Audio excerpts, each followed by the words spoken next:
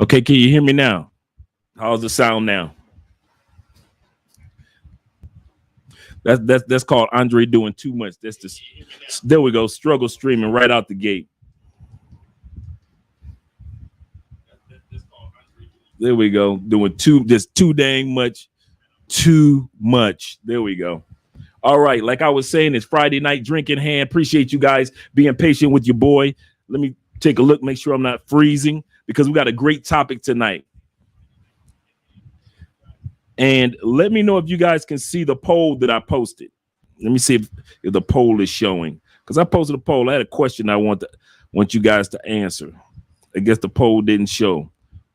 I got a question for you to start off the show, guys. I want to hear what you have to say. First question of the evening before we go into the shout outs. Before we do the cash app, shout out to you brothers that are dropping cash apps already. The question I have for you for tonight is this.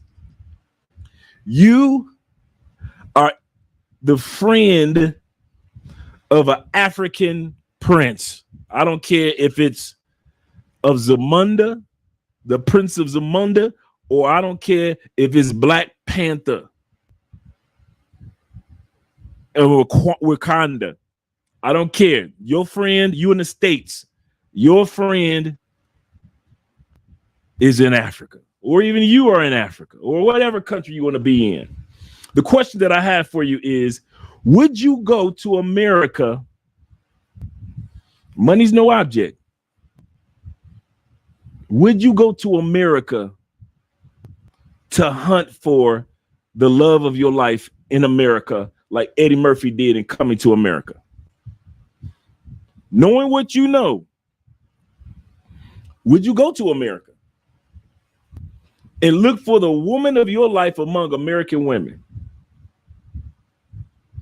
I'm not talking about any other country. You only can go to the United States and back home. Would you go to America? I want to hear what you guys have to say. I'm seeing some answers. I'm gonna wait to hear what you guys have to say. But the question of tonight we're going to start off with is, would you go to America knowing what you know for American women? The women that we see, the women that we grew up with, the whole gambit. Would you go to America for American women? I want to hear what you guys have to say. Would you recommend a friend from another country go to America? Money's no object.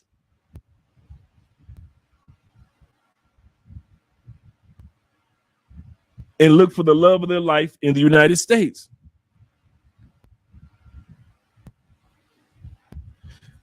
If you said no to that question, and it wasn't a trick question, just yes or no. And we got dudes like, oh, I see it. I see the poll didn't show. So let me go back and see, because I'm on the live. I have it there. I see it. Maybe something I missed with posting it, because I see it right here. And I see the results. I see like 91% says, because I'm seeing, but I don't see it. Maybe that's is not showing, but that's my fault. But that's the question I posted. That's the question I posted. Would you go to America for American women? The topic tonight is about, and the second question I'm going to post, and I'm going to ask you guys, I want you guys to think about. Do not answer this question yet. This is the second question, but I'm going to give it to you now, but I want you to answer it later. First question is, would you recommend, or would you, if you're in another country, from what you've seen, would you go to America for American women? Like, oh man, dog, dude, did you see them American women? I got to get to the States, man. Them women like, oh, would you go to America for American women? Question number 2, numero dos. This is the question. For those of you that have traveled, all the countries that you've gone to,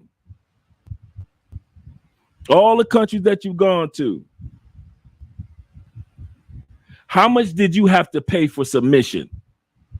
Of the women that had submissive behavior, feminine behavior. How much did you pay for it? Don't answer that right now. I want you to think about that one. It's not a trick question.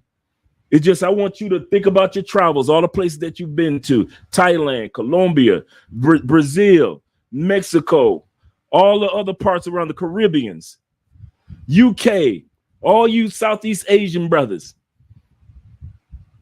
all the places that we travel to as the passport elite. How much did you pay for submission? For a woman to be submissive, for a woman to be feminine, how much did you pay for that? And we're going to talk about these two questions because these two questions are the foundation of your future when it comes to relationships.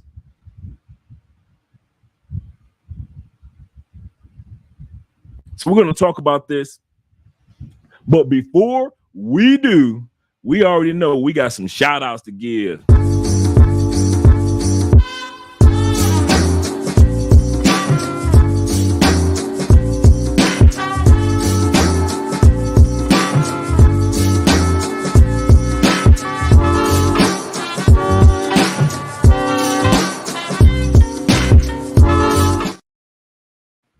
All right. Shout out to my man, Ahmed. Make sure I pronounce that correct. Ahmed. And he says, hell no. I ain't going to no America. I got so many places I could go. You think I'm going to waste my time going to America for a wifey? I might go to America to smash, but for a wifey? Not wifey. He said, hell no. Thank you for the $20 super chat, brother. Shout out to you. You are the sponsor of the day so far. So far. And it's not a live stream without my man Gavril in the building. Number 7. Sounds like a cologne. Speak colognes. We're going to talk today about colognes too. He said tuition due. Salute, brother. Shout out to you too. He said, I catch the replay. I'm off to salsa class. Shout out to you, brother. Salsa class and later salsa club. Oh, you must be down here right now. By the way, I joined the Patreon yesterday. I did see you yesterday. Shout out to you, brother. I was going to wait to give you the shout out and all the other brothers the shout outs. But yes, shout out to all you guys that joined the Patreon. Thank you for the Cash App as well. Tomorrow is going to be Patreon day for me. Every Saturday is when I sit down and I upload and I make sure everything that's going off into the Patreon goes there. The first article for the newsletter for tomorrow is going to be how to buy property in Colombia for beginners. So if you're a part of the Patreon, even $5, $10, $15, each level I'm going to have completed by the end of the day tomorrow. So I'm going to be sitting here all day long, just listening to some jazz and have Andrea bring me coffee. And I'm going to be filling the Patreon up. Every Saturday is going to be updates. But starting tomorrow, the newsletter that's going to go into everybody's box in the Patreon will be how to buy property in Colombia step by step for beginners. So you guys want to make sure that you definitely sign up for the Patreon. Shout out to you, brother. Oh, yeah. So, and you can see it right there. The Patreon is right there, right in front of us, guys in the blue box. All right, let's get ready to go back up to the top.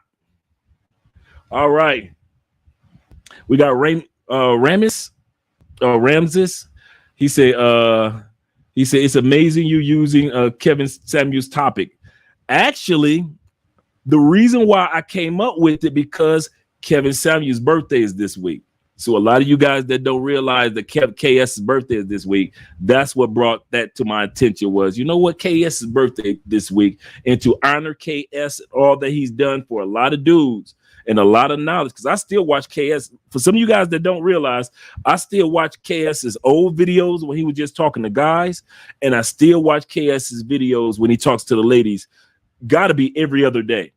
I still watch me a lot of those nuggets that we miss in some of those articles some of those interviews that we missed. Probably we were too asleep to KS got finished with his live streams like 1 o'clock in the morning. So a lot of KS we didn't get a chance to see because it was so late, kind of like my live streams. So I still watch a lot of KS's channels, videos. So shout out to you in regards to realizing that is a KS topic. Absolutely correct. Hola, mi gente. Come on, star. Make sure you hit that like button. Shout out to you, Stefano. And on your way out the door, I got to make sure I got to write that down, Stefano. I want to give you a wrench too, dude.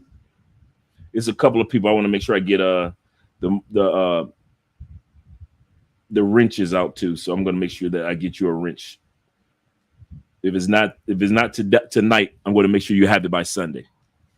A couple of you guys want to make sure you got a wrench. Now that, you know, Felicia's passed on, I want to make sure that a couple other people get their wrenches as well to be moderators. All right, in the building. No, yeah, thanks for letting me know. DJ was the first way. Hey, Dre, you talking, but you ain't saying nothing, brother. All right, Denton in the building. Can't hear you. Yeah, I hope I got the girl, the Chess King in the building. Rev is in the building. Rev Kev. Yeah, I know what was going on, guys. I look out. Thanks for looking out for me, for real. And a lot of times that's why I keep my phone and I'm watching it just in case I freeze or just in case I miss out on something. Mad Dollars Gaming in the building, my dude. He said, Dre about to put the boots of these modern women. Yeah. Oh, we about to have some fun tonight. Believe that one. Because tonight's topic, the reason why we're doing tonight's topic, guys, is when it comes to travel and when it comes to going back home, you ain't crazy. I'm going to say that again. The reason why we're doing tonight's topic is to let you know when you leave a country, the United States, and all those experiences you had with different women around the world, and then you go back home and you experiencing what you're experiencing, you ain't alone and you ain't crazy. I'm going to pull up some statistics. You know how KS used to do. Like I said, tonight's episode is dedicated to KS. This is one of his topics. And I'm put up some stats, some facts, because I want you guys to realize, once again, our topic for this month is you are in demand. Men are in demand. You remember how after the pandemic, so many products were in demand? You just don't know. You guys are in demand. You are needed and wanted around the world. All that criticism, all that need to come up with game to talk to women. No, get your passports. There are women in other countries begging for you to come to them. Begging. Gorgeous women, good women, submissive women, feminine women waiting for you. So that's why we're talking about this topic tonight. All right, shout out once again to Mad Dollars, DMR in the building. Thank you for being here, brother, and thank you for reminding me of that there is no sound at one point in time. All right, Lisa's in the building. Shout out to Lisa. Appreciate you being here. I appreciate the love. I appreciate the love. All right, we got to have the ladies in the house. Got to have the ladies. All right, here we go. All right, we already went through a shout out for that super chat. And let's scroll down, make sure I got everybody. Dave, is that you, David? In the building? Appreciate you being here, brother. Tonight is Drinking Hand Friday. Hey, I took some Crown Apple. Shout out to you guys that brought the Crown Apple. I added a little. Andrea made some because she make everything homemade orange juice. So I added a little bit of orange juice to it. Yeah, whatever you drinking, I don't care what you drinking tonight. I don't care what your favorite elixir is. I don't care if you're drinking Kool-Aid, powdered milk from back in the day. I don't care if you're drinking evaporated milk. I don't care if you're drinking castor oil. I don't care what you're drinking, but you need to have you a drinking hand tonight, because this is going to be one of those topics that's very important. Like I started off, guys, we got 48 people here right now. Make sure you click that like button. I like you. Make sure you like us too. Like I mentioned before, first question was, would you recommend, or would you come to, if money was no object, would you recommend coming to America to look for a woman, or was that just in the movies? Was that just a role that Eddie Murphy was playing in the movie, and you really can't come to America and go to Queens and find a queen? Let me know. Yes or no. I just want to hear what you guys have to say. And the second question, answer it a little later, but I'm going to give it to you now. The second question is this: how much, when you travel, How much did you have to pay for a submissive woman? I'm talking about even some of you pay for play dudes. How much did you have to pay for her submission?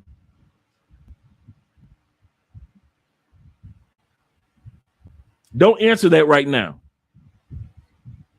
Larry Perry in the building. He said, hell no, I would never go to a hell no. Y'all talking about what madness is that you speak of, Andre? He said, a resounding no. Be serious. Gregory in the building. He said, very good to pick Andre. Thank you. Yes, thank you, Greg in the building. But yeah, DMR says, he said, no. He said, I wouldn't support that because it is toxicity. In other words, toxic city. Yeah. Let's see what Rev has to say. All good one. Restart later. Okay, I didn't get that one, but I've probably been doing the live stream. Okay. He said, I made a mistake on the poll, but I didn't. Oh, so you guys see the poll. Okay, cool. He said, I made a mistake on the poll, but no, I wouldn't. I'm looking at the poll results right now. It's 83% of you are saying no. 83% of you are saying, bruh, Dre, check it out. No. No. And some of you are putting down, it depends, but most dudes are saying, nah, I can't do it, bruh. I can't come from another country and literally go to the women. He said, I see the poll. Cool. Thank you. I thought you guys for a second couldn't see it. Good looking out. Reg in the building. Reg said, como si Disa? It's got to be Disa. He said, hell no. In Espanol. All right, here we go. Let me take a sip real quick. Poe says, I voted no. Good. Larry Perry says, I would rather die alone than to be forced to go to America. I'm with you, brother. I see that KKK too. Beach Material, one of my favorite YouTube channel titles. He said, I will go to Brazil. He said, I'm gonna skip the poll and America. I'm going straight to Brazil. I ain't gonna lie. Denton in the building. Absolutely not. Shout out to Denton. Being honest. That's all I'm asking. Once again, our question is, would you go to the United States on purpose? Looking for a wife. We was born and raised. We know the truth. We know it. And it's not like we're trying to follow what the other men are saying. Like David said, nope. He said, I'm not going to Africa to he said, I'm not going to Africa hunting for a king cobra. Why? Because they killing machines in comparison to what we go through in the States. Shout out to Black by Design. He said, no question, no comment, just for the pure love. Shout out to the truck drivers out there that keep the world going around. Boy, okay. Yeah, they keep playing around and not give y'all truck drivers and y'all the dude that drive the trains. They keep playing with y'all money like they crazy. Let them keep playing with your money like y'all crazy, like they crazy.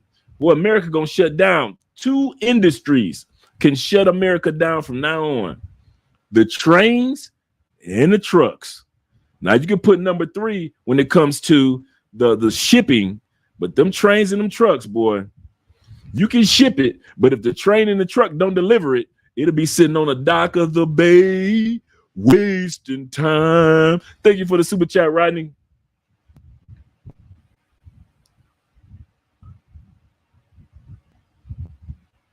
Here we go. He said like the drinking hand theme. Yeah, that's every Friday is drinking hand. Every Friday is drinking hand. You gotta have your drinking hand. That's good. All right, we're gonna continue on with the super chats in a second in the comment section.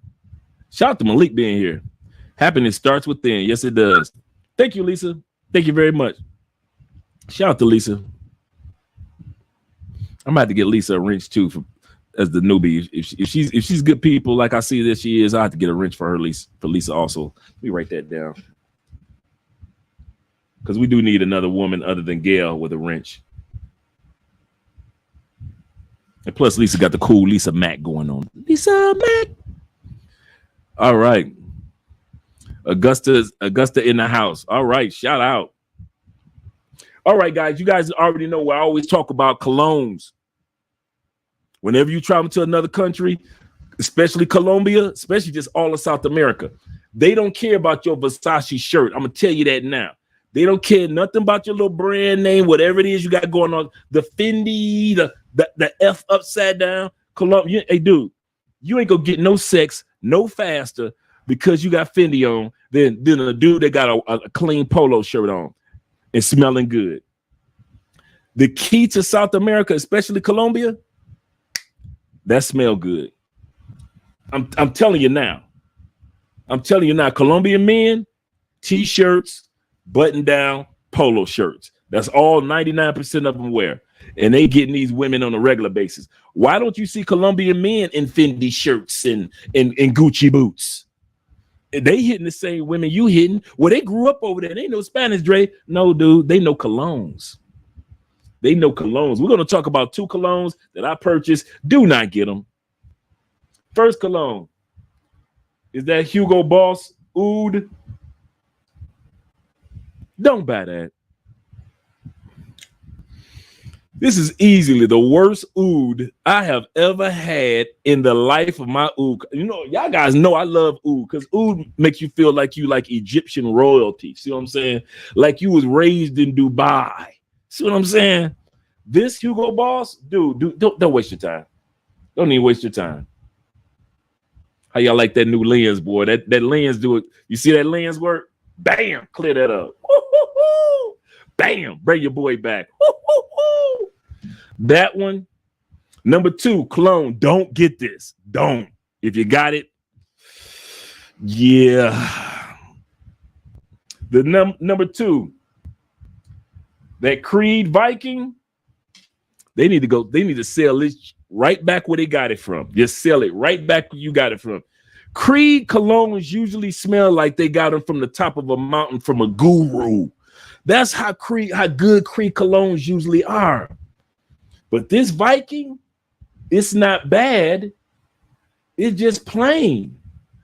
It's not worth $250. It really ain't. Don't waste your time. Don't waste your dime on it. Buy other Creed. Go ahead, get Creed Aventus. Even though there's so many Creed colognes that are clones, you don't have to waste your time. But the cologne that's the cologne of the night. Since we're talking about Creed clones, let me grab one. Let me grab a Creed clone.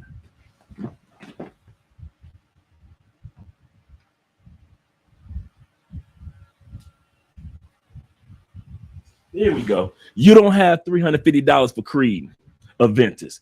You ain't got money like that. Here we go. Let's grab the Aventus.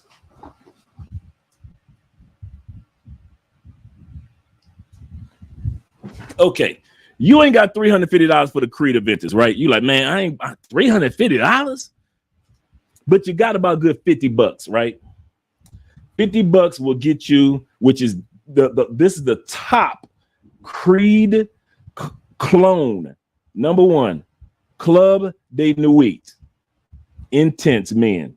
I'm telling you, it is literally Creed in a bottle. I mean, Creed Aventus in a bottle. It is no different.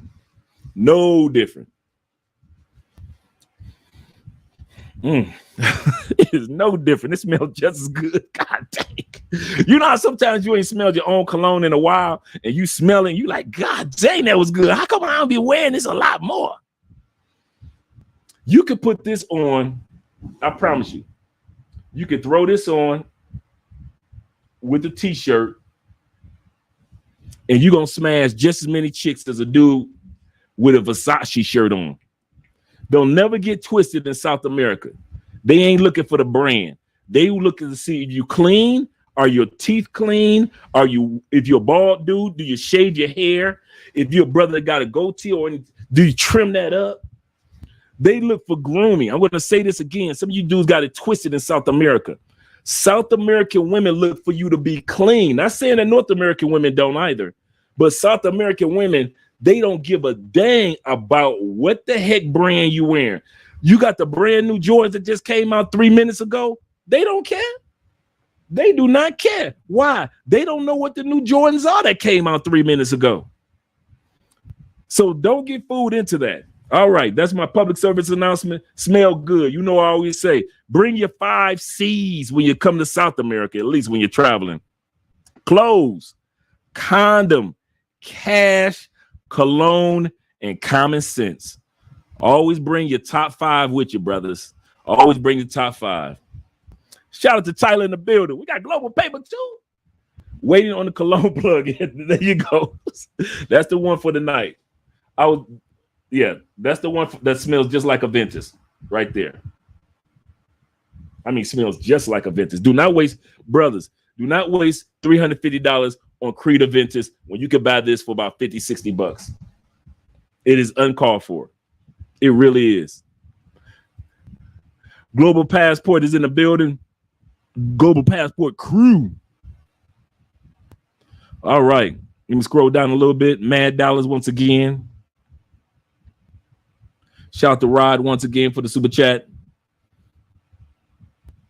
Ghostface Jeff. Oh, so you didn't change it. My uncle didn't change his name. He took out the killer part.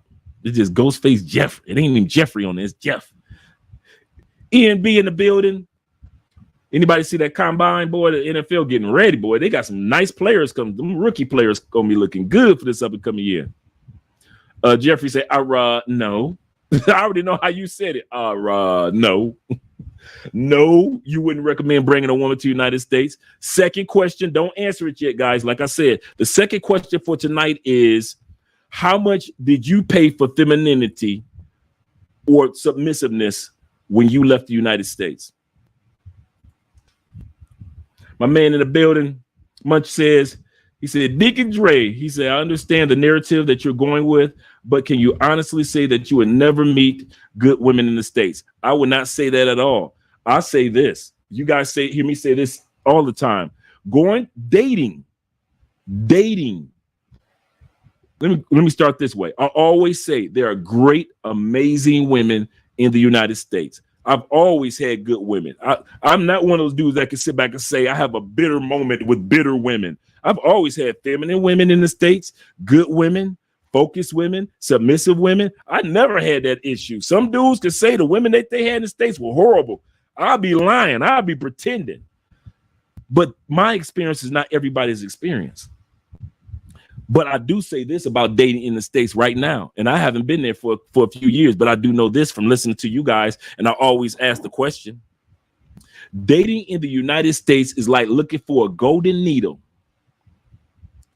in a barn full of rusty needles.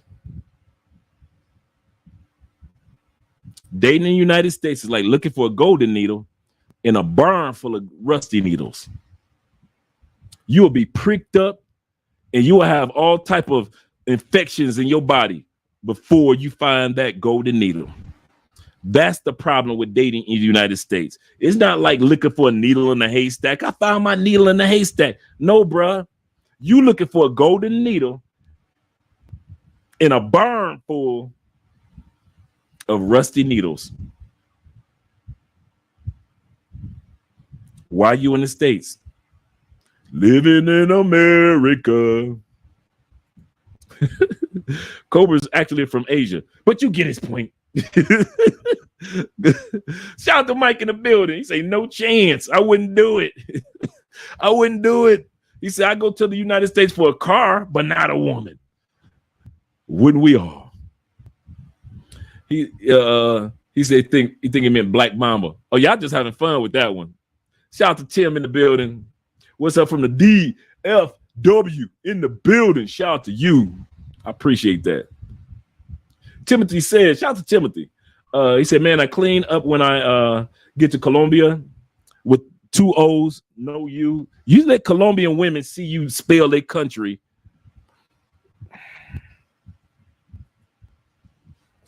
Colombians ain't got much. We know that. Anybody been to Colombia know that a lot of Colombians are doing very well, very successful, great careers.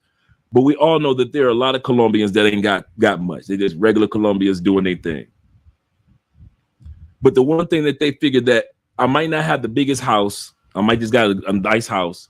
I might not have a car. I might just got a motorcycle, and I got my 3 kids. So they got pride in their country.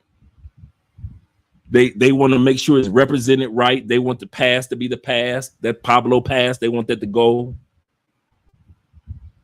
And so when somebody misspells the name of their country, Colombians take that very seriously because they ain't got nothing. They ain't got nothing. I'm not want to say Colombians ain't got nothing like on the financial side. But what I'm saying, there's so many Colombians as a mass that don't have much. What they do have is their own country. They got something, no matter how much we talk and how much money we make in the United States, one thing we don't have as Afro-Americans is our own country. Colombians got their own country. When the last time you saw African-American with their own flag? We got to share a flag. We had to borrow a flag. We had to slave and work and toil to become a part of a flag. Which one of them stars, them 50 stars, represents any of us? Which one of them stripes represents any of us? Except the red that represent all the blood of our countrymen that flowed in that country. So Colombians ain't got nothing else but their country and their flag. So when they ask us, dude, learn how to spell Colombia with 2 O's, they take it seriously. It's that serious. If you want some coochie to walk away from you, go and spell Colombia. Keep spelling Colombia with a U and see how fast some coochie walk. They don't play that. I've never seen a country that gets so upset about the misspelling of their name.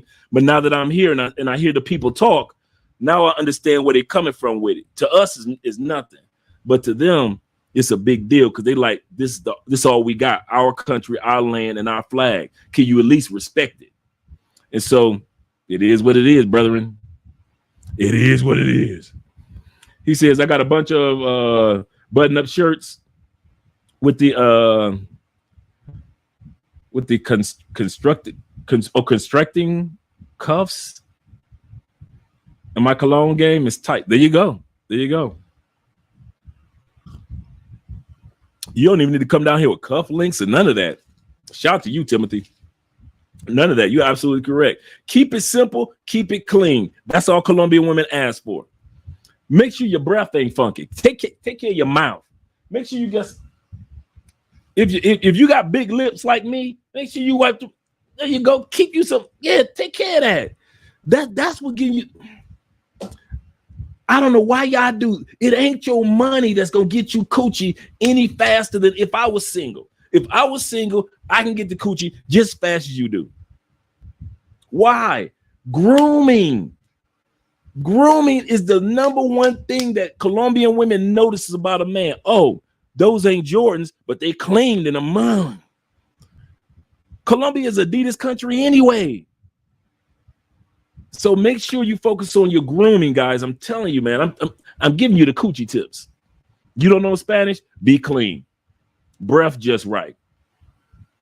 Make sure your goatee just right. You know us that wear, you guys that wear beards, make sure your beard just right.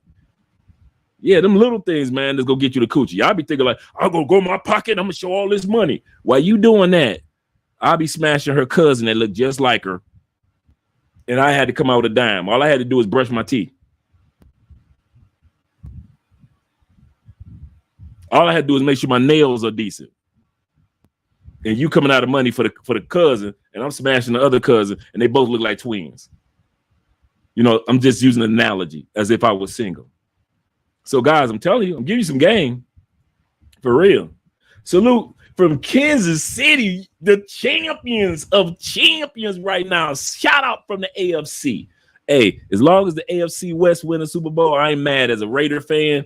Hey, as long as our division won.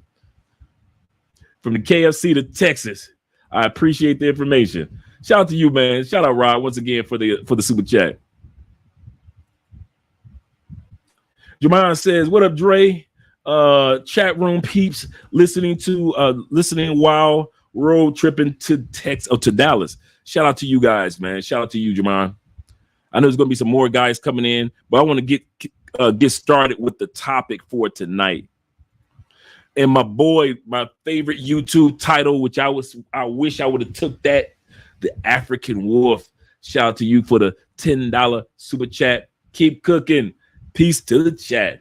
All right, guys, get your drinks in hand. Take your sip because we about to go on a nice little ride.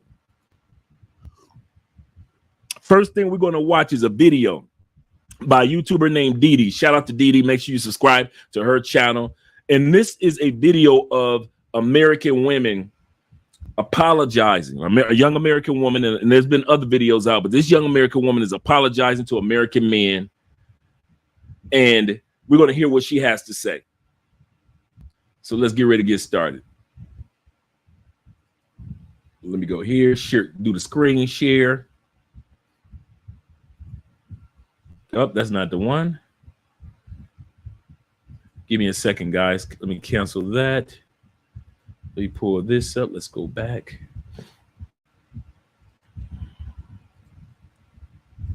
Just had it pulled up too. Give me a second.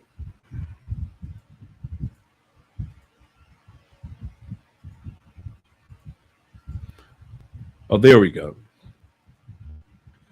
Okay, let me pause that and get you guys in. Scroll that, make sure you got sound. That's good. Present, share the screen. Shout out to Stefano for the $5 super chat. Okay, I want you guys to, if you guys can see that, let me make sure. All right, you guys can see it. Cool.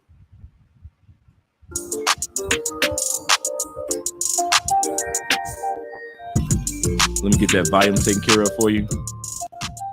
Hey guys, it's your girl Didi, and welcome back to the channel. I hope you guys are doing well. Once again, so I have a clip for you guys. I definitely want to hear your thoughts on this. So this is a clip of a woman who is asking for forgiveness from men. So this woman is asking for forgiveness from men because she believes that women have gotten it wrong. Here's the clip. Dear black men, can y'all forgive us for getting it wrong?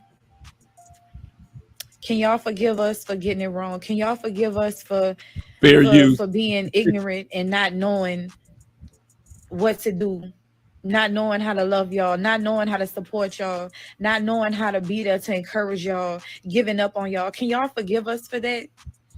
For taking and playing mind games and just doing the unthinkable. Can y'all forgive us for that? Because we not perfect. We all been played. We all got to take a L. And once we all take our lick, then we'll be able to really heal. Christ has to be the center of our foundation.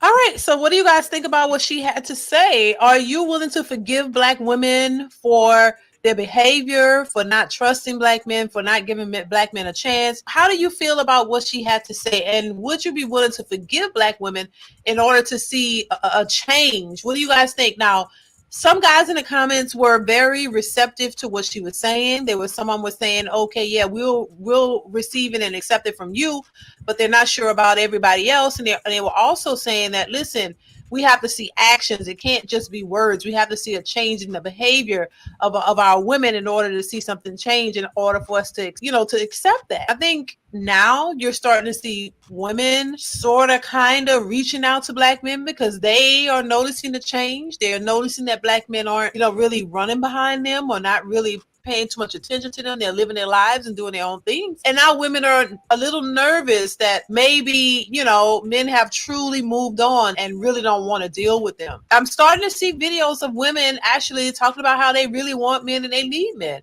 But is it too late? Is it too late? I definitely want you guys to let me know in the comments. Is it too late? Men responded to this pretty well, but a lot of women did not. So I'm going to go ahead and play this clip and then we're going to discuss it. Who the we? Because I don't want y'all to forgive me for a motherfucker. Now listen to her. What do you guys think now? And this is why I think a lot of men, overall are not going to be very receptive to women, basically calling out for help or calling out for redemption or, calling out for men to just forgive them. I don't think overall men are going to be very receptive. You know, I think the whole narrative of all men ain't ish and men are just trash and no black man is worth anything, I think that has really sunken in to a lot of our men, and it's going to be very hard for them to unhear what, you know, what has been portrayed of them and what has been put out there against them. So it's going to be very hard for them to overcome that. You know what I'm saying? I really don't think that men are just going to open up and trust black women as easily as they might want to. You know, you can't put all black men in a narrative because you've had bad experiences with them. You know, you have to start looking at self and understanding, why am I picking a certain type of man? Why am I attracted to a man that seems to constantly mess me over? And then you also have to look at yourself as well. It's all about accountability. As much as people don't want to take accountability, it's always about accountability. You have to look in the mirror and look at yourself. And if you've been okay, I know that she's what she was basically going with that, and she just giving basic information, but absolutely correct, Lisa. We must all be accountable, and we must all forgive. But here's the point: just because brothers forgive, that don't mean we got to deal with you again. I forgive you. I'm not walking. There are a lot of brothers like me that ain't been through anything that was bad with sisters. There are brothers that went through some bad things with some sisters, or I don't want to just say sisters, but women in the States, and they have forgiven it. But that don't mean just because you forgive bees, and I don't mean bees in the bad word, or if you forgive scorpions or whatever, of stinging you one time, you ain't going back into the scorpion pit. You ain't going back into the, why? Because it goes back to the second video. See, it's easy to look at the first video and be like, oh man, you know, that sister sincere. You know what? I forgive her. But the reality is the second video. Who are we? I don't need y'all to forgive me or nothing. That's reality. That's real American woman. That ain't add water American woman. That's a real American woman reaction. So yes, we do forgive, but we're not walking back to that snake pit again. That's like Indiana Jones. You know, first one was Indiana Jones said, snakes, I hate snakes. And then in the second one, they had him in a snake pit again. We ain't doing that. That's why men aren't opening up doors like they used to. Men aren't helping with changing flat tires like they used to. Men ain't smashing that bug in the corner, that spider, like they used to. Dude, men ain't doing none of that in America. We opening up doors in other countries. We killing the spider in the corner in other countries. A female get a flat tire on her bike. Hey, I get an Uber 4 in another country. That's what this is all about. Men have not thrown away chivalry. Women in the States decided they didn't want it. So men are taking what makes us man and manly and chivalrous to another country. I got a statistic that I want to show you guys in a second, where they were showing that 1 out of every 3 men, let me pull this up in a second, 1 out of every 3 men, I'm going to come to you guys' comments, are not being intimate in the United States under the age of, between the age of 18 and 24. Hey, beautiful. Okay. I can hear you. You can hear me? Yeah. Okay, cool.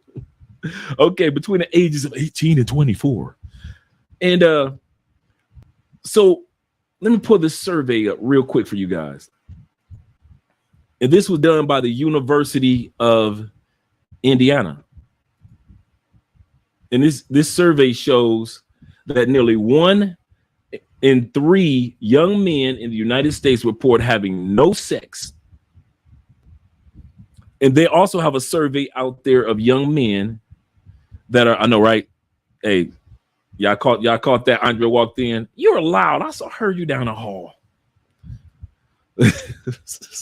I don't like y'all, man. Really? She said, shut up, Dre. Basically, that's how she did me, right? She ruling. She trying to pretend like she ruled with an iron hand. Just walk. And she walked in. She like. But here's the part which I understand. Other than sporting events, Colombians aren't loud people. Like when they look at. If you ever notice when you come to Colombia, and then us Americans are just talking, Colombians are looking like they don't talk loud. The airport in Bogota is one of the biggest airports in the world. One of the biggest airports in the world. If you ever notice when you go through Bogota's airport, it's quiet like a library. Colombians really are not loud people. They're not like LAX loud. They just, JFK loud. They just not loud like that.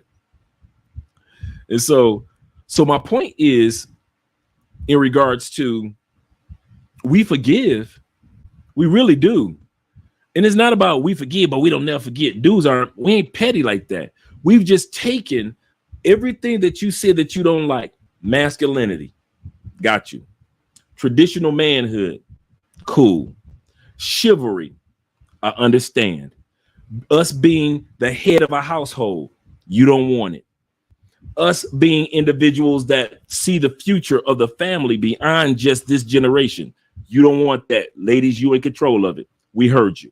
We're not arguing with you. We're not mad at your decision. Cool. But ladies, we've decided to be those things in other countries. Men like us are in demand. Pookie and Ray Ray is not in demand. Nook them, they aren't in demand. I didn't say males are in demand. I want you guys to catch this. I didn't say males. That if I said male, that means any dude with no sense in his head, dudes that are like us, and dudes that act like Pookies and Ray Rays are equivalent. I didn't say that. I didn't say males are in demand around the world. Not every male needs to be traveling. Not every male needs to be using his passport. But men like you guys, you are in demand in Australia. You are in demand in Thailand and Singapore. You're in demand in the UK because even in the UK, they not respect the manhood. They need men. The men that are even in the UK are in demand, the manly ones, like us, traditional manhood, are in demand in Switzerland, in New Zealand, in Sweden. We're in demand in Portugal. We are in demand in Spain. We're in demand in Italy. We are in demand. Manhood is in demand globally. Not males. Manhood. So when women in the United States decide, I don't want manhood, don't argue, don't fuss, don't cuss, don't trip. Because I wouldn't come to America. Now, here's my answer. I wouldn't come to America anyway looking for a woman. If I was born in another country and money was no option, please, ain't no way I would smash women in America. Yeah, I'm a man. I ain't stupid. But marry or look for a golden needle in a barn full of rusty needles. The one girl in the video was the golden needle, but the other girl in the barn represented the barn full of rusty needles. Who we? I don't need no forgiveness of nobody. That's the rusty needles. So when women talk about you can't find one, no, it's not as easy as you think. And those brothers that be on YouTube and those other platforms that be trying to tell y'all and pretend like because they got them a girlfriend or got them a wife and try to pretend like it was easy for them to find a wife. It was easy for them to find a long-term girlfriend. Ask them how many women they had to smash through to get to their wife. I bet you them YouTubers on those other platforms don't tell you that. I got my wife. How many women you go through before you met your wife, bro? How many rusty needles you had to go through before you found your golden needle?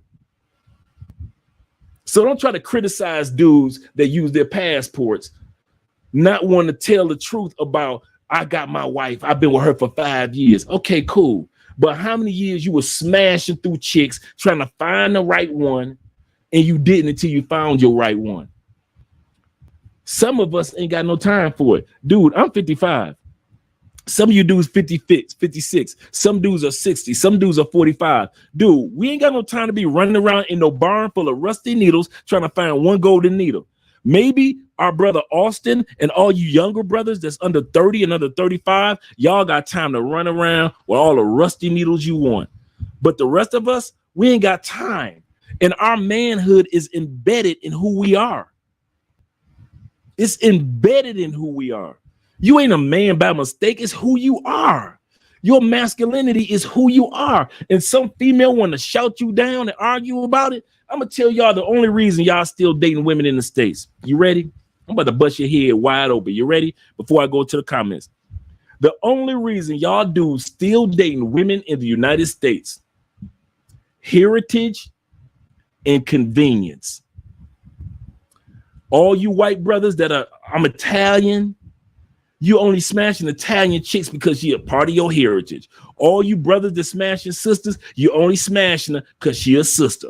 All you Asian brothers that smashing Asian women, you only smashing her because she a part of your heritage. Number two, convenience. The coochie right there down the street. That's why I asked that question earlier. Would you travel to get with American women? And most of you dudes said no. Over 80% of you said no. And some of you guys said it depends. That's why I put the travel in it. Because I know some of you dudes, the only reason you still smashing American women is not because you want to, but because you got needs to feed. And so you smash them until you go on your next trip. But if it wasn't for heritage and convenience, she down the street. She down the block. She's in the next city or she's in the next state. Ladies, sometimes men in the United States, we ain't smash you because you want to, because we want to. We just smash you because you're black and you right down the street. There's white boys, there's white women that think they divas. I miss it. You can't tell me, baby. The only reason I'm breaking your back in is because you white like I am and you are right down the next state over. Asian dudes, you know, you wouldn't be smashing her if you had to come to America if you had to take a flight to smash her. You'd be like, what? Just because she Asian like me, I ain't about to fly over there to get it. That's why I asked that question. Because the only reason y'all smashing chicks in the States right now, some of you dudes gonna be laying down to a chick next to you in the States right now. It ain't because you really want it, because you really want the foreign chicks that you've been seeing when you go out the country. I got you. But the only reason why you really hitting them American chicks, convenience. You need to bust one off. I got you. And she part of your heritage. These are my sisters of the struggle. Got you. I feel you, brother. My sisters of the struggle too. I feel you. I got you, brother. And y'all know it. If it wasn't for the American chicks being right there in America next to you, ain't no way in. Y'all already said in the poll you wouldn't smash them. You already said in the poll you would not fly to America to be smashing or marrying foreign American women. You already said it. Lisa, they can't take it back. They just said it. That they would not fly across the ocean, land in JFK or LAX, or down in Miami, in Miami, and sit up there and smash American women or marry American women if they have to travel and do it. So don't try to sit up there and for these dudes that try to sell me that American woman, the red, white, and blue American woman. American woman. Don't sell me on it. You talk to the wrong one. The wrong one. Let's scroll down. Let me scroll up a little bit because I know I missed a super chat from our boy Stefano. He says, a grown man, you should be on top of your hygiene anyway. You would think, Stefano, thanks for the super chat. You would think that grown men are on top of their funk game. Stefano, There's a lot of brothers that come to these foreign countries, white dudes, and some of you brothers, more white boys. And some of you brothers don't even be stinking, but you don't smell good. I'm gonna say that again. Some of you brothers come to other countries, you stink. You don't stink. You ain't funky. You ain't funky. You got your deodorant. You decent. You decent. But you don't smell good. Your woman gonna notice me, and I'm married, before she notice you. There's nothing about you that stands out. A cologne will attract a woman faster than anything else. You ain't made it to the gym in 6 months. Smell good. At least smell good. You ain't got nothing fancy on. You got a t-shirt on that day and some jeans and some your tennis shoes. Smell good. Realize how important smell is. We always think about the visual. We always think about a woman's mental, but we never think about her sense of smell. Dudes always have I keep cologne in the car. I keep colognes in my bag. And you know I got colognes in here. Man, I'm always smelling. I wish, what? Please. That's not about to happen. And it ain't about being bougie and trying to impress somebody. It's about realizing what continent you're on. And if you want to be among Colombian women, your Fendi shoes and your Gucci belt don't mean down here. I'm telling you now, it don't mean nothing down here. But you being well groomed and hygiened, that's what's getting these locals the love that they get. These local dudes ain't spending no money like y'all do. Y'all crazy. These locals are making sure they got good hygiene, even with a t-shirt on, and they smashing them. And I'm be looking at these local dudes like, how he get hurt? And y'all always want to use the excuse, well, he knows Spanish. That don't mean nothing. I got trash Spanish, and I be fighting them off. Some of you dudes like me, you got trash Spanish, and you be fighting them off. So it ain't about the Spanish. Don't let that get through your head. Jacob, shout out to Jacob. We just did a consultation just a few hours ago. He said, do yourself a favor, book a consultation with Andre, full of valuable information. Dre King of Cali. Shout out to you, brother. Shout out to you. I'm glad we got a chance to do the consultation. Shout out to Timothy in the building. Once again, Timothy said, she's a day late and $1 short. Yeah, it's too late. It's too late. He said, no chameleons are allowed. That's a good point, Rev.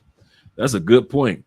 Looking good on camera, but then as soon as the situation happened, rah, you like, see, that's the real you. See, yeah, I feel where you're coming from with that one. The chameleons. Shout out to Trey in the building. He said, I had no idea the KS birthday was coming up. Literally, started watching his videos again yesterday. Since he passed, it must be a calling. Yeah, man. Shout out to KS, man. Trey Black in the building, like that. He said, this is funny. Yeah. What, black man, would you forgive me? I know we did you wrong. We had babies behind your back. We put you on child support and it wasn't your child. Many of you lost your job and you went to jail for child support. Found out it wasn't your child at all. And I know it wasn't your child. Can you forgive me?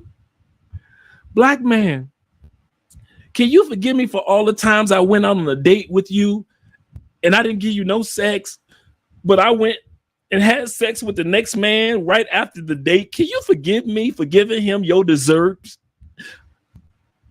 Black man,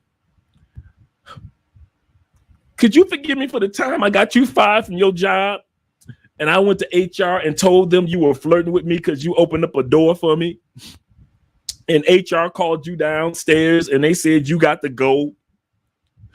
Could you forgive me, black man? Could you? Come on now. Oh, we forgive you. We forgive you all that. We forgive you all that, but you ain't gonna never see us be put in no position like that again. Believe it. Shout out to Lisa again. We must all be accountable. He said, I can forgive, but I won't stop me from finding a black woman outside the matrix. That's absolutely correct. I forgive you, sisters, from afar. Forgive you from afar. I forgive you long distance.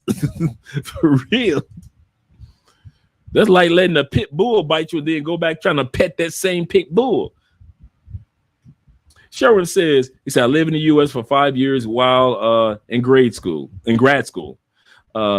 He said, I found out early that those women hate men. And I've heard that from other people that I'll be interviewing. Next Saturday is going to be a Saturday afternoon live stream. Even though we're doing Friday nights drink in hand, we're doing a Saturday afternoon, maybe Saturday evening live stream with the Afro-Colombian. She lives in the States, and her Instagram, her Instagram is dedicated to all the culture shock that she gets in the United States, and one of them is all the culture shocks that she's getting as she sees women in the United States. Like she said, she's like, I didn't know that women didn't cook for their man. I didn't know that. I didn't know that women didn't know how to be submissive. She said, that's all I know. So she said, I found out earlier. He said, I hung out with Latin students, just like I did. I had Latin friends. He said, so glad that I got the hell out of there. I feel you, brother. Shout out to you, Sherwin. I feel you, brother. I won't lie, man. I'm grateful. Are you kidding, Dre?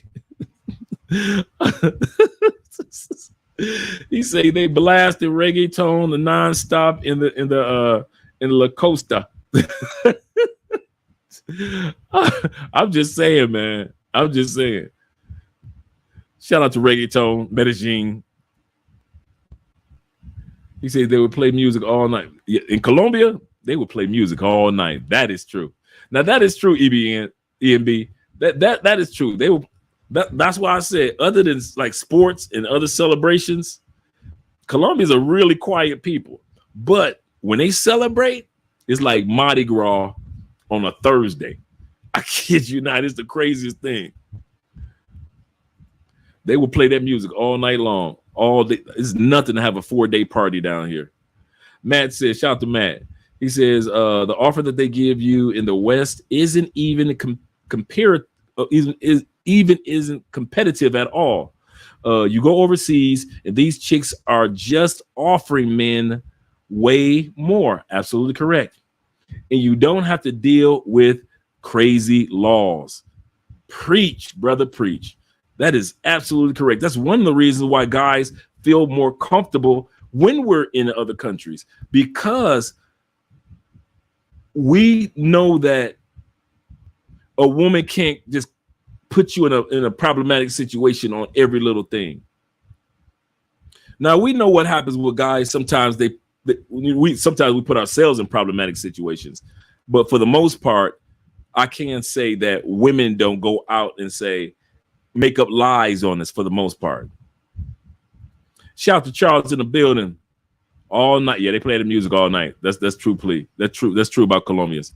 People from the coffee region, quiet Colombians. Yeah.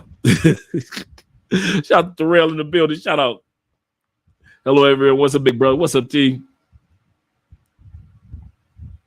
Timothy says, Dre, I just got to get a feeling brothers are taking the attitude when they are going back and forth with you actually even applies to the sisters and even the white society. Absolutely correct. So white society at large, just walk away. Just walk away, dudes. When I go to the States, man, my last few trips to the States, I kid you not, I had very little to say to a lot of women outside of my family. I wasn't walking up to chicks in the grocery store and ooh, what's your name? Them days was done. And I'm talking about like my last, maybe like within my last, I say maybe 3 trips to the States. I had gotten this apartment and I was with Andrea, so I wasn't trying to holler at nobody. But the fact that, oh, I am freezing. Thanks, Stefano. I didn't notice that. Let's see if it gets a little better.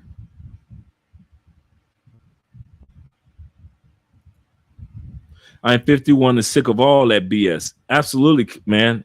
I feel you, brother, on that one. Okay, it looks like it's starting to get a little better.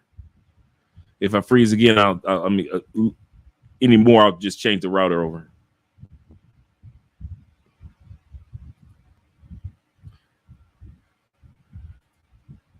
Shout out to Ransom in the building. Shout out to you, brother. I hope you're having a good day, good evening. We're doing drink in hand. I'm doing a Crown Apple with a little bit of fresh squeezed orange juice. Shout out to Matt. I'm just saying, man, they want us to forgive them on everything and then walk back into it. That's what forgiveness is to women in the United States. They want you to forgive them and then walk back into it. Now, just as I was looking at this, as I was saying, they said nearly 1 in every 3 young men in the States are not having any intimacy. And then women in the United States will take that and say, oh, that's because they can't get it. That's why they ain't hitting nobody. No, a lot of dudes are just tired. A lot of dudes just tired. He said, Dre, do you know of any do you know about Mediocre Tutorial Review? Yeah, I've been watching him forever, man. Good content. Make sure you guys subscribe to Mediocre Tutorial Review. He's really, really good. He was one of Kevin Samuel's closest dudes on YouTube too. Law Dog, I like that name. Law Dog. My Spanish is basic, but the women here are so gracious. Thank you very much, Law Dog. He's absolutely correct. And that's in everything. That's in everything. When you're trying to learn something new, women in South America kind of like, they think it's cute that they can help you. Oh, look at him. He needs help. Let me help him. I don't know what it is about helping us become more understanding of Spanish or understanding of like I went to go get some gas today at the gas station. I went to fill up the gas tank and so forth and so forth. And my little Spanish, the broken Spanish I have, the ladies always think that it's cute because in Colombia, it's still old school. Somebody standing there to fill up your tank. It's not like in the United States where you get out the car and you fill it out yourself. In Colombia, it's always somebody there. And so the ladies with that work there, they always be like, so when you go learn, have you learned any new Spanish? Because we always go to the same gas station that's right down the street. And so I'm like, yeah, I got a couple more words. And then I throw a couple words at them and they be like, okay, all right. You're getting better. But they always want to be helpful, man. And that's the cool part. So shout out to Law Dog. Thanks for being here, brother. Law Dog also says, support Afro Wahita and her channel. Yeah, Maya, for those of you that don't know, Maya's first true interview outside of Marwa was with us in 2019. Ooh. Maya, when she had first started her channel, we were the first ones to kind of promote her channel when she had like very little to no subscribers. So we had Maya on our show. Maya's been on our channel like 4 times. And then she just started, we continuing to promote her, and she started doing interviews on other channels and things like that. Start putting out more content, start being more on Instagram. And so she just blew up doing her thing. So we're so proud of Maya, really proud of Maya. Also Kizzy with the Real Streets channel. We're proud of her. She's traveling all over the world now. I remember Kizzy and her boyfriend, when they first met, I was like, oh, shoot, Kizzy, you got a man. And Kizzy from Cali, and they travel everywhere. So, yeah, so it's great to see these the ladies in YouTube growing up, blowing up here in Colombia as well. Shout out to Dave. He said, fired from a job. That happened and hadn't seen and talked to that whole 2 weeks. Sent the police to my freaking job. But you're supposed to forgive that, Dave. You're supposed to forgive and let it happen again. That's what they're asking. That's what they're asking. They're asking you to forgive and let it happen all over again. That's the sad part about dealing with America. Now we're going to take the time out, guys. We're going to go to the second question. The second question that I asked you guys was this. It was, Do you, let's go back here. The same question, and I'm going to go to the super chat real quick. Oh, man, we got Dre in the building. He said, I had to hit that super chat. Salute to Dre Sr. Shout out to you, Dre namesake in the building.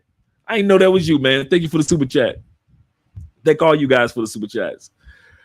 And if you guys have not signed up for our Patreon yet, show some love. Sign up for the Patreon. And what we're going to talk about is this. We're going to talk about submissiveness. Now I want you to answer the question. Of all the countries you've been to, I want you to think about this. It's not a trick question at all. How much did you pay for submissiveness? How much did you come out of your pocket for a submissive, feminine woman? I'm going to tell you how much I paid. I'm going to put it in mine. Shout out again to my man Dre. Shout out to Kenny being in the building as well.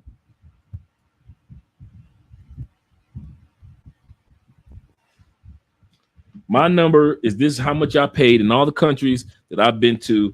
I paid for submissiveness, and I paid for submissiveness, and I paid for femininity. You ready? Here we go. That's how much I paid. Let me see how much you paid in any country you've gone to.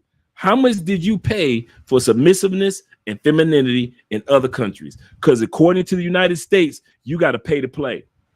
According to women in the United States, we hear them all the time. Well, I will only be submissive to a good man. I will only be submissive to a man that this, that, and this. I'll show my femininity to a man that's worth it. Okay, cool. American woman, you said that's what you do? It depends on the man. I don't show my femininity to every man. As far as I know, if you feminine, every man gonna see it. Your school teacher, your boss, the bus driver gonna see you being feminine. The dude, when you pull up to a restaurant and he a waiter, he gonna see you being feminine. I've never heard of in other countries that women put a disclaimer on femininity and submissiveness.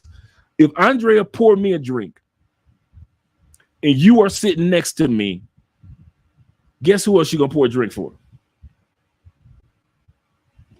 For you. He said free 99 plus tax. Plus tax. Kizzy married now. I know, right? Good couple, man. I love them. They're a good couple. I swear. They're a good couple. Artie Will in the building. He say Martin is straggling box hang low. These jibs chains. I get, you always got some lines, Will. I get all that one. Shout out to Kizzy once again. $350 for my plane ticket. That's just about it. But the femininity was included, like batteries. In this case, it was included. He said, I bought a pizza for a daughter. Did you have? That's just about it. Next to, basically, we all pay for femininity and submissiveness next to nothing. Most of us that have traveled, shout out to Mr. Spacely. He says, cost me a whole passport stamp. Hey, man, y'all coming with the one-liners tonight. Who's Harvey is in the building. He said, I paid more to get rid of the nonsense here in the U.S. Good preaching. Good point. Good point.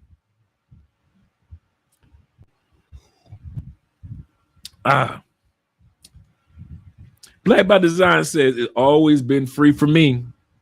I didn't know it was a price on it. Absolutely correct. That's how free it is.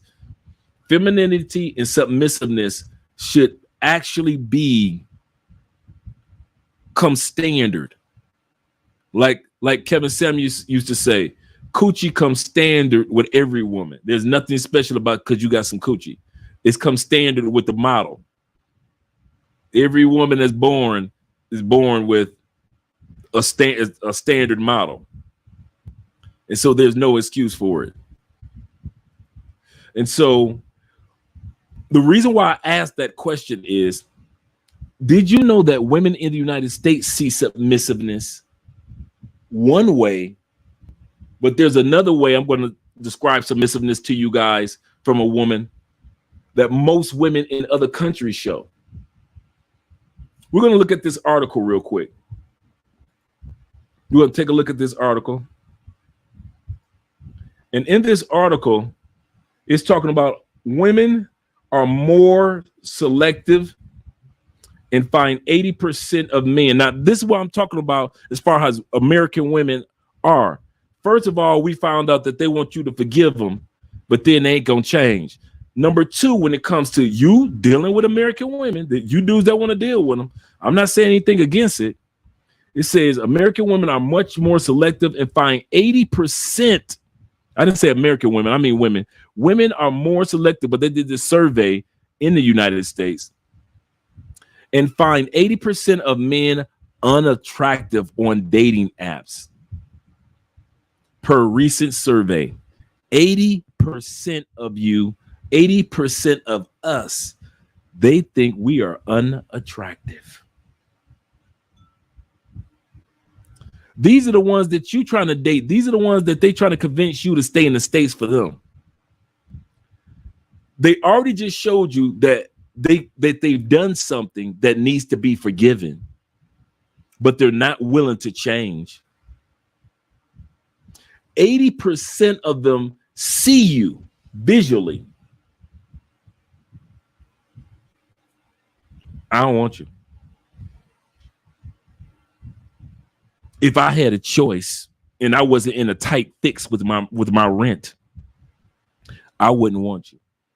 If I had to pay for the date with you, I wouldn't want you.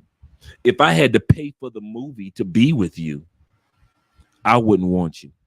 That's what American women are saying in this survey. If the shoe was on the other foot and they had to get on one knee, 80% of women, they can't stomach you. I'm going to tell you that. They can't stomach you. But you trying to justify why you want to stay in the States and find love in a barn full of rusty needles. Is it really worth hanging around the country for the next 20 years, hoping that you might find Miss It? And I'm talking about the right Miss It, because you guys know you could throw a ring on anybody's finger. You could throw a ring on anybody's finger. That doesn't mean that she's the queen of your life. Just because you throw a ring on, why you think that 80% of all divorces are filed by women? Because a lot of times we're willing to throw a ring on anybody's finger. We'll just throw a ring. We're just throwing rings. We like Oprah. We're just tossing rings like it's at the carnival. So just because you threw a ring on the female's finger, that don't make her Miss It, bruh. That might make her Miss Right Now. Some of you dudes, you threw a ring on a female's finger, you divorced. Why? Because she was with you doing hard time, wasn't she? She was with you them 2 times you went to jail. She was with you that one time you was fighting cancer and she was at the hospital with you. She was with you right there. Y'all had a baby together. You like, you know something? Forever, my lady. It's like a dream. I'm holding you close, keeping you up forever, my lady. You sitting up there, she'd have had your baby, you'd have threw a ring on her. Ain't nothing about her prior to that baby, prior to you going to jail, prior to you getting sick, ain't nothing about her said, she's the one, like Jet Li. She's the one. Nothing about her said that. A hard moment happened in your life and you get sentimental and you think if she rode through this hard moment with me, she could ride through other hard moments. And now you in divorce court with that same one that rode through cancer treatment with you. Again, just because you throw a ring on somebody's finger, that'll make her the one. So don't ever get that twisted. Shout out to my man, crooked letter I, PPI in the building. All right, thanks for the super chat, brother. Chocolate Aquaman. Man, y'all brothers coming up with the coolest YouTube names. Chocolate Aquaman. Thank you for serving, sir. Looking so clean with it. So clean with it. He said, one problem with women in the Matrix is the fact that they are trying to emulate women like Beyonce, A, Lizzo, B, Cardi B, and just to name a few, Beyonce will have you sad, lonely, and living with 5 cats. Pastor, if you don't preach, thank you for the super chat. If you don't, Pastor Chocolate Aquaman, man, if you don't preach, man, Beyonce's whole game is set up. Who rule the world? Girls. Who rule? How you gonna rule the world where your man is running around the world smashing everything he can get his hands on? You put out a whole album on your man smashing other women. You talking about Becky with the good hair, and you ain't going nowhere. I'm independent. I wouldn't take that. All the stuff that women say, I'm beyond. I'm Beyonce, I'm a queen. I'm a this and that. Okay, when Jay-Z cheated on you, why you ain't leading, queen? Well, I got kids by him. You ain't the first woman that had kids and leave a man. And you got millions and billions. You know why? Because all that talk that Beyonce do is bullshit. That's why. At the end of the day, Lizzo talk about what keep a man from being great when he need to be great, or whatever the song is. Y'all can tell I ain't been in the States in a while. Why can't a man be great when it's time to be great, or whatever it is? But you sat up there with your big zoomorphic looking self, showing women that it's okay to be ready to be diabetic, showing women that it's okay that in a few years you can have gout and your chest can bust wide open because you wouldn't take care of your health. Anytime you look like any second now, she gonna pass out on stage. And you got other women to believe in this. I'm a diva. I'm like Lizzo. I'm a diva. But these big girls going home alone, or dudes, y'all know what y'all doing. Let's be real. Y'all smashing the big girl in the late night hour. I got you. We all been there. You got the 1 or 2 big girls that they real cute, real pretty face, deep dish dimples and everything. Freckles. Oh, she cute. But you would not be caught in public with her ever, no never. And you call her on the drunkest night hour, on your drunkest night, and you hit her up. But you ain't hitting that in public ever, never. Don't tell nobody about us. Don't mention us. I'm gonna deny it. So all these women, then you got Sierra, who's got the audacity to throw her hat in the ring of, for other independent women, make your own money. What the? Sierra, if you don't stop with all these lies and hypocrisy. Arthur Will says, do her box hang low. Do her box hang low. I got the song. Okay, I got it. Do it wobble to it. Why is Will crazy, man? Shout out to Will. He said, and we know them lips ain't tight for real. And she ain't acting bold. Can they throw it back? Can I throw it over your shoulder? If you can, you need to go. True. Does her box hang low? Dude. It ain't like Will lying. Can we talk as men right now? It's late night now. It's after 10. Okay, let's talk. Let me do a sip for this one. Anytime your girl coochie lips look like beagle ears, look like Snoopy ears, you might want to let your girl go, dog. Women don't realize that they coochie get blew out. Women don't realize that it's such thing as coochie blew out. I know women don't use that term because men use it. We be in the barbershop like, man, I was with so-and-so and so. So, dude, her coochie was so blew out that I had to tie a 2x4 to my back to keep from falling in. Women don't understand that there is such thing as a blew out coochie. So, yes, let me make sure I put this up here so I see if I'm freezing or not, because I know Off and on, I'll be freezing tonight. Forgive me, guys. So sometimes women don't understand the blue outness. So if your girl got beagle ears between her legs, Will is right. You might, if it wobbles to and fro, you might want to. I'm not trying to insult you or your woman, but next time you down there slurping, and anytime you can feel her coochie lips on your cheek, because it's just a loose coochie. It's just so ain't nothing tight about it. It just if you turn the fan on, her coochie it waves like a flag. Anytime it's been blew out like that, dog, you need to go ahead and let it go, man. Go and get you one of these younger women, man. Go get you somebody that's 31, 32, 30, 27, 28, dog. Because, bruh, some women don't know they coochie blew out. They just don't know. We don't want to hurt their feelings. That's why we don't tell them the coochie blew out. We just kind of like disappear and don't be answering calls. Shout out to E. Shout out to E. We just don't be answering calls. So at the end of the day, I'm just saying, if it's blew out, if the lips blew out, they blew out. Dre said, why does Eddie Murphy Raw always have hidden gems? Absolutely correct. Eddie was passport bro before there was passport bros. He was giving true game.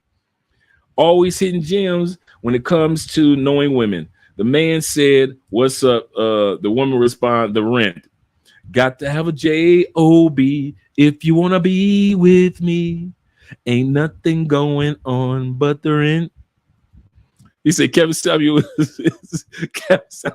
lives live for real. Oh, shout out to you, Tropicana. Here you go, brother. Here's to you. And no Red Bull. There is no Red Bull in this family. No, Kevin. Come on, Kev. The Red Bull, really? Let's scroll down. Super chat. Arthur Will says, he say they be waving and clanging like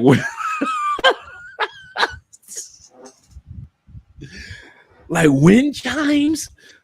At least Arthur Will said the coochies be waving like wind chimes, like they bring music. Me, no, man. Dude, no. These women, dog. I'm just saying. But I want to go to this article. I really want to go to this article too, guys. I'm about to pull up another one real quick, because this is the one when it comes to submissiveness. This is an article that was written that is talking about 10 signs in the States. Notice I use this word, in the States. 10 signs of a submissive woman. The reason why I want to read this article, yeah, Beyonce been counterfeit for years. She's like a counterfeit Mary J. At least Mary J was going through her blues. Beyonce, she ain't never experienced none of them blues. None of them lies that she sing about. I've never been really a Beyonce fan like that. I'm proud of her as a business person. I'll say that again, as a business person, I'm proud of her. But as far as Beyonce being on her team, like, listen, I've gotten an argument with gay co-workers about Beyonce. Shout out to the LGBTQ community. Them dudes love Beyonce, and I'd be like, A, she can't sing. B, she's a great entertainer. Yes, I've seen her in concert twice. I say, but at the end of the day, no, Beyonce live lies. She'll tell a woman one thing and does another. She'll talk about women ruling the world while her man is sitting up there freaking up some other chicks. So don't be trying to tell me you ruling something. She got Jay-Z in pink and purple suits, but we all know at the end of the day, Jay-Z's still taking off them suits, and he's still Sean Carter from the hood, and he's still out there smashing them chicks on the regular. So all she's saying is, Jay-Z, can you at least keep it quiet? Don't let it get back to us. Could you at least use your passport and smash chicks in other countries? But I want to go to this article. It's very important. I'll hit this article. It says 10 signs of a submissive wife, meaning and character. We're not going to go into all the meaning part, things like that. But I want you guys to see what women in the United States assume submissiveness is, submissive characteristics. We're going to look at that, what they assume that submissiveness actually is. So let me go to this article. It says signs of a submissive wife, meanings and characteristics. Let's scroll down some. Let's scroll down past this beginning part. 10 signs of a submissive, 10 signs that a wife is submissive. She's a follower. They say that a woman that's submissive, she's a follower, meaning that she has no opinion. The expectation that you will follow your husband and meet his goals. Second thing that they said about a submissive woman, she's passive aggressive behavior. This is how American women see submissiveness. If you in America, women see, if I'm submissive, I gotta be a follower. I don't have an opinion. Secondly, passive aggressive behavior. In other words, signs of submission that often comes from passive aggressive behavior symptoms. That's what they're saying. Number 3, justifying your partner's actions. That means that if you do something right as a man, your woman celebrate it. If you do something wrong as a man, your woman celebrate it. That's what women in the United States assume that submissiveness is, that your woman just gonna justify everything that you gonna do. Next thing that they say is codependent, not dependent, codependent. The characteristics of a submissive wife overlaps heavily with codependence. Sounds like a drug, almost as if your wife or my wife is addicted to me, like a drug, codependent. Next, when they say, now remember, this is how women in the United States see a submissive woman. Low self-esteem. The many signs of a submissive woman is often come from low self-esteem. They're saying that women in other countries that are submissive, or any woman in the United States that submits to her man's direction of the family, she has low self-esteem. That's how women in the United States see it. Next one, superficial acts. That means that, in other words, we already know superficial means your woman is fake. If she's submissive to you in the United States, your woman is fake. It says, interestingly, it says some of the signs of a submissive woman come across as superficial because she's playing a game. They're saying that no woman could actually really be submissive to her husband. It's just a game. The differential body language. Let's see what they're talking about with this. It says you can easily recognize a submissive woman from the way she holds herself, with hunched shoulders and quiet demeanor. That's a submissive woman, according to the United States. So when you hear women that were coming on Kevin Samuels and he would mention about being submissive and being feminine and smiling, women in the United States, this is what they see. Number 8, insecurity. They think that a submissive woman is insecure. If you're constantly waiting, this is, remember, guys, realize this in the top right-hand corner, this is marriage.com. This is not just some off-the-wall blog. This blog has been around for forever. I've been knowing about marriage.com forever. And they're saying, according to American women, because that's who wrote this article, an American woman, insecurity is number 8. If you're constantly waiting for someone to decide for you or what to do, you should your confidence will decrease with time. You'll constantly be second guessing yourself as to try to mind read your partner. That's why the signs of a submissive woman often leads to self-doubt, according to women in the United States. Another sign of women that are submissive, according to women in the United States, is manipulative. There we go. We got a word that I can't pronounce. Manipulative. I got it. Okay. A submissive woman role can be triggered, can trigger her to become manipulative in some cases. She steals a person who wants and needs, meaning that she might find out more optimistic and cunning ways to meet them, meet her own needs. That means that she's going to manipulate you in everything that she does. And number 10, sign that a woman is submissive, according to the United States definition, she's quiet. She's quiet. Listening without saying anything is one of the common submissive wives' personality traits. I'm going to come back to you guys. This is what they think of you guys. This, whenever you guys say, I need a submissive wife, submissive girlfriend, I need a woman that's going to be on my team.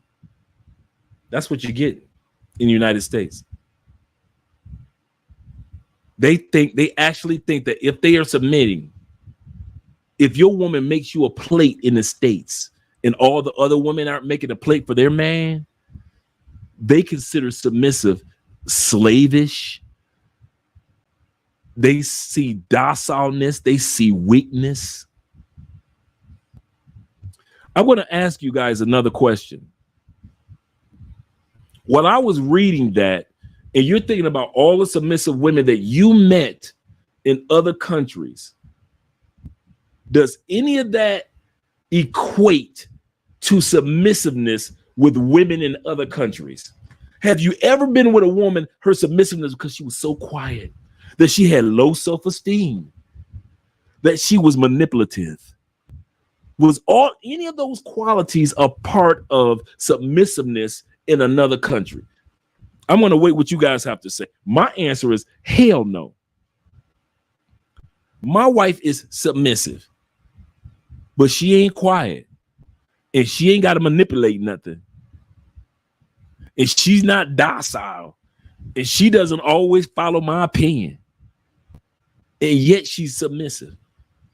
And all you guys journey, I'm serious, all you guys journey into other countries, had you ever seen any of this in the behavior of submission in women in other countries?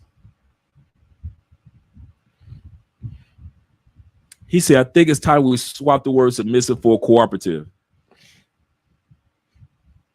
I think we should keep the word submissive for submissive, because the only people that got problem with the word submissive are people that live in the States and live in UK or probably Canada. But the rest of the world, like, okay, I do submit to what direction my man is trying to take this family. I do submit to the fact that there are gender roles. Women in other countries ain't got no problem with gender roles. That's the United States and the rest of the West that got problem. No, no. We're gonna keep the true definition of what it is. They don't even want you to put the word obey in the wedding vows anymore. To love, honor, and obey. Because that's what they see. When they see the word obey or submissiveness, they want us to compromise. Let's change the word submissive and let's say cooperation. It sounds nicer. As long as you living in the West, Stefano, you right, bruh. You right. I don't need you to be submissive, baby. I just need you to be cooperative. I can do that. And then as soon as you go to another country, you say submissive. She like, I got you. What you need? Women in other countries ain't got no problem with that. They don't have no problem with that term submissiveness. Ain't nobody sitting around saying, you know what? I don't submit to no man. Now you got everywhere in the world, you got some modern day women, but for the most part, you come to Colombia, she ain't sitting back saying, I'm bringing you a plate of food because I'm cooperative. I'm gonna help you build your business goals because I'm cooperative. I'm gonna help bring this family. We're gonna buy some property together because I'm cooperative. And as I say cooperative a little bit more, Stefano, that sounds even creepier than submissiveness. Cooperative, like if you don't cooperate, girl, I wish you would act like you don't want to cooperate. I rule with an iron hand, act like you don't. What you submissiveness defined by women in the United States, which we just looked at. That's ruled with an iron hand. Now I'm gonna show you what signs to look for in a woman that's submissive in other countries. You ready? This is their definition of submissiveness. Women in other countries' definition of submissiveness. You ready? Some of you dudes want to write this down. If you ain't got a pen, you want to write this one down because I'm straight serious about this one. Because this is what you want to look for in women in other countries. And if you don't see all of these, let her go. Because it's going to be somebody else that got all of these. And as I go down this list, some of you dudes can validate what I'm about to say. Shout out to my man Blue Exodus. Mr. Bobby Wright in the building. Shout out to you, brother. Police tell us to cooperate. That's where I heard that term. Thanks, Bob. All right, here we go. Number one on the list of signs of a submissive woman in other countries or outside the West: loyalty. A woman outside the United States will never embarrass you. Never all that hooping, hollering, raising their voice. Is sometimes you'll see that, but you'll see that in DR sometimes. You'll see that in other countries sporadically, but you ain't gonna see that in DR. You're gonna see that outside countries that imitate the United States, like DR, like UK, like Canada. Away from those countries, you ain't gonna see that. When the last time you guys were walking through Colombia, you saw a Colombian woman just yelling at the top of her lungs at her Colombian boyfriend or husband? I'll wait. I'm gonna come to your comment in a second, Stefano. When was the last time you dudes was in Brazil and you just saw some female just smack the heck out of her man on the beach? And if you saw it, how many other times after that did you see it again?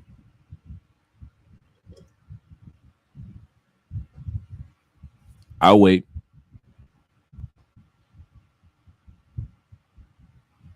Loyalty is not just she's not giving the coochie to somebody else. In Colombia, loyalty is how she treats you in public also. She's loyal to the fact that you are a man and she expects you to be a man and she will treat you as a man. Even if the relation, y'all just had an argument, you still gonna get a hot plate.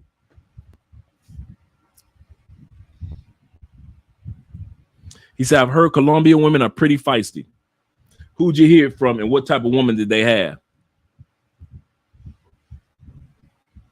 See, dudes, and I'll tell you why I said that. Because dudes want to get the pay for play, the party girls, and then they trying to turn a party girl or a pay for play into a regular relationship. And then them the ones that's mouthy. They used to being mouthy. They used to dealing with tourists. They've learned how to be mouthy from hanging out with mouthy Americans and mouthy Canadians and mouthy Europe, UK. And so they so used to seeing us being mouthy and loud and hanging out with us, they become mouthy and loud. And so when we gone, they still what? Mouthy and loud. You heard that Colombian women can be feisty. I live here. I've been from the countrysides to the big cities. There's very few parts of Colombia I haven't been to. And I'm going to tell y'all this. The regular, everyday Colombian woman, you will not see her in the streets yapping at her man. No matter how she might disagree with him, ain't going to be that mouthiness. Me and Andre have been together going on 6 years. We're actually 5 years. 4 years married, 1 year in a relationship. 2 disagreements. Guess who had the big mouth? And because she was so quiet, I brought my tone down. I probably had the big mouth for like 4 seconds. I said what I was just saying what I was saying. Because her demeanor showed me it don't take all that. This ain't the United States, Andre. It don't take all that to get your point across. 2 disagreements. The ladies in our family. Unless she say mom and dad aren't agreeing today. They're not agreeing. You would never know. Dad's still getting a hot plate. He's still getting his drink in hand. He's still getting the remote control. You would never know. Mom and dad not agreeing right now. Loyalty. You keep on dating little girls in Colombia. You keep dating little girls in Brazil. And I'm talking about women that are like, when I say little girls, I mean women with a childlike behavior that's only good for partying, that's only good for a good time, that's only good for vacations. Of course, y'all gonna see that. I ain't surprised. I ain't surprised of mouthy women. Y'all think that y'all go to Medellin. Y'all go to Medellin and think you're gonna find a good woman in Medellin, Colombia, as a foreigner. Okay, all right, you keep on hunting. Prove to me that you found a good one in Medellin. That's like coming to the United States and just prove to somebody that you can find a good one in Las Vegas. Are there good women in Las Vegas? Yes, but it's gonna be some hard treading, son. It's gonna be some hard treading. He said South American women are insanely supportive. Absolutely correct. And when they get cheated on, speak, Pastor. I could stop his statement right there. And when they get cheated on, they act out, which is totally understandable. Preach, brother. A lot of you dudes come down here and sell a story to these women. Oh, you the one. I ain't never had nobody like you. She cooking, folding your clothes, making sure you got hot meals, making sure you got hot coochie on a regular basis. But then you come to Colombia, it's your first time in South America. So then you look over, you like, oh my God. But she got a fatty. She got them yams. So you run over to start chasing yams behind your girl back. Then you get caught and she checking you. Or not checking you. Yeah, she checking you about who is this chick calling you? Who is this chick that's telling me that she know you? And then you want to sit back and say, Colombian women are feisty. No, you hiding the ass because you sat back and sold her a lie. Instead of just being honest, listen, I don't know if I'm going to be with you. I ain't looking for no relationship right now. But like I always said, men are only with women for 2 reasons. And some of you guys have heard me say this, and some of you guys are going to hear me repeat this. Men, all men on the planet throughout history of mandom, from Adam and Eve until now, we are with women for 2 freaking reasons. That's it. You can't name another reason. 2. Reason number 1, because we want them in our lives. Adam wanted Eve just like you wanted a woman in your life, whether it was for a friend, whether it was for networking, whether it was for sex, whether it was for marriage, whether it was for girlfriend. You wanted her in the sphere of your life. That's why, number 1 reason why a woman is in a man's life, because we want that particular person in our lives. Number 2, which is man personified. We're territorial creatures, all of us by nature, and we be dang if the next man down the street have my woman in his territory. So we will sit back and we will pretend girlfriend or boyfriend with a Colombian woman because you don't want her, nobody else to hit it. You don't want nobody else to get it. You don't want nobody else to get them hot plates. You don't want nobody else to get them drink in hand. You don't want nobody else you don't want nobody else to bust on her face. So you pretend like you in a relationship, but you know you just coming to Colombia. Looks like I'm freezing. Okay, there we go. You pretend like you coming to Colombia and you being loyal, but you want her to be loyal. You want part of submissiveness in other countries is loyalty. So you want her to be loyal, but you don't know how to. I keep looking down to make sure I don't freeze again. But you don't want her to be loyal. That's why that is. And so when she snap off, she feisty. She ain't feisty. She right. You selfish. You think she's so beautiful, she's so cute, and you don't want the next man to hit that. So you pretend like she your boo instead of being honest. So when y'all dudes be crying about Colombian women, I don't be listening to that bullshit because I know what y'all be doing in the dark. I know what y'all be doing. Y'all be like, you know what? My girl is a good woman. I got a good one in Colombia. But this other one over here, though, you know, like dudes you just say in the WhatsApp group, this, I got my other girls, but this one right here, this is my main. I just back say, what? Yeah, this is my main girl. Like, wait a minute. So you got 3 girls on the side. Yeah, dog. But then I got my main one. But when your main get upset, you want to call Latin women feisty for your cheating. You see how that don't make sense when all you had to do was just sit back and either tell her the truth of like, hey, babe, you know, I ain't ready for no relationship, but I want to spend time with you. Colombian women, I'm going to tell you, if you can't get nobody to continue to give you the coochie, Colombian women will give you the coochie as long as you honest. Bruh, before I met your girl, as long as you tell them that you smashing other chicks, you could smash them all day long.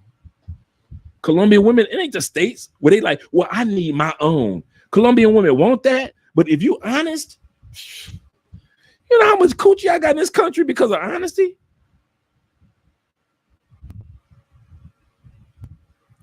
Y'all walking around coming to Colombia lying to 5 chicks. You crazy. Why you telling them barefaced lies? Man, I was still smashing. When I was single, man, I was still smashing them, going through them. Colombian women don't care nothing about that. They care because you lied. That's when they get feisty because they know that you look at them right in the face and tell a barefaced lie because their cousin already told them that you smashed her. See, the cousin was honest. I got your man, girl. But no, you didn't know how to be honest. What she talking about? She tripping. I ain't never been with her. When a Colombian woman is sitting back like, just be honest about it. And now you lying. And now you like she feisty because she don't trust you. Loyalty. That's the first sign of a woman in Colombia being on your team and being submissive. Numero dos of a woman that's submissive. Now, we already looked at what the United States think of submissive is. Shout out to Reg. Yeah, for real, man. Dudes be having me rolling, man. If y'all just be, dude, I'm gonna give y'all 2 tips about Colombian women. I don't care what nobody say. You ain't never got the lie to get the coochie. Never got the lie to get the coochie. And you ain't never got to have no game to get the coochie. Those dating coaches that are now coming to Colombia, they're going to Thailand, all them dating coaches, and it works out for them. I'll tell you why it works out. Because they come into countries where you don't need no game. So it looks like they got game, right? You don't need no game. Dude, I don't care if you're the fattest, the shortest, the brokest. You ain't got to be the brokest, but my point is that, dude, all them games that you play to in the States to get the coochie, you ain't got to bring none of that. Keep that at home, dog. Just be clean and just be yourself. Just be yourself, and I'm telling you, the coochie will be right there waiting for you, man. It is the craziest thing. And don't lie, and you'll still get the coochie. Are you seeing other women? Yeah, I got people I'm dating. It's almost as Colombian women look at you having other women as a challenge. But if you lie, nah, baby, it's only you. You had to do that in the States. Bruh, that was the States. Colombia is If you dudes knew how many of these big, out of shape, just regular everyday Colombian dudes got 3-4 women. They got their main, and the main know about all the other ones. It is crazy, crazy, man. When you live here, you get a chance to see, like, what? Seriously, man. You mean I ain't got none of them lies and that kind I was telling? These women have no problem with being your side chick. None. Ain't no, well, I'm looking for my soulmate, and I don't want to be the side chick for any man. Not in Colombia. They like, all right, at least you told me. It's the craziest thing, dude. And I be talking to these dudes. I'm like, oh, y'all got side chicks? I'm like, man, please, I ain't about to mess mine up. I ain't stupid. I don't know this country like that to mess it up. I'm good. I got my wife in there. I'm cool. It's crazy, man. Craziest thing, man. He said they will step up for what they want. Yeah, that's for real, Blade Runner. That's for real. I'm telling you, man. I'm telling you, it's the craziest thing. Number dos, space. A submissive woman will give you space. Sometimes we need that quiet time. You know how you walk in the house in the United States and a woman just, you be like, girl, can I get 10 minutes? I just got off of work. Listen to my boss talk crazy to me. And he only half my age, or she is a feminist. Babe, I just give me 10 minutes.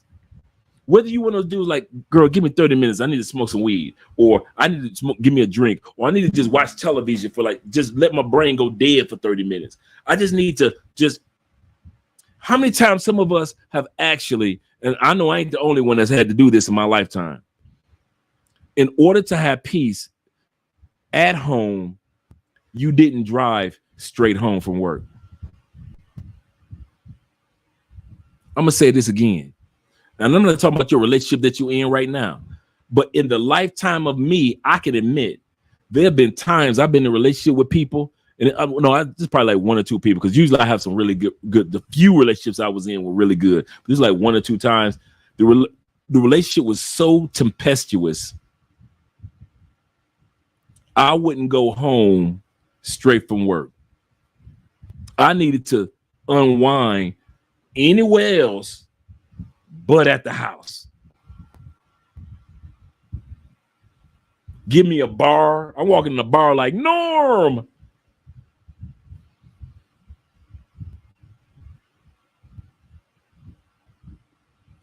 One thing that I could say that I discovered, that women here, they take, but they give.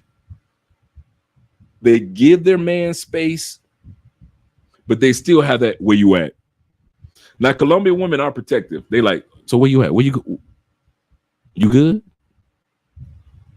But then at the same time, Colombian women also are more or less like, they got to get a man some space. Go play pool with your boys. Go shoot pool with your boys. Go to a movie and hang out. Go like what me and like Andre and I, we like, hey, go. Andre say, hey, your fellas in town, go hang out with the fellas. She'll do your thing. Space. There'll be times when me and Andre in the house and she's on the other side reading her Bible. I'm over here doing whatever. Space.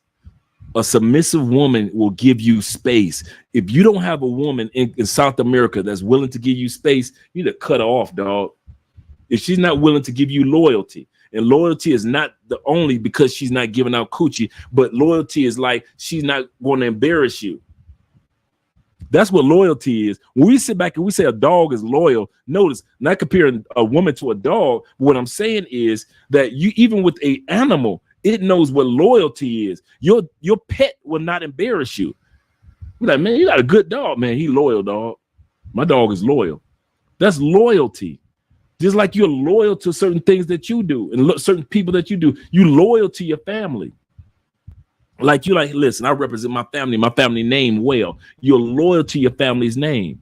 so it is that you should look for in a submissive woman. Number 3 is, so we just talked about loyalty and space, apologies.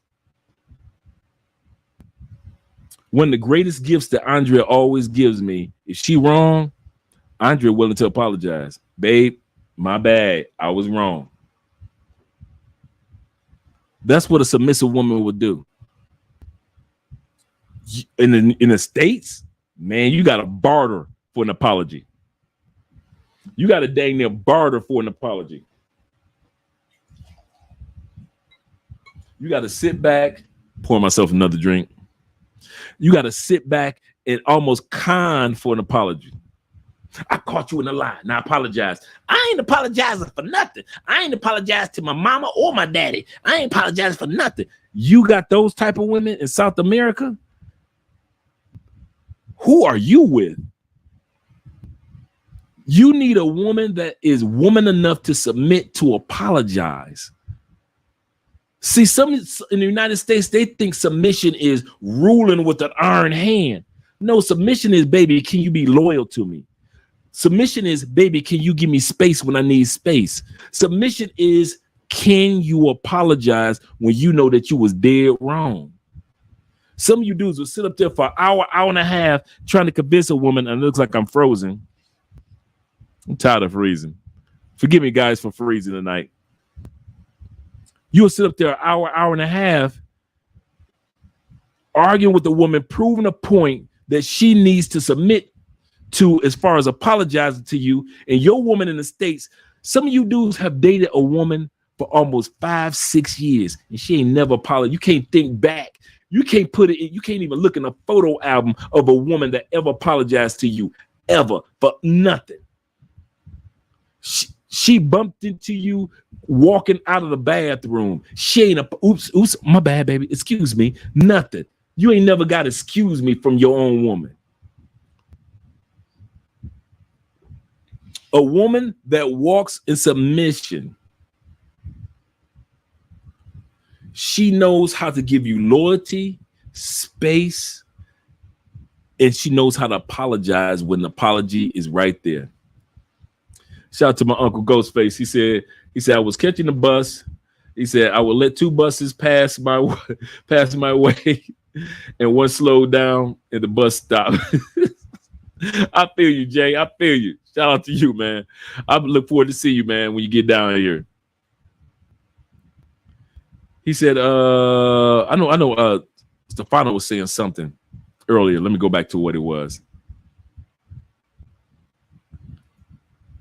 He said, no, that's not what he said. That's what I, he said, that's not why I said that.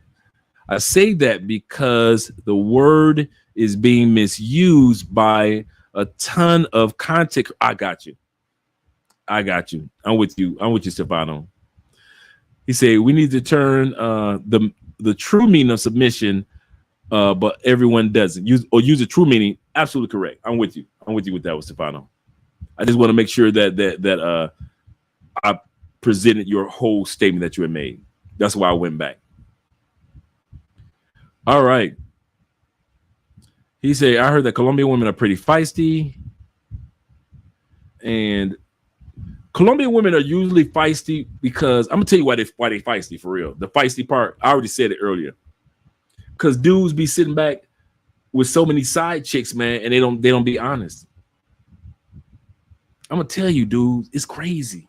The craziest thing, Colombian women really don't triple. Remember back in the day before our age, when we used to say granddaddy got us as a family, he got a whole nother family on the other side of town. When black people lived in towns, and grandmama knew it, but grandmama wasn't tripping.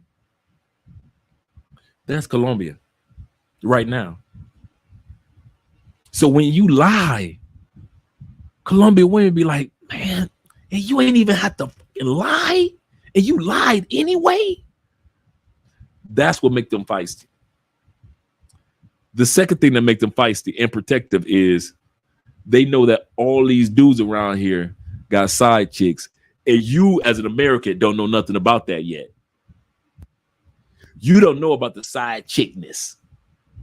So when it comes to us American dudes, they kind of protective. They're like, where you going? Where you at? Where you going? Where you at? Where you going? Where you with your boys? Where y'all going to? Because they know that once you learn about the side chickness, once you realize that women in Colombia ain't got no problem with the side chick, as far as being one, you ain't got, dude, when I sit back and say you ain't got to lie, you do not have to lie. Yeah, I got somebody, you know. You could be sitting up there with like 4 rings on one finger, and they still don't care. That's why I'm like, you know what? I see it.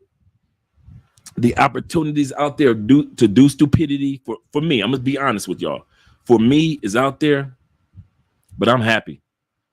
Andre gives me all the peace, all the love, all the submission, all the cooperativeness, all the family management, all the teammate, all the teamwork, all the partnership, all the intimacy, all the happiness, all the peace. My prayer partner, my business partner, she does all the taxes and all that stuff. Dude, she gives me everything that a brother need. I'm sitting my 55-year-old down. I am not 34 where I can just throw away one Andrea. I'm only 34. I can find me another Andrea. You build one hove, make another hove. I know I ain't at that stage of life. I'm sitting my happy tail down. No. Like everybody know my motto. I don't cheat. I dance. I get a beautiful woman on the dance floor, and that's as far as it gonna go. That's all right. That is all right. I don't need those headaches, man. I'm happy. And when you know that you got somebody that's really on your team, you will understand why I'm the way that I am. And so when Colombian dudes be trying to, hey, dude, come on. What's up, Dre? She wants you. Or Colombian women be trying to throw their girlfriends on you like, I got some partners coming to town. Y'all can get with them. Me, I'm good. And I get apologies. The other thing is, let's keep going. Ransom says, perhaps passionate is better. Is better. That's true. That is a better word. Feisty, passionate, without a doubt. Without a doubt. They do everything with passion, from their kiss to their cook to how they treat you. Everything has a passionate flow. It's like a string. It's like if you had a string that you could put in the middle of all the experience that you had with South American women, you could always sew around that one strand of passion. Everything they do with a passion and desire to make you at peace or make you happy. That is so true, brother. He said, obviously, such can be a good thing or a bad thing. Yes, because they can be argumentative with a passion if you put them to that point, depending on your point of view. That's true. Tyler says, yeah, feisty at night. He said, man, Colombian women are soft and feminine. Yes, they are. Yes, they are, without a doubt.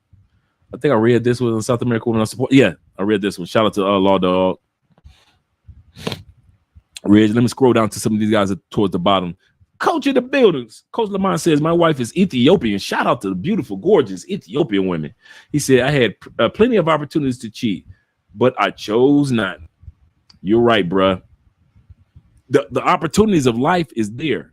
The temptation as a man, the temptation. Dude, I see all these Cali curves walking around here. I see when they be looking at your boy, checking your boy out. I ain't dumb. And plus, I already know, this is the part. I already know that the rule of sad chick exists. Sad chick ain't like I'm doing something secretive like in the States, like a secret, like I'm creeping or something. In Colombia, it's like, why are you creeping? Just, I know you got a wife. I know you got a girlfriend. I know you got a special somebody. I know you dating somebody. Why are you creeping? That's how Colombia is. It's like, you really don't. You can be honest with the chick, like, yeah, I got somebody, and okay, cool. Here's the coochie. It's like water off their back. They really don't. It's the craziest thing, dude. So at the end of the day, it's just like he said, man. I'm just, it ain't for me. It just ain't for me, man. It really ain't. He said, Andrew, salute, and to brothers too. Forgive my manners. Shout out to you, Coach Lamont. Shout out to you in the building with the Flymobile, with the fly car as the avatar. Yeah, guys. I wish I could be one of those dudes that talk about controversial issues and bringing controversy. I'm not. I try on our channel, man.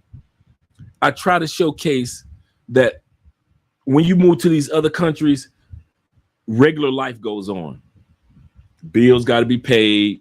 Kids got to be raised.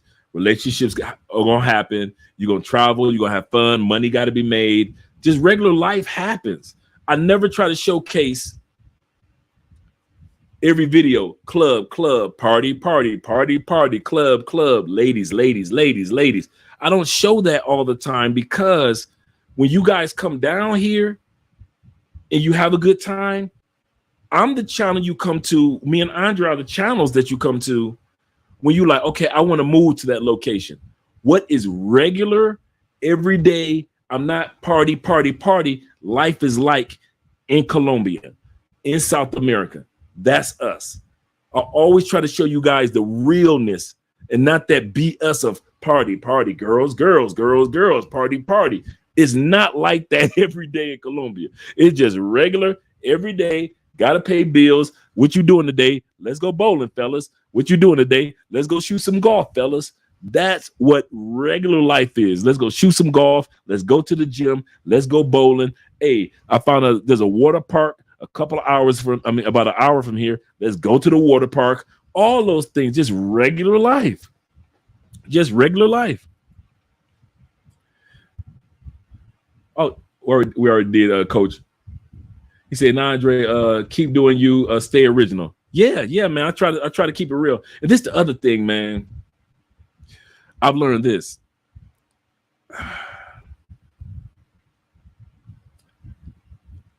When I think I've told you guys this story. When I was at a fork in the road. I was dating somebody in the States before I decided to move to Colombia. This was like 2 years before my decision. And I was traveling back and forth to different countries, and I knew I didn't want to live in the United States. I didn't know it was Colombia at all. I'm far from meeting Andrea, but I knew that the United States was not going to be my home. I was dating somebody for 3 years, and best intimate partner of all time.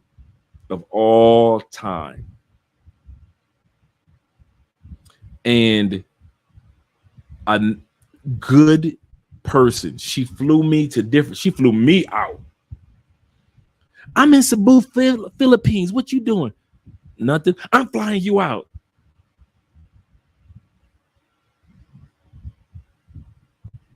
Flew me here, flew me there. Kid you not. She's black and Irish. Freckles. Yams for days. The most sweetest personality. Yeah, I got flew out. I got flew out a few times. She flew me out a few times, bro. I ain't gonna even lie. I got flew out. She flew me out about 3 times, man. Like, I'm in LA. What are you doing? Nothing. I'm flying you out. Okay. And I'm gonna come to you in a second, Charles. And I'll never forget when I told her, I had to be honest with myself. If I was going to be in the States, it would have been her all day long. Wedding, cool, bam. But I knew I was going to be in the States. And I had to tell her. And dude, to see somebody so gorgeous, I'm talking about natural curly, black and Irish. So she had the jet black hair with the strong curls, and it was going down her, dude. And I had to tell her, I don't know what country I'm going to live in, but I don't think God is calling me to live in the States. I know some of you guys heard me tell this story. Dude, she cried like she was 3 years old. I never forget, in Orlando, in front of a partner, in front of her apartment. We were standing outside, and she just fell into my chest and just bawled. It wasn't blaming me. And she was like, you are my future. You are my future. You are my everything. And to see somebody. So when you make a woman cry and you didn't cheat and you didn't lie and you told a truth and she cried anyway, dude, that was painful for me just to be there in that moment. I ain't gonna even lie. I ain't gonna even pretend like I was playing cool. She dang it made me want to shed a tear from seeing her cry so much.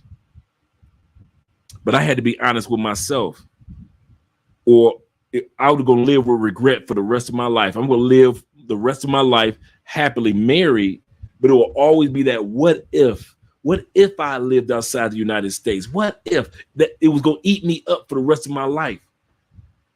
And so I said, I had to tell her the truth. And it was hard. Like I said, we've been together 3 strong years, going everywhere, doing everything. And bruh, I had to be honest with her. Now, and I met her husband. He's a cool dude too. She's happily married, doing her thing, good couple, moved on. I'm so happy for her. Not one of those Facebook, how some do Facebook stalking to see what that person's doing. No, I was so happy for her when she said she hit me up and she said, I'm about to get married. I said, no.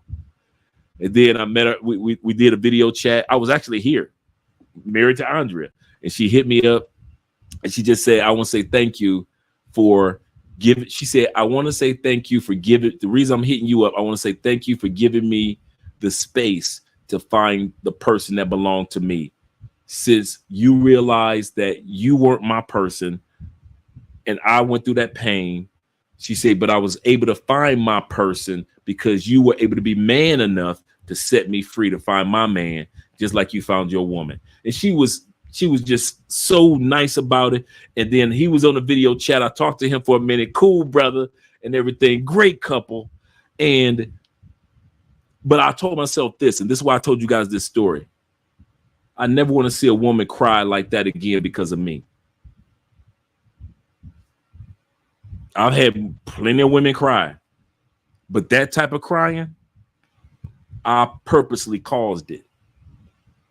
And I never want to purposely cause that woman in that other room to cry like that one young lady cried, or that woman cried for me that day. That hit me hard. And I'm not about it. That's why I'm so loyal to Andrea, because I never want to bring somebody that type of pain ever again. Ever. Once in a lifetime was enough for me. Fuck that. I didn't mean to cuss tonight, but I probably got a couple slips in, but no, I can't do it. Looks like I'm frozen again. Thanks, guys, for riding with me through the freezing tonight. I know I got a lot of editing to do. So you're right about that thing. Passports and traveling in your blood. Yeah, it was in my blood, man. And now think about it. Everywhere I go, Andrea goes. I'm with somebody that can actually travel with me and still keep their career going. So that's what was meant for me.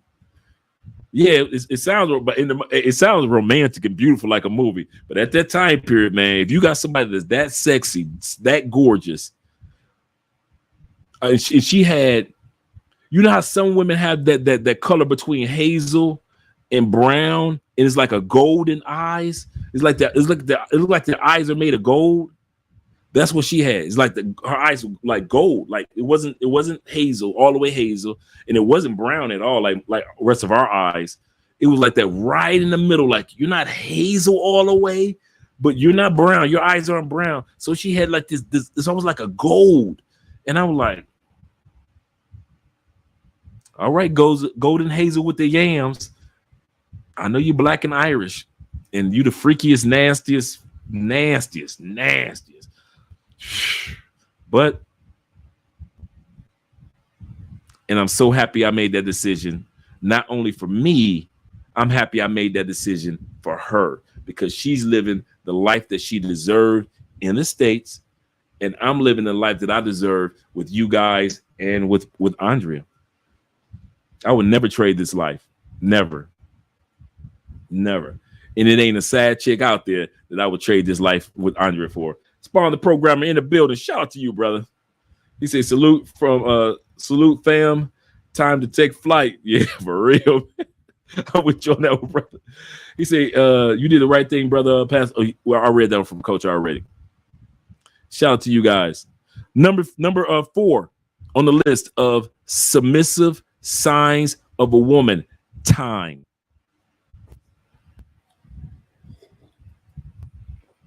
Signs of submissiveness is a woman that's willing to give you time. I hate that I'm freezing. I'm gonna change this router real quick. I know it's kind of like too late to do that. I'm gonna change that over to the next one. So I'm gonna freeze again, guys. I'm gonna come back in.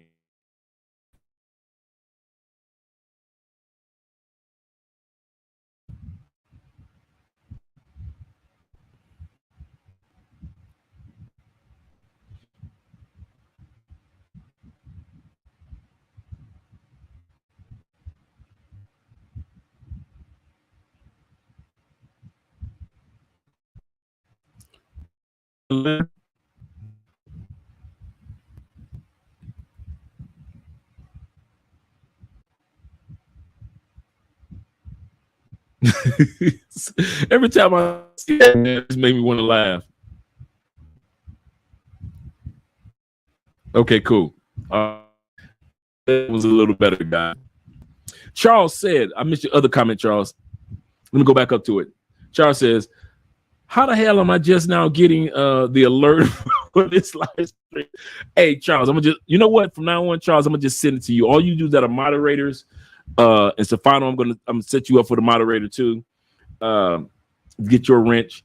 I'm going to make sure that you, especially you, Charles, I'm going to reach out to you and make sure that you, because that's how YouTube is. YouTube's fun out on reaching out, man. You can, on our other channel, we got 108,000 subscribers.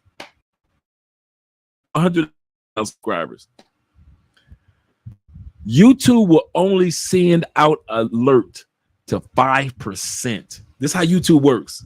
They take 5% of your current subscribers, they send the alert to, and it's random. So it's not the same 5%. They just randomly pick 5%, send it out. If the 5% responds, like 80-70% of them respond and watch your video, YouTube sends it out to the rest of the world. But if the 5% don't watch your video, YouTube just let's just sit there on the shelf like a record album. Just let it sit there on the shelf. And that's why you see sometimes your YouTube video is doing great. One of them do great. Like, hey, I'm getting new subscribers now, because the original 5% responded good. So YouTube said, hey, everybody's in your group likes it. So YouTube's a send it out. And you're like, I got 20,000 views on this video. I didn't know it was good. But that's why sometimes you guys get an alert and some guys don't. It takes a small.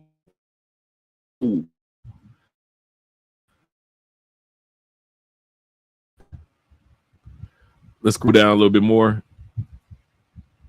Looks like I'm freezing again. Am I good? I just froze.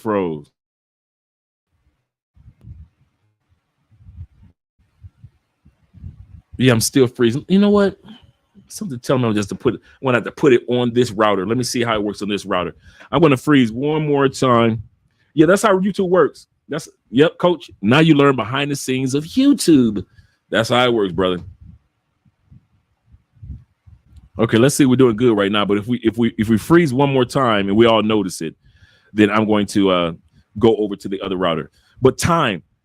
A submissive will give you time to build. A submissive woman will give you time to continue to evolve as a man. A submissive woman will give you time to accomplish. A submissive woman will give you time to purchase that house, give you time to buy a new car, give you time to take your income from one level to the next level. A submissive woman will do that.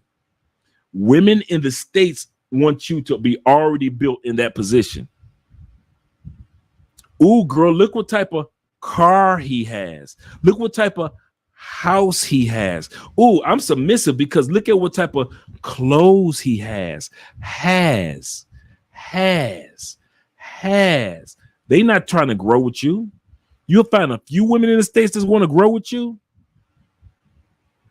But then a lot of times, let's be real, guys. Can I be honest? Sometimes the women that grow with you are good for that stage right there. Keisha is excellent as a hood wife. Shout out to Keisha Laquan and them. She will hold you down. She'll fight for you. She'll make sure if you broke, she's spending some of her tax refund with you. Cool. She holds you. That could do that. You need Black and Milds, she got you. You need somebody to roll your weed for you, she the one. But now you're making fundraiser money. Now you're making suits and custom shirts money.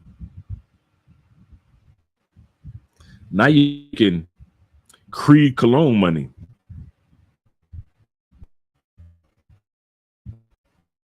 Can't relate to that. There are women that could only relate to us while we broke. And some of y'all dating them right now. Some of y'all got women that can relate to you as long as you making under 60,000. But as soon as you hit like 71, she can't relate to the fact that you donate. How you gonna donate $1,000 to that church, to that college fund, to that scholarship program? Where were you last night? I was at the volunteer program that I told you about last week. Where were you last night? I was playing poker with 3 senators. No, you wasn't. You was with them. Keisha only built for under 30,000 dudes. And Keisha rolled with you for 5 years. And some of you dudes don't want to admit the woman that you messing around with in the States, she only good for dudes that hangs. But as soon as you became a passport partner,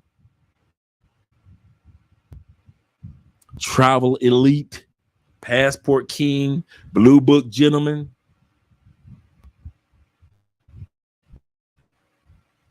you go back home to arguments.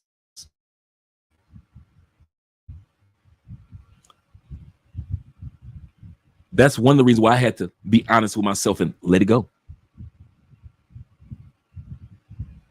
Some women are not built for giving you time, in other words. He said, Dre, how will you know that the YouTube algorithm? He said, how well do you know the YouTube? He said, how well do you know the YouTube and how it works? I know very much about the YouTube algorithm, my brethren. Once we get done with these 10, if you guys hang after these 10, I won't talk long about them. But if you hang out with me about these 10, I promise you, I will walk you through the YouTube algorithm, our algorithm of this particular channel, and let you see it. And let you see how it works. The algorithm, literally, YouTube is one thing I can say. YouTube, you will never become successful in YouTube by mistake, and you will never fail in YouTube by mistake. Yeah, I notice it's a little delay. Is it freezing, Stefano? Oh, I see what you mean by delay. Like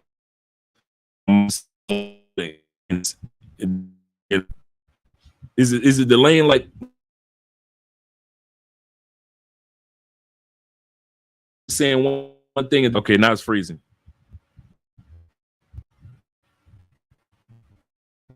Okay, I'm gonna shoot it. I'm gonna change it over to the router, guys. I'm gonna switch it over to the router. So check on a purple freeze. So I'm gonna switch it over to the router. See, we get a little bit better.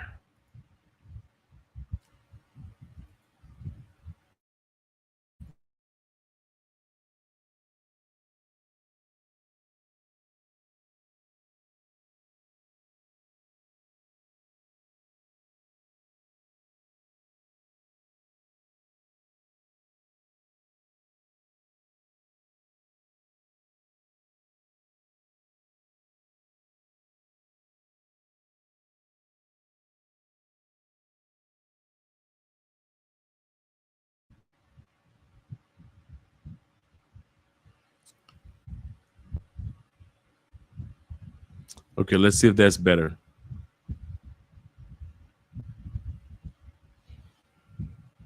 Let's see if that is better.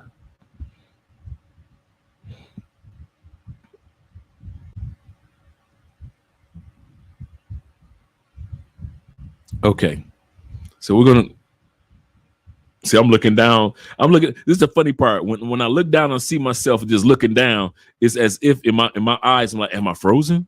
Okay, cool. Thanks, Coach. All right, thanks, Stefano. All right. He says, he says Keisha wants to keep struggling between her sadistic enjoyment. Yeah. True. That's true. That's so true. But a real woman is there. A submissive woman will evolve with you over time.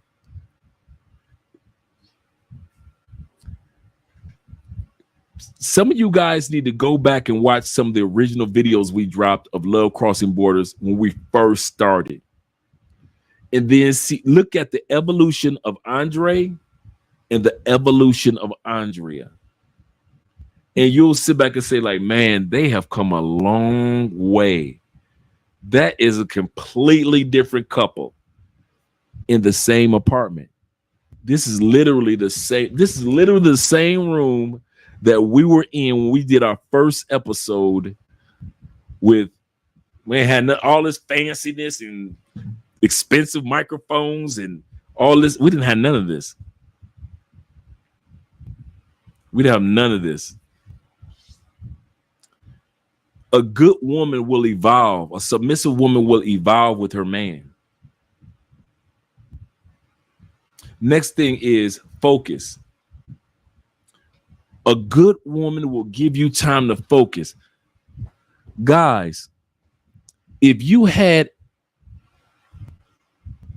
a way to calculate the hours of unnecessary arguments that you had with women in the United States, and you could calculate it per year, that 15-minute disagreement y'all had over some Applebee's, the 10-minute disagreement y'all had over the fact that you didn't take out the garbage, the 3-minute disagreement y'all had over which end of the toothpaste to squeeze. Oh, it looks like I'm still freezing. Okay, I should be good. Okay, let me know if I freeze, guys. Over which part of the toothpaste to squeeze.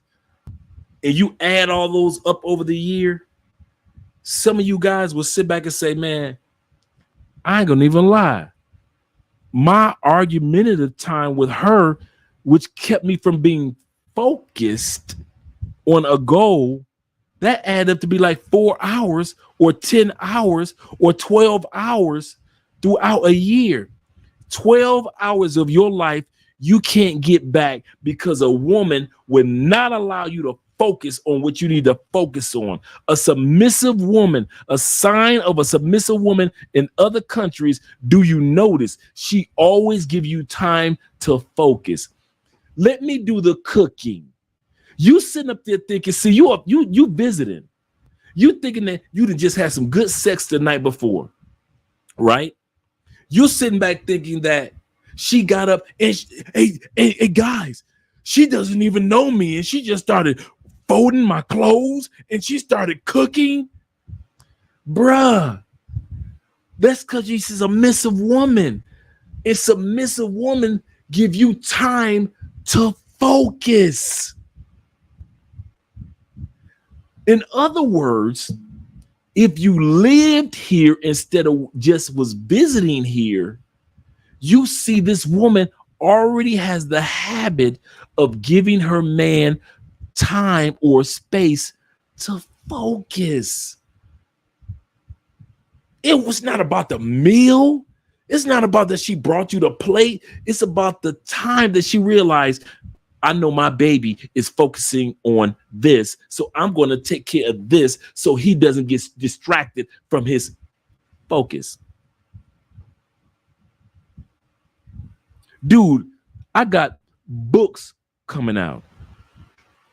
You hear me talk about the Patreon, man. If y'all don't sign up for the day, dude, we are 3 away from hitting our goal for the week. So we need 3 people to sign up for Patreon. There it is right here.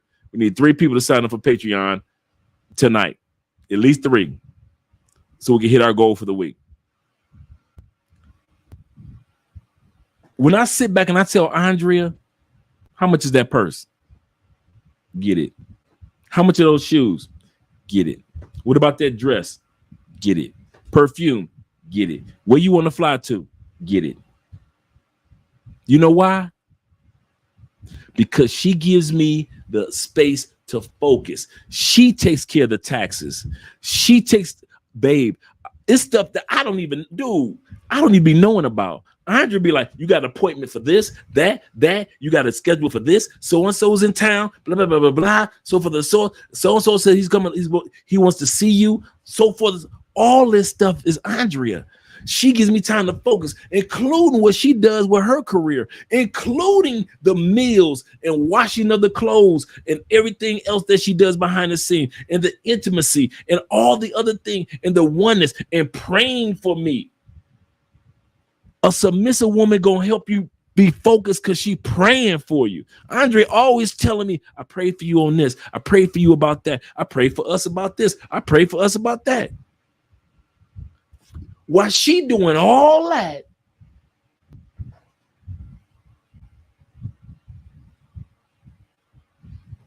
a submissive woman will give you just like Jack said, preach, brother, will give you space to focus. Focus on what's going to make you succeed. Focus on what some of your failures were and how you can improve on those. In the States, you don't get a chance to focus on nothing. She ain't taking care of nothing on the side. She just like, well, I pay my 50, then you pay your 50, and you supposed to be focused. Like I said before, I heard a pastor say this way back in the day. He said, Mike Tyson, one of the toughest boxers of all time. He said, what if Mike Tyson got in the ring to fight a boxer? Ding, ding, Mike doing good. He said, but then the fellow boxer made it to the next round. Mike sits in his corner. I'm freezing again. No matter what I do, it looks like I'm freezing tonight. This looks like it's even worse. Let me change this one. Let me change this one more time. I'm doing one more change, guys.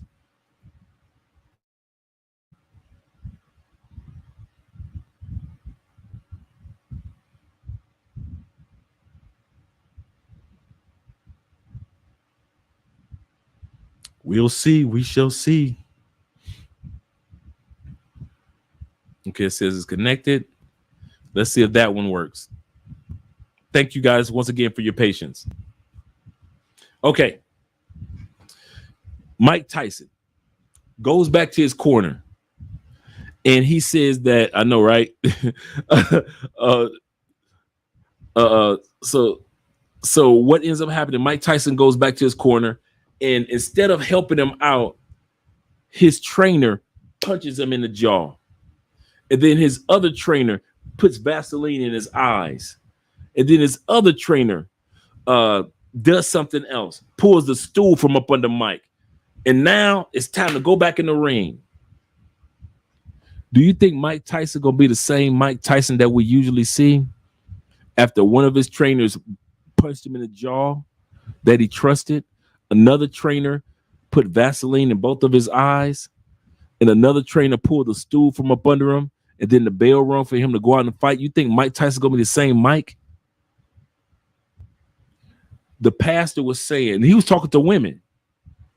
He said, women, this is what you do to your man whenever he leaves to go out to battle life. He goes out to battle life. But when he comes back to the ring of his home, you putting Vaseline in his eyes, you punching him in the jaw, and you pulling the stool from up under him. But then you expect your man the next morning to go back into the ring of life and be a winner.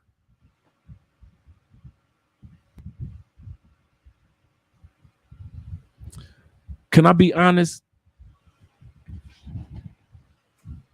Some of us brothers ain't on the level of life that we deserve to be, not because of the white man. We know that there's laws out there against us and rules and regulations and all this, not because of the white man. Because of the woman. I'm going to say this again. It ain't the white man that held some of us back. It was the woman that held us back. Some of you making $80,000 a year. Some of the sisters that talk to you so greasy throughout your lifetime, you should have been at 250 by now. But because there have been women in and out of our lives that did not allow us to focus, even those of us that are doing good should have been doing great by now. I'm going to say that again.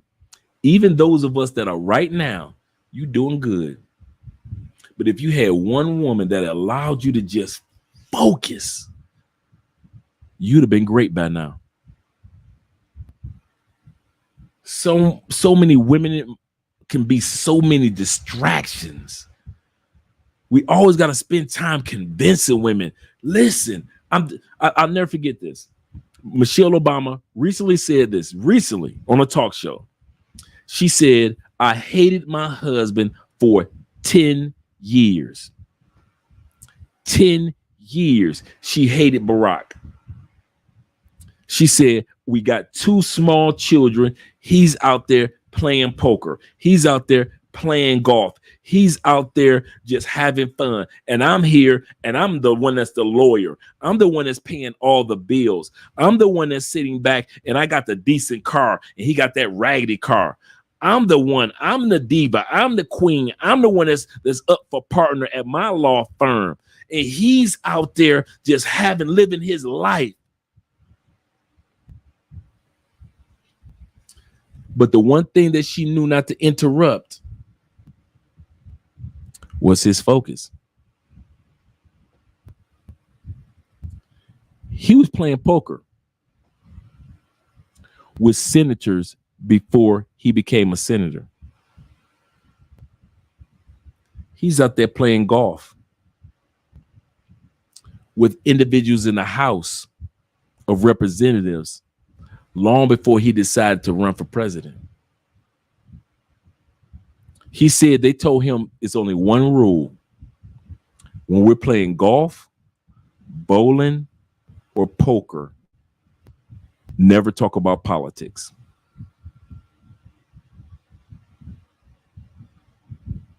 For 10 years, Michelle didn't understand that. She said, I hated him.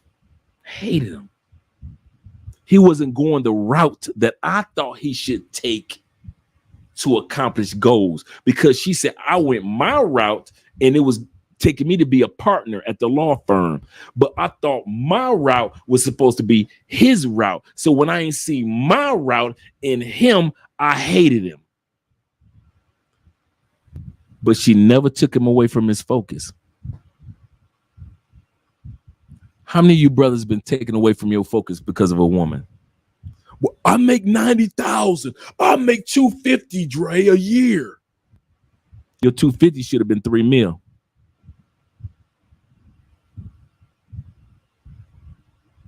How many of us have been taken off our focus because of a female? I know I have at times. Number 5 thing that a submissive woman should give you is focus. Number 6, investment. A submissive woman has no problem investing her time, energy, and effort in her man. No problem with that. It is what it is. He said, I think it's fine if the video freezes, but it's the sound, as long as the sound doesn't freeze. Okay, cool.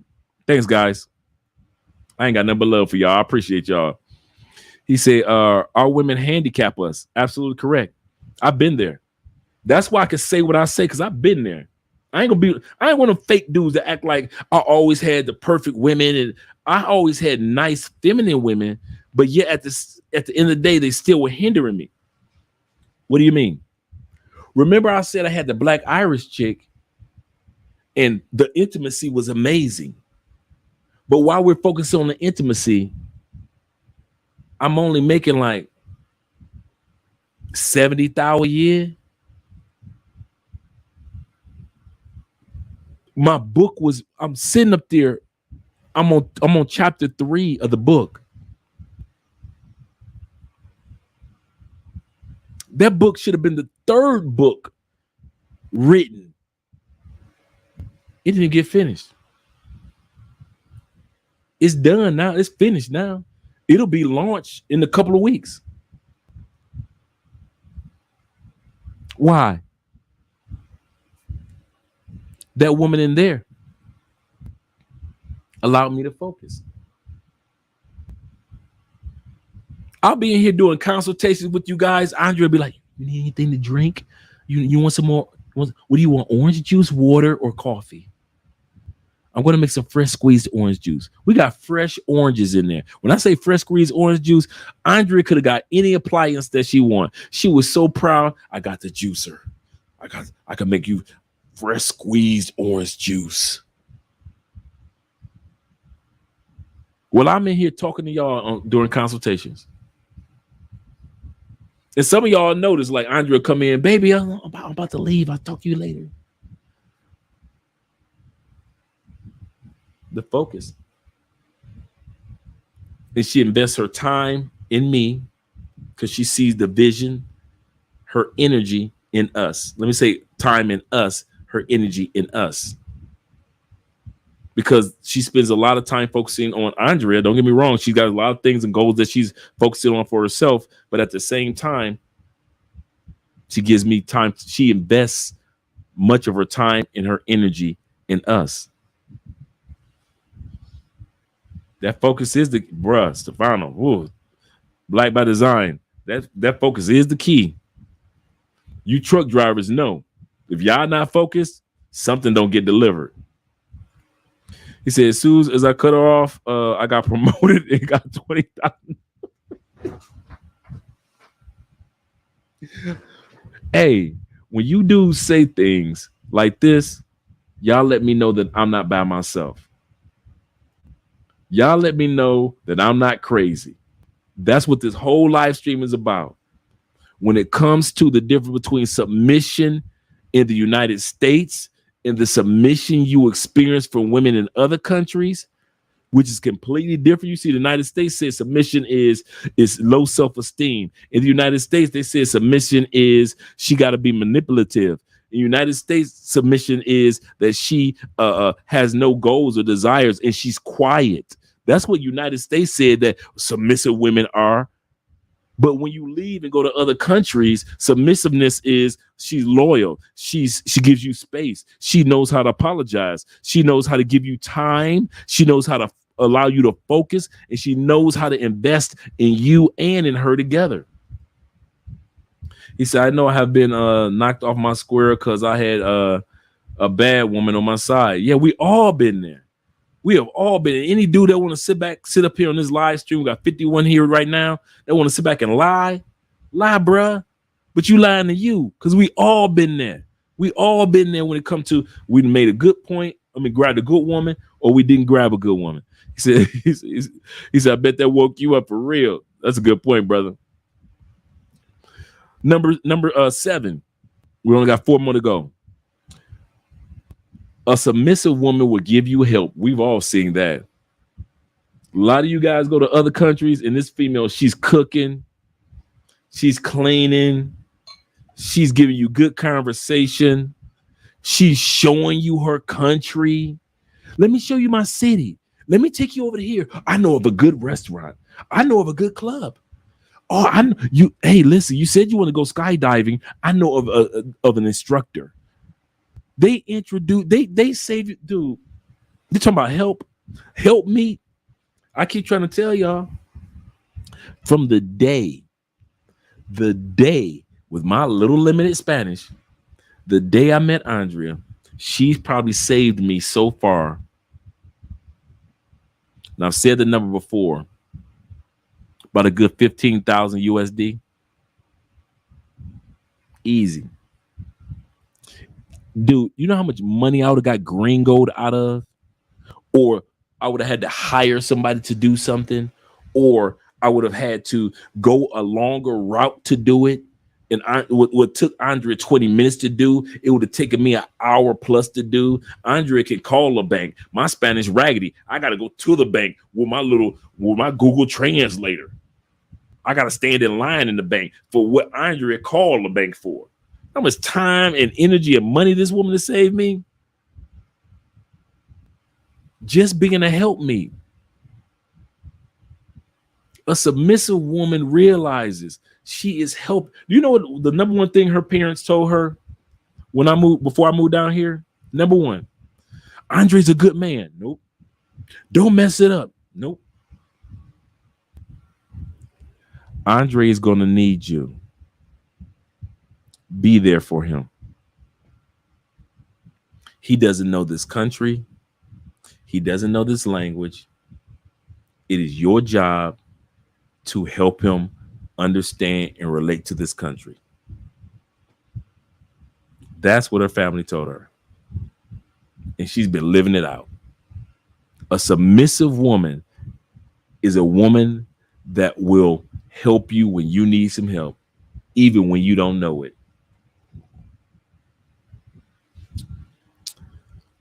Number 8, forgiveness. A submissive woman will forgive your tail. You are a man. You prone to mess something up. You built to build and you built to tear something down.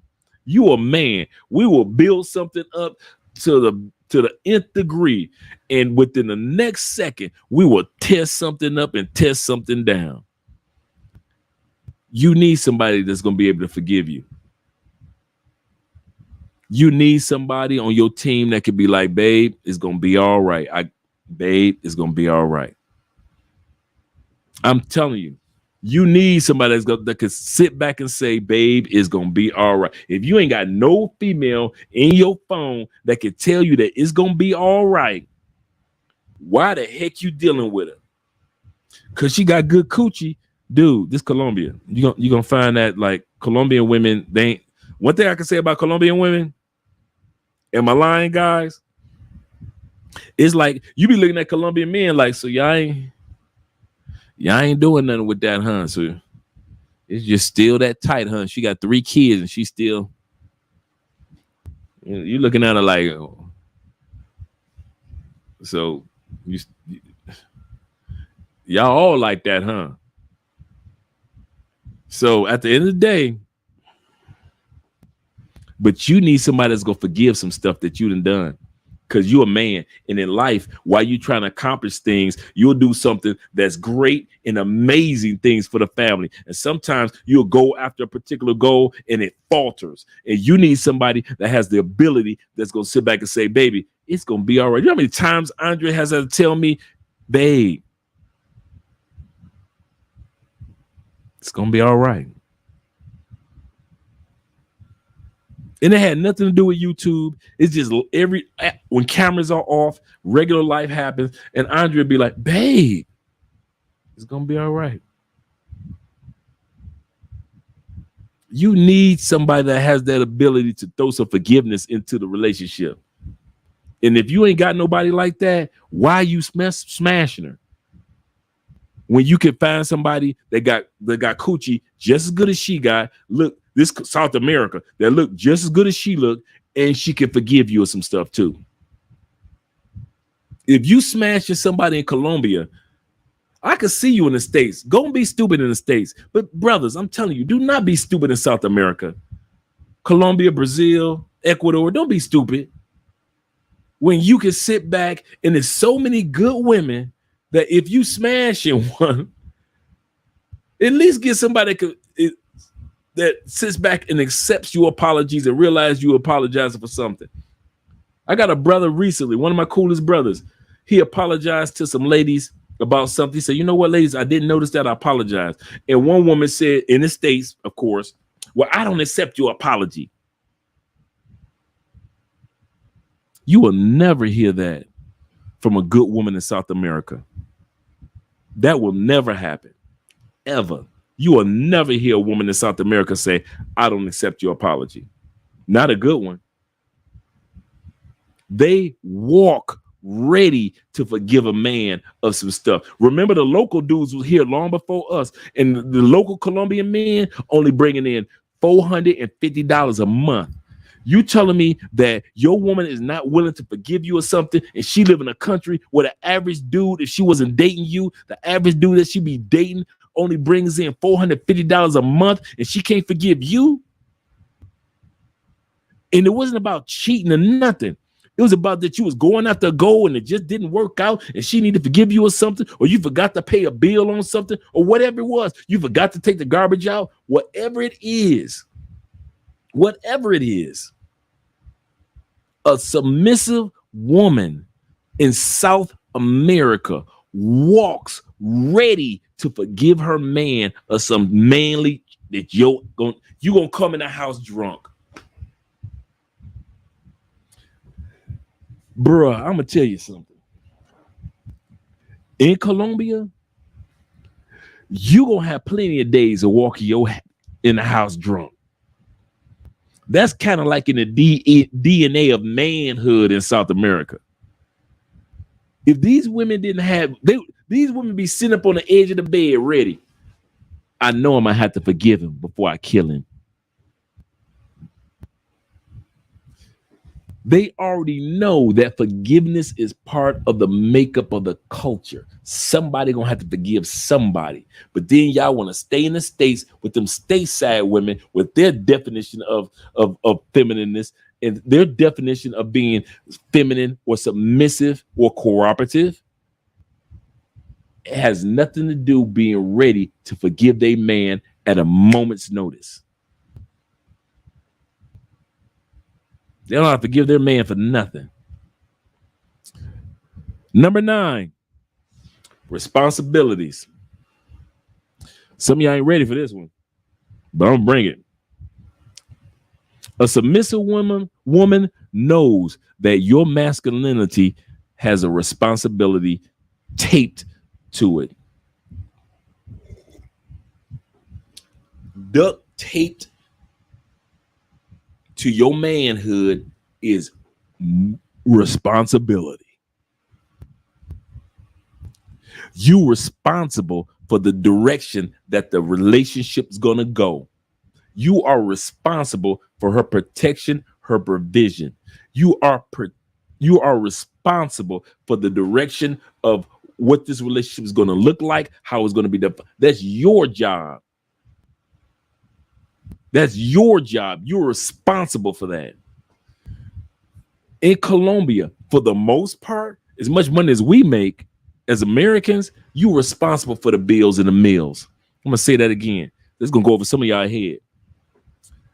The average American that's making $35,000, if you make it $35,000 online, you need to shut the heck up, talk about some 50-50. Because in most of South America, your 35,000 is way over what 50-50 would be. The cost of living in most of South American countries is under 15,000 a year. You make it 35 a year. Measly, broke down 35 a year. What you looking for her 50-50 for pesos? You trying to put in your pesos because I need for you to go ahead and go ahead and get those battles of rapers. You might as well sit back and expect your manhood to pay hypergamy 100% of the bills, 100% of vacations, 100% of whatever it is, even though they got their little money that they're buying their little clothes and their little purse and their little shoes with. Let them do that. 100% of investments that go towards retirement, 100% of insurance, health insurance. You paying all that. You got enough money to pay all that just based off the fact that you're an American. So if you come to South America and you talking about be an American in South America and you can't pay all the bills, you need to take your happy butt back to the States. This the wrong country for you, bro.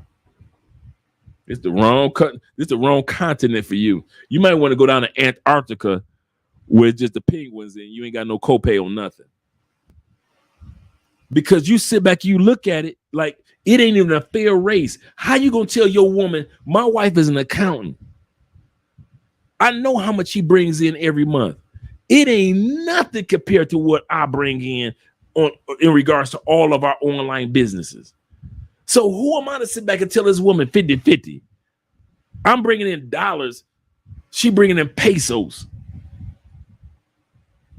So at the end of the day, it's the same thing with you. Your woman expects you. A submissive woman in South America expects you to be responsible. She submits to the masculinity and the manhood that you can be responsible. And I'm going to tell you something that's going to bust your head wide open. Shout out to my boy Jay in the building. Jay Fleming. If you dudes that sit back and don't think that you can pay 100% of the bills, how come Colombian men that's making between $350 and $450 a month, they can pay all the bills, but you that's making 3, 4, 5, 6, 7, 10,000 a month, you crying if a Colombian woman asks you, we're in a relationship together. Yes. I'm yours, you mine. Yes. Baby, I need you to be a man to pay all the bills. What? I need you to go ahead. If you want me to be jazzy, pay for my hair to get done and make sure my nails get done. Make sure my toes are done right, just like you like them. What? If a Colombian dude, and you see these Colombian dudes, you see these dudes in Brazil, and they keep their women jazzy. If they can do it on $350, $450, $550, $600 a month, why are you crying about being responsible? Because a submissive woman allows her man to walk in responsibility. Women in the United States is your competition. They want, I'm responsible. I buy the house. I pay 50-50. That's your competition. You got to compete with your woman to where if she sit back and she's like, well, wait a minute. I don't feel like giving you no coochie tonight. Why? Because I make 50,000, 60,000, 70,000 like you make 70,000. So I don't feel like giving you no coochie tonight. What? Ooh? You asked for 50-50 in the States. You wanted your woman to be 50-50 in the States. So now you get 50-50. 50%, she might want to give you some coochie. 50%, she might not want to give you some coochie.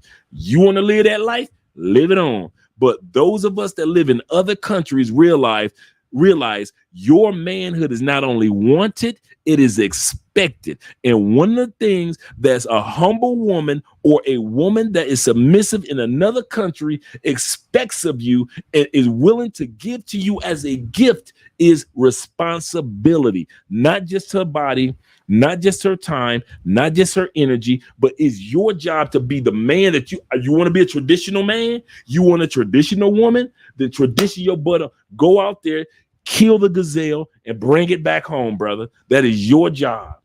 That's your job. And I'm going to tell you something. Once you start walking in it, the universe will take your life to a whole nother level. Why? Because now you got a woman that's going to give you focus. Now you got a woman that's going to be forgiving. Now you got a woman that's going to give you space. Now you got a woman that's going to give you time. And all of a sudden, all these doors start opening in the universe for you. And when you was in the States, when none of these doors, you know, none of these doors existed. And now all of a sudden, all these doors of life start opening up for you. Just because you were willing to embrace the fact that your woman is willing to give you what you wanted, responsibility. A submissive woman will give you responsibility. In the United States, she's fighting for responsibility against you. So she can have bragging rights or whatever it is. He said, we full of the Arctic. Tell Pookie Ray to head to New Zealand. I'm with you, brother. I'm with you on that one. Shout out to the Arctic. Oh, man. Oh, my goodness. Oh. Okay, number 10. Last one of a submissive, humble woman based on international definition, not the definition that's in the United States. Internet. Let's go back once again before I give you number 10. We're going to go back over the list and I'll shoot through it real quick.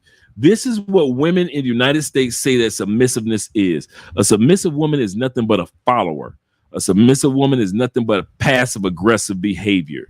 Submissive woman in the United States, if a woman wants to be submissive, if we say I want a submissive wife, this is what they say in the United States. According to marriage.com, the blog that's been around for a while, they say that women in the United States say this: you justify all your partner's actions. It says that women that are submissive, they are codependent, like a drug. Also, they say that women that are submissive are low self-esteem. Also, they say they're superficial and fake. They say differential body language, meaning that they hunch their shoulders and they have a quiet, almost like sad demeanor physically. They say also women that in the United States, they say if you are a submissive woman, you are insecure, also manipulative. And they also say you are quiet. You wouldn't dare to speak up and give your opinion. That's in the United States based off of how they define what submissiveness is. But in all these other countries, we ain't never seen that. We have never seen a woman that was super quiet in the other countries. She had an opinion about life. We never saw a woman that was sitting back. She had low self-esteem in another country in the name of submissiveness. We've never seen women in other countries that were any of these things that they're saying. That they say that's what submissiveness is. That's how women in the United States or in the West define submissiveness. But the signs of real submissiveness in a woman in other countries, number one, loyalty. She will never embarrass you in any way in public. Loyalty is not just defined by the fact that she does not give up the coochie to somebody else. That's one form, but the major form of loyalty is that she makes sure that her man is represented well in public. Number two, she gives you space to do what needs to be done, whether it be quiet time or whether it be time accomplishing something. Number three, she gives you the ability she is willing to apologize when she knows that she's done something wrong. A submissive woman has no problem with apology. It's a part of her relationships. If she's with a man, she knows she's not perfect. He's not perfect. He'll do some things that he needs to apologize for. And she knows that she does some things that she needs to apologize for. Some of you guys, once again, while you're in the States, you've been with your girl for 6 years. You ain't never heard an apology fly out of her mouth. She's apologized to her boss. She's apologized to a pastor. She apologized to her mama, to her father, to family members. But when it came to you, your woman ain't never apologized to you a day in your life. The whole from the day that you've been with her, she's never apologized. The closest you ever got was an excuse me when she bumped into you in the bathroom while y'all was brushing y'all teeth. Oh, excuse me. That's the closest you ever got to apology from your own woman. And you've been with her for like, what, 4, 5, 6, 9 years? That's why you ain't put no ring on her finger. One of the signs subconsciously why you ain't put a ring on her finger, because she ain't the apologize type of woman. And you need a woman that has the ability to be a woman enough to apologize to you as a man. So if you put a ring, for you dudes that put a ring on a woman's finger and she ain't never had the ability to apologize for nothing, you's a simp and a sucker. You got. You need to turn that car in. Dre, you talking about dudes' wives. I'm talking about dudes' lives. If you want somebody to lie to you, go to another channel. And I mean that. Because I love you enough to tell you the truth as a grown man. See, when I was younger, I could tell you some BS and we could just walk away from it. As a grown man, I'm telling you, life is fast. Life is short. We need each other to tell us the truth as men, because women gonna lie to us. So you need somebody that's gonna tell you the truth. Dude, you need to turn that model in. The chick that you kicking it with, you ain't married to her, but y'all you got 2 kids by her. And the only reason you still around, because let's be real, because you don't want Jody to be smashing her after you leave. Dude, stop being a little chump and walk away. Walk away. Let it go. Let it go. Walk away from that relationship. Be a father be a co-parent.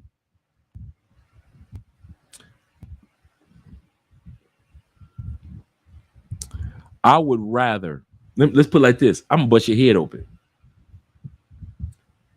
I would rather be in a relationship with my passport, traveling the world, than be in a relationship with my woman back home in the States just because I didn't want somebody else to smash the coochie.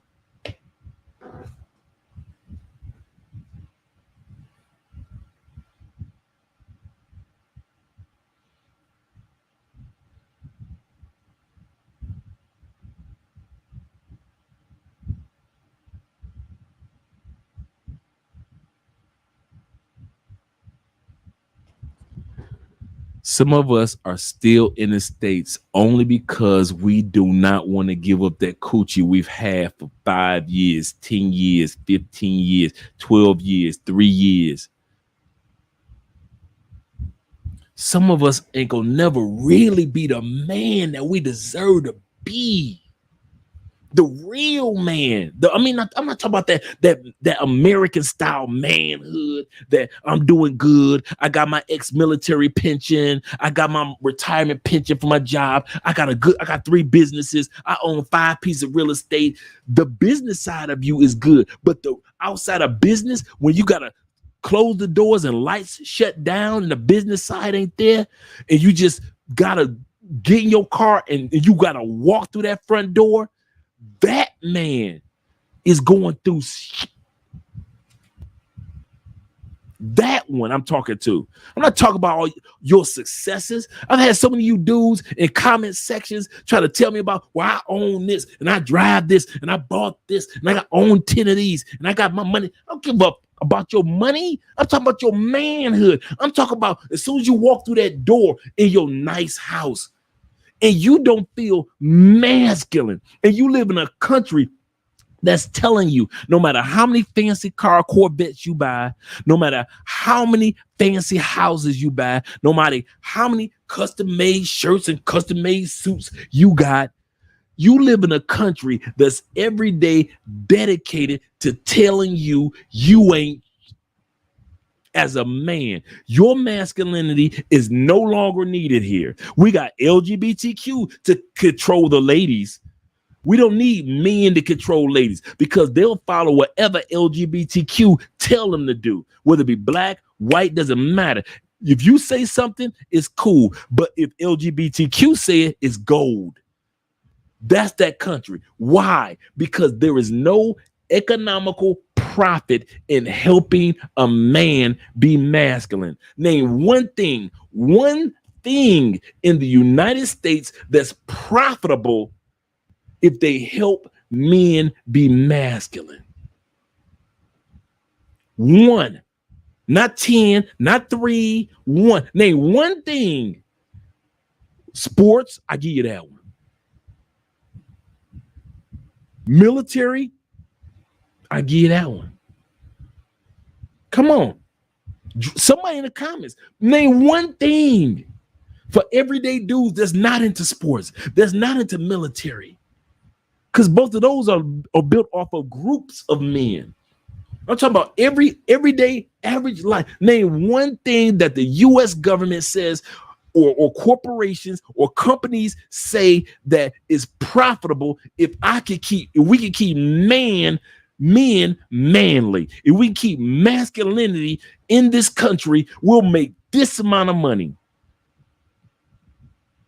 Now, let's talk about how many billions is made as long as they keep women masculine. As long as they keep women independent divas.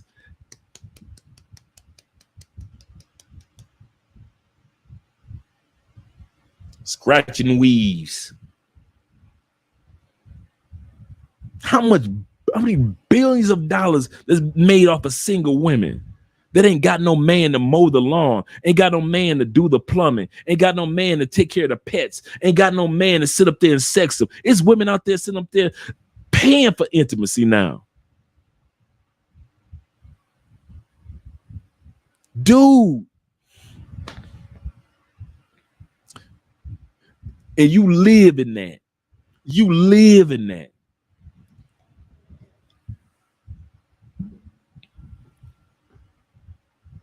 There is nothing profitable about being masculine in the United States. It does not make your masculinity does not make any money. Your masculine built makes money. In sports, bam, that makes money. Doing construction, that makes money. The fact that your body can do things, but the masculinity on the inside of you, the United States makes no money off of the fact that you're a man anymore. Not a dime, nothing. There's nothing about your masculinity that they make money off of. You are a product. You are a dinosaur. They could put your masculinity in the Smithsonian Museum because you and your masculinity is no longer wanted in the United States. And its crazy part is because your masculinity is in high demand in other countries. That's the part that's blowing me away. It's almost like other countries like, you don't want him? Bring him over here.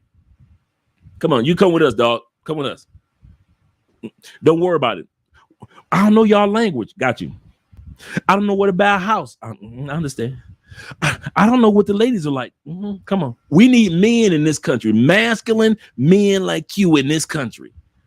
If the United States don't want your masculinity and don't think that it's profitable and don't think that it can make any money off of you with your masculinity other than taxation, don't worry about it. We got you. I just read a survey today. Somebody posted in one of the groups, but then I did some research on it too. 75% of all young men between the age of 17 and 24 are not even fit to be in the U.S. military. 75% of your sons, dads, aren't even built to be in the same military that you were in when you were their age. While you bought him that video game, he's sitting on his tail, just lounging. But when you were his age, you were out and about. So when it was time to be built for military, you was already built like that because you played sports, you did this, you did that. You were ROTC, you were Boy Scouts. You were doing all that. You was out and about. Now your son, you'd have bought all them Xboxes and video games and Sonys and all this. And 75% of all your boys, yeah, uncle, talking about your nephews. Yeah, grandmom, I'm talking about your sons too. Yeah, the pastor's sons, rich people's sons, poor people's sons. 75% of American young males between 17 and 24 ain't even built for the military, cannot physically handle and mentally handle being in the military.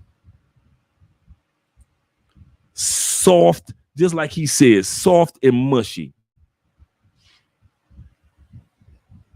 Shout out to Pablo Frescobar. Make sure you guys subscribe to his YouTube channel. Pablo, do me a favor. If you got the link to the Facebook, put it in the and you can put it in the comments. Put it in the comment section for the Facebook, or at least mention in the Facebook what your Facebook page is. Because I know I'm in it. So 18-year-old and got man boobs. And remember I said masculinity has no profitability in the United States, so they don't have the masculine mindset like we got.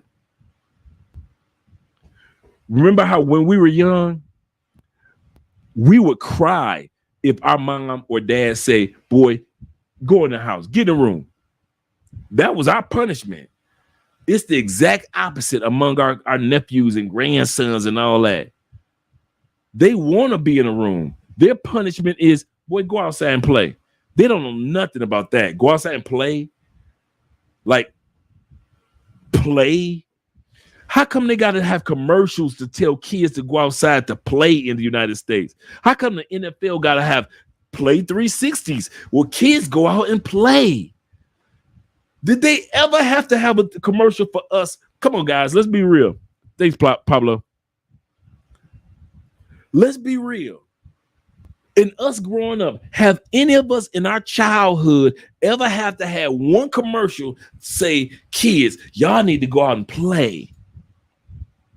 Never. If anything, in Detroit, we had commercials. I don't know if they had it nationwide. We had commercials that were like, it's 6 o'clock. Do you know where your children are? Because kids were just out and about. We gone until the street lights came on. This new generation don't know nothing about no street lights. The street lights started blinking and you racing. Because if that light is, once it go like that, and you not in front of that house or on the porch, they don't know nothing about them street lights blinking. They don't know nothing about respecting the elders or nothing. You're hanging in the, like you said, hanging in the streets, hanging in the parks. Man, it was like, dude, for me and my brother and my sister, the older we got, the harder it became to stay in the house. Because as teenagers, you want to just hang out. And you like, come in the house, sit on the porch like we was little kids. Now you cannot get kids to go out, and they're not built for being outside. And they're not even built for the military. That's so sad. United States.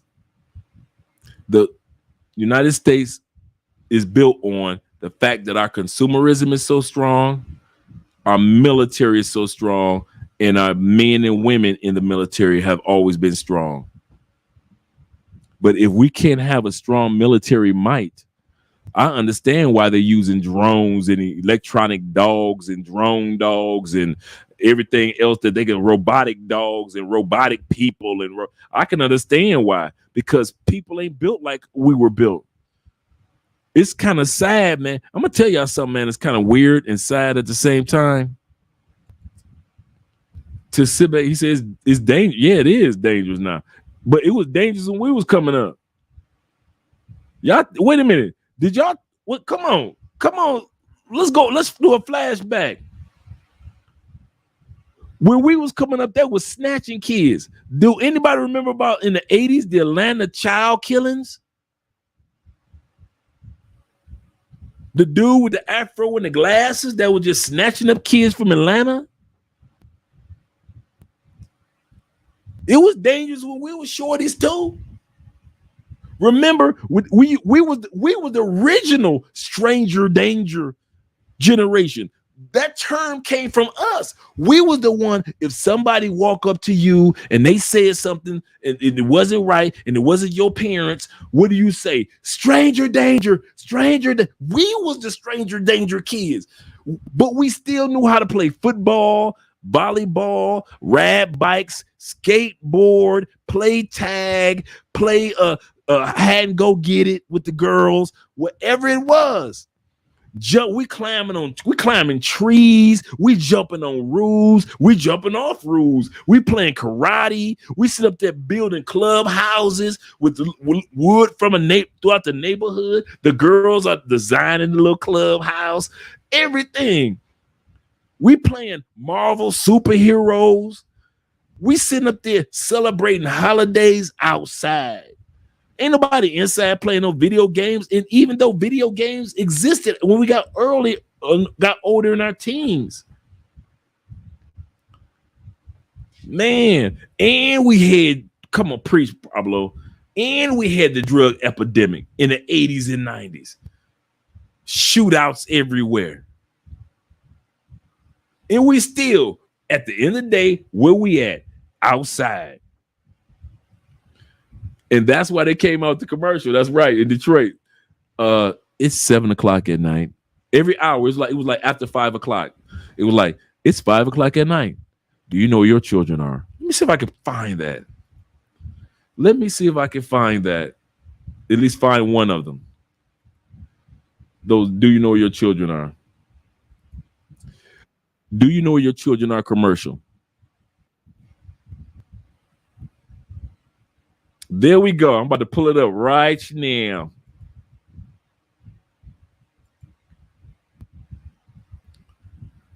Here we go. Let's see if I can pull it up for us.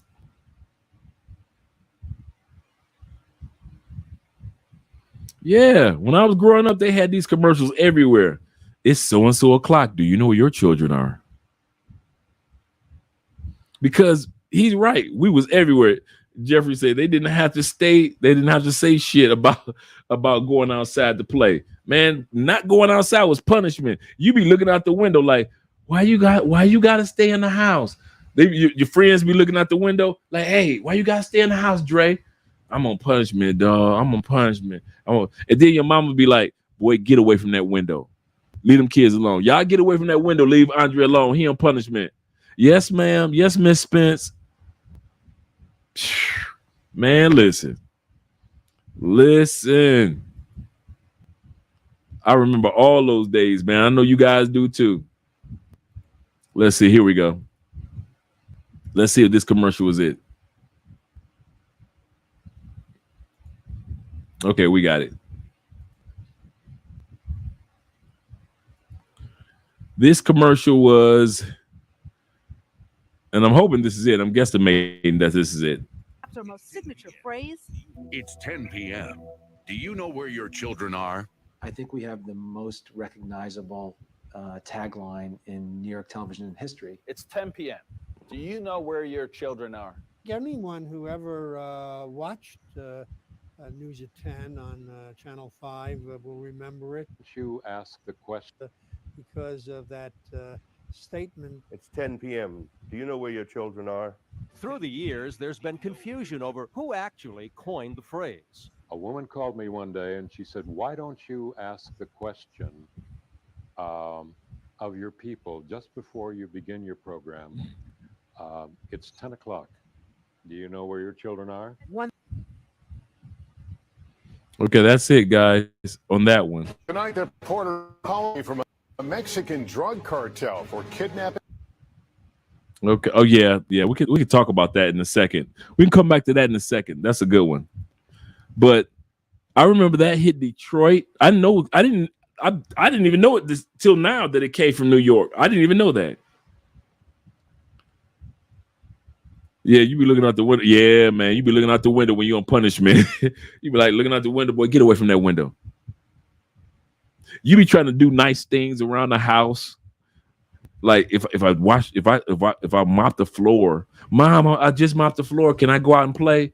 No, But punishment for 2 days, not going outside, just 2 days. If you're on a 2-week punishment, man, that was torture. That was torture. Like, I can't go outside, play football, hang out. You feel like, was it just me, or do you feel like your friends aged when you finally got off punishment? Like, the world changed, like everybody aged, like you guys look more mature. You only been on punishment for 3 days. And then it's the funny part, when you on punishment, you gotta stay in the house, and you coming home from school, you taking your time coming home from school. You ain't rushing no time soon to get home from school. Because you know, once you walk in that house and you on punishment, ain't no going back outside. And then you got to watch the rest of your family members, like Jeffrey, go outside and play and have fun, enjoy the life. Man, oh my goodness, man. That being on punishment was torture. Or the number 2 form of punishment. When you're a little kid, go in there, take a nap. Take a nap was punishment extraordinaire. Like, your parents will get mad at you and tell you to take a nap, and you nowhere near sleepy. But you knew, I got a choice. I can go here and take a nap, or I can kind of like get them mad and I got a butt whooping coming. So you go in there, lay in the bed, you playing around, you inventing games. Boy, you supposed to be asleep. Take a nap. Boy, if you don't take a nap, I'm not. You don't want to say nothing back like I ain't sleepy. I'm just in this bed because you told me to. You don't want to say nothing stupid like that. But not going outside, or that don't take a nap when you're a little kid, or go take a nap when you like a little kid. Oh my goodness, that was torture. Goodness gracious. Yeah. He said that can't go outside punishment. You're like, just give me the spanking. Just give me the spanking. I'll cry, and I'm going outside with my friends. Yeah, man, I remember those days. Goodness gracious. Yep, I remember that commercial. You know, it's 5 o'clock. Do you know your children are?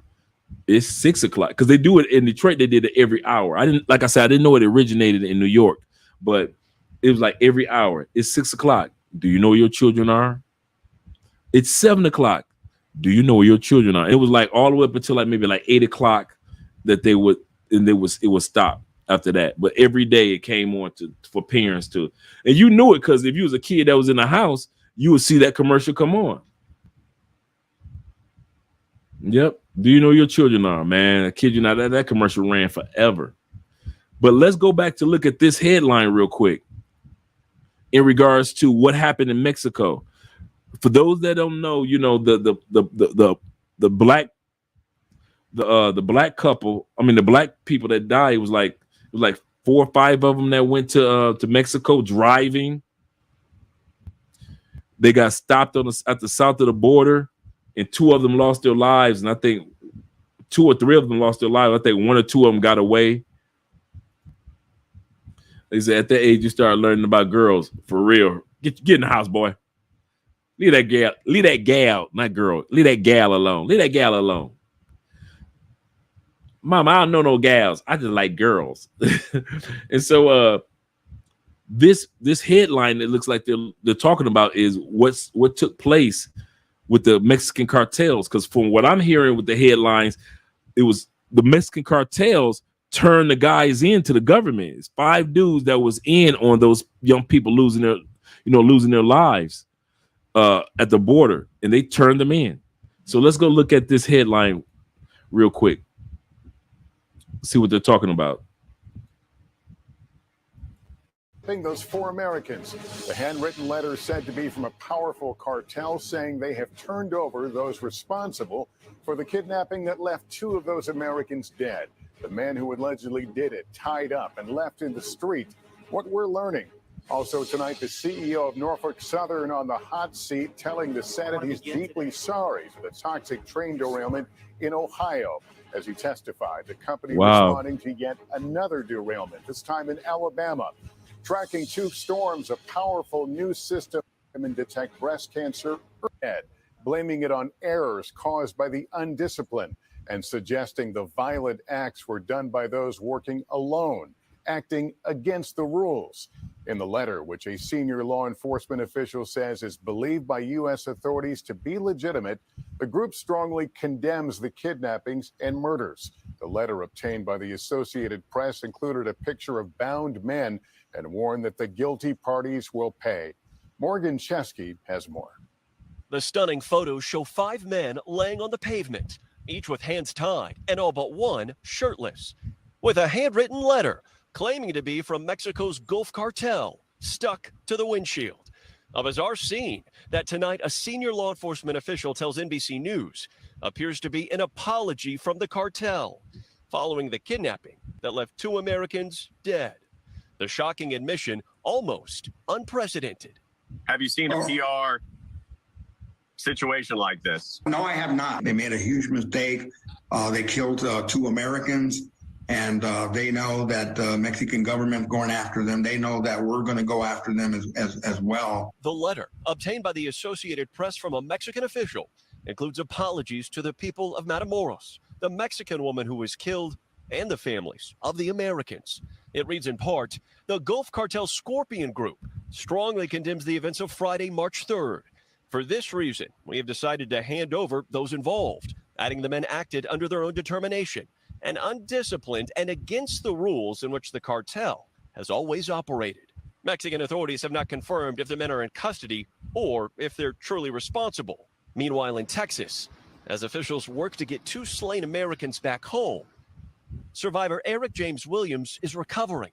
His wife sharing doctors placed metal rods in his leg, wounded in the hail of gunfire. Tonight, the cartel ending their letter asking society to remain calm, closing with the guilty parties will pay, regardless of who they are. Morgan, what more can you tell us about the condition and the status of the American victims? Lester, we know this process to repatriate or recover those 2 Americans have been ongoing for several days now. And just in the last few minutes, our crew witnessed this solemn procession, multiple vehicles crossing this international bridge from Mexico back onto U.S. soil, carrying those 2 Americans. We're told they're headed to a local funeral home, and future arrangements are expected. Lester. All right, Morgan Chesky, thank you for that. Today. All right.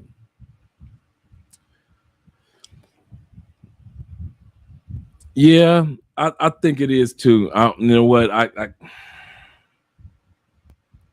I've never heard of it like that. Where cartels say, you know what? Let's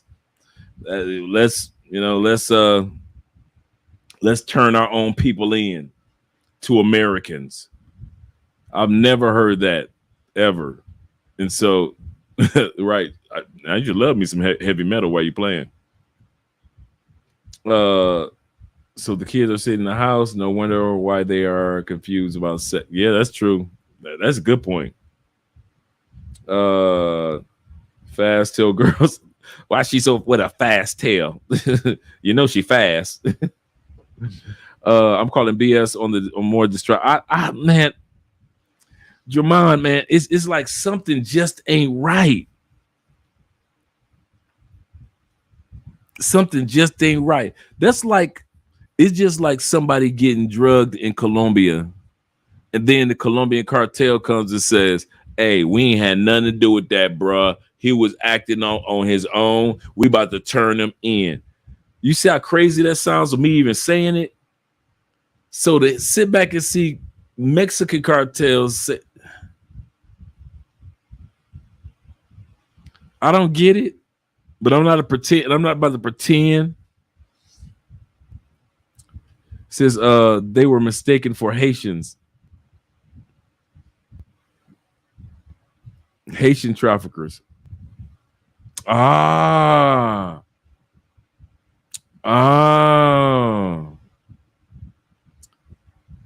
And I did know that the Haitian traffickers are out there. I did know that. So I'm not about to pretend. That's true. And they dipping in, the Haitian traffickers have been dipping in on the Mexican traffickers money, because I see a lot of people think that when it comes to going from, like, let's say South America, let's say they were going from Argentina and the person says, I'm going to walk to Argentina, and then I'm going to make it to Colombia, then I'm going to go over past Colombia to the Panamanian border. I'm going to make it up Central America, all the way to Mexico border, and be there going to United States. It's not like that. That's in the movies. How it really is, these people actually save and scrape and put their money to the side, and they trust that this coyote will be able to get them from Ecuador through boats and through travel and through walking and get them to the border of the United States, if not across. And so Mexicans are like, we got these other groups that are coming from other locations, such as the Haitian dudes. They kind of like moving in on our money of bringing people to the border. So it's kind of like this beef between the Haitian coyotes and the Mexican coyotes. And I can see how mistaken identity can be made. You know, I can see that. Not saying that, you know, just looking at somebody, hey, he must be Haitian. I'm not stereotyping. But what I'm saying is, it has been going on. I've been knowing about Haitian coyotes for a while that take people to the American border. I didn't know that. So I'm not about to pretend like, and so I can see how that, and it's sad that, you know, 2 survived and then two passed on and they got the body shipped to the States. But that goes back to what somebody said, that we need to make sure that we're careful when we go to these countries. You know, and I think at the end of the day, I'm with you, Jamon, that something is still fishy about it. But I can say this. At the end of the day, shout out to Passport Bros podcast in the building. Make sure you guys subscribe to his channel. Do not forget. And so, hey, guys, could y'all do me a favor? I don't know why this dude here.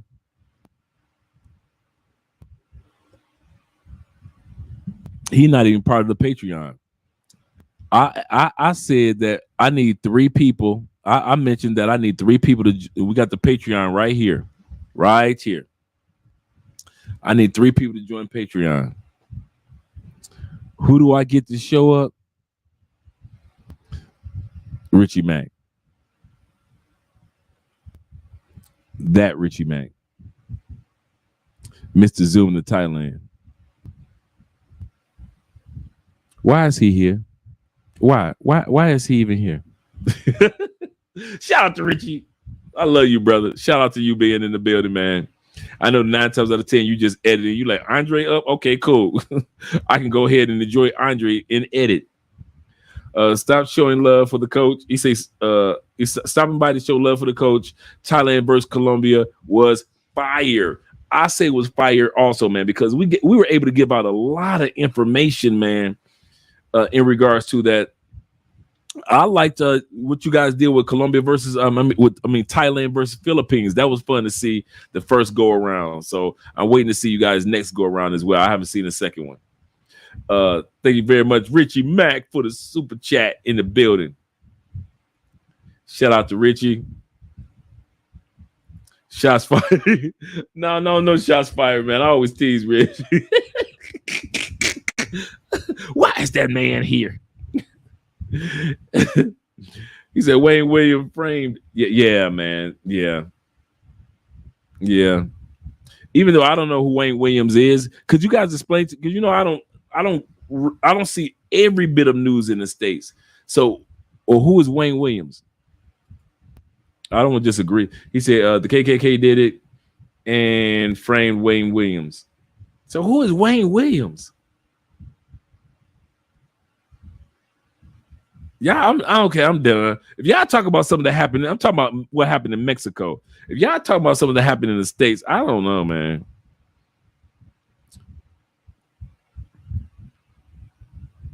Pablo, don't forget to put the Atlantic child killer. Remember we were talking about that earlier. So when people sit back and think and always say, and even Richie, here we go, in the 70s, in the 80s, what they were going through in LA with the gang violence.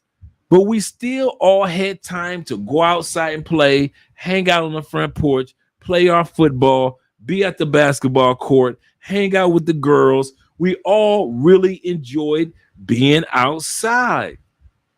We really did. Oh, Wayne Williams. Oh, the line. Oh, that's right. That was his name. Wayne Williams was the Atlanta child killer. I really think, okay, here we go. I'm going back to Ransom. Ransom, now I agree with you. 100%. I'm going to tell you something. With that Atlanta child killing, it was like just add water. It was like all these kids coming up missing, and all of a sudden they just like, the brother did it. They didn't investigate nobody else. All of the evidence was circumstantial. Even as a kid, I realized like something ain't right, mama. I know he looked nerdy and he looked like he could do something. He might be guilty of something, but I don't think he did these with these kids. This statement, I believe more than Wayne Williams was guilty in Atlanta. To this day, I'm just not sold 100% on it. Or I'm sold 100% on OJ. Yeah, OJ, I know what you did. I feel you, brother. I got you. But this dude, it's like something ain't right. Something wasn't right, man. And then, did you notice to this day, no books have ever been written about him?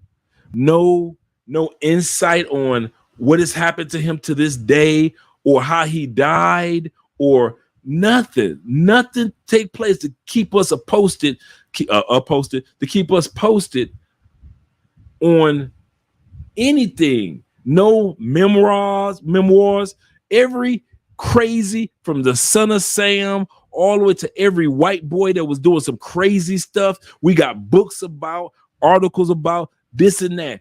This brother, find an article on this brother. What is he doing today? Is he even alive today?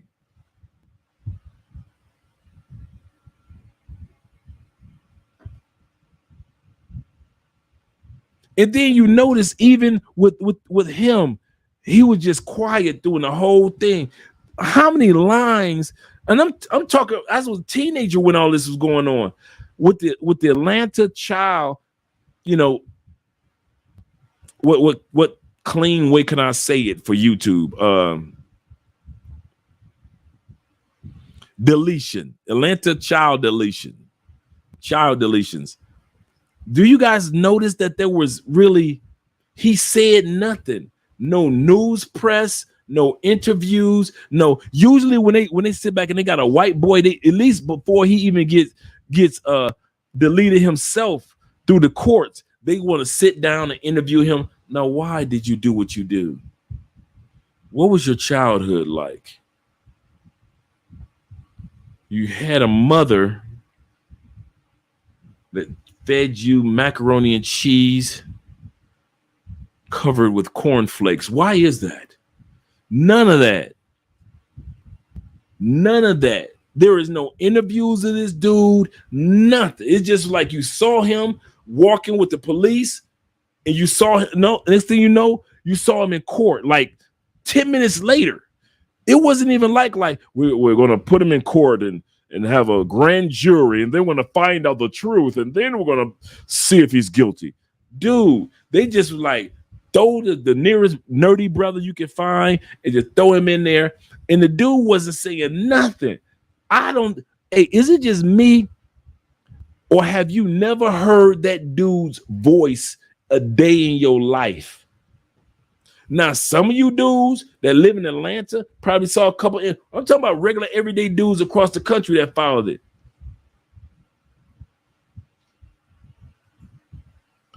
Yep, macaroni, cheese, and cornflakes. You're going to be trying that. Hey, L, damn them grits. I want macaroni, cheese, and cornflakes. Don't try it. It might not taste good. Don't be blaming me because you know, hey, I don't even try to get Andre to make some macaroni and cheese in cornflakes. So don't you be having that good woman that you got trying to make you invent something. All right, stay out of trouble. Okay, with macaroni and cheese and cornflakes, but in all sincerity, dude, I kid you not.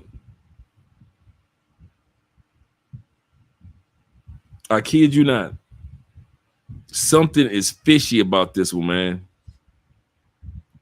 He just went away. Okay, so I'm not the only one. Yeah, they're sugarcoating it. Even when I'm saying when I was a kid, even when they arrested him, it was like something ain't right. He said the U.S. Senate wants to pass a law for special forces to enter into Mexico without being stopped by anyone.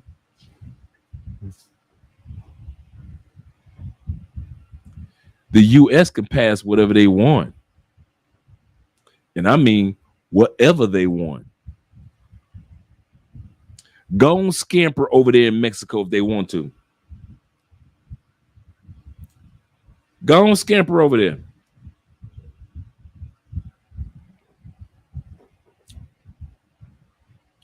One thing I can say about Mexico, a lot of countries, you can say, okay, yeah, all right. Mexico ain't one of them. Go and scamper with your undercover U.S. Secret Service. Okay. U.S. could pass whatever they want, whatever bill they want.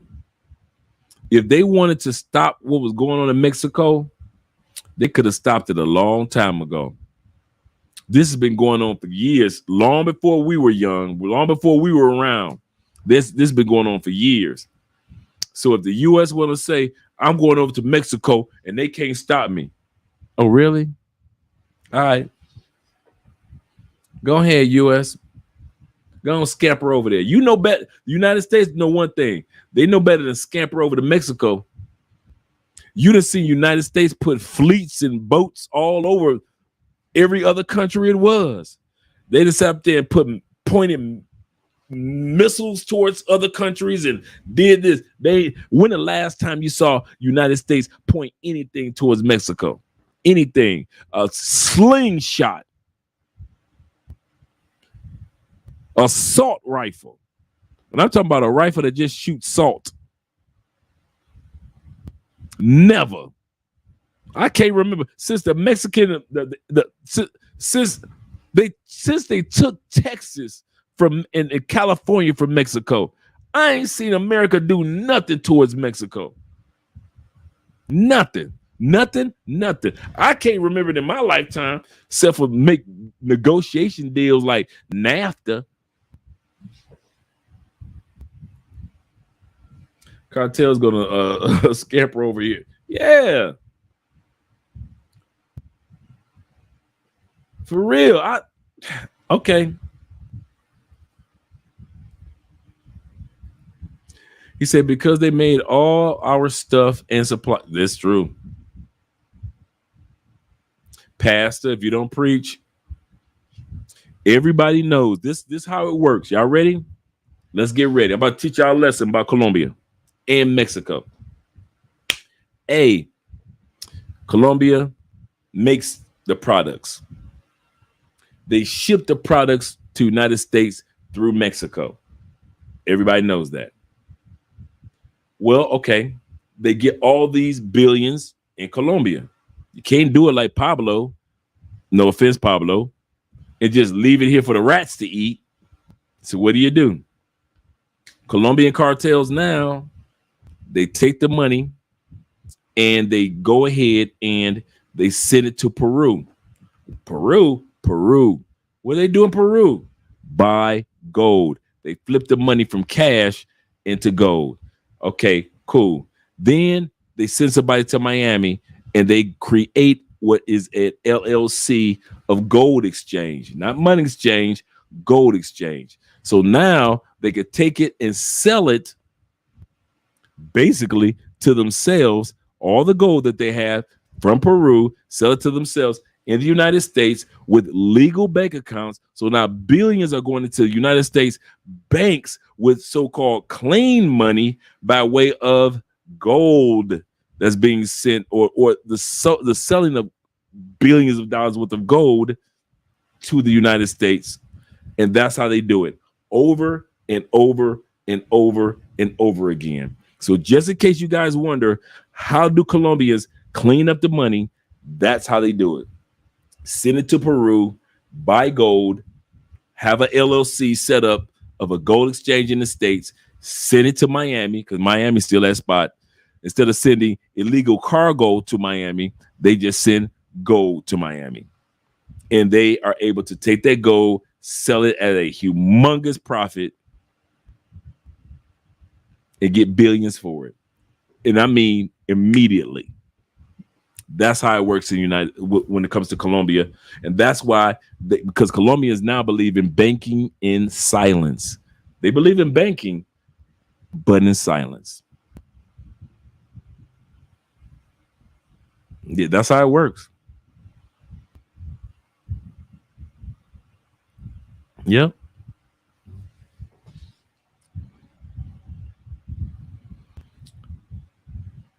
Let's go back. He says, because they all of our stuff. So yeah, that's true. We went through that one. He says, Brazil. He said Brazil's about to pass a visa needed to enter for America. They're about to go back to the visa again. He said, hopefully Colombia is not next. Shaking my head. I'm about to go to Rio. I have been Uno. I'm gonna tell you something for real. I have been hearing about that for a while. That Brazil is going back, because this is not the first time Brazil has done this. Dudes don't realize Brazil being open like it is not even 10 years old. For you, dude, it's not even 8 years old. Brazil has not been open like this with no visas for American citizens. It's not even 8 or 5 years old. Let me look this up real quick.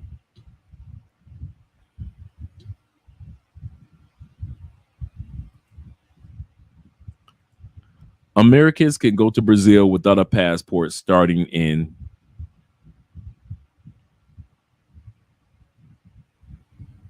let me see a date.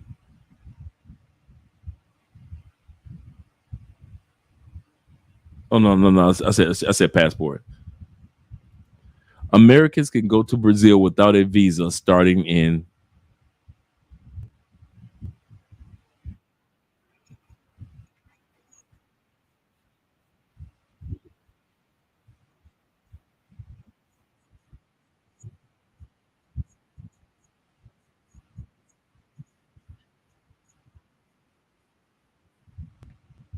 Okay, I know I'm not crazy. It started in 2019.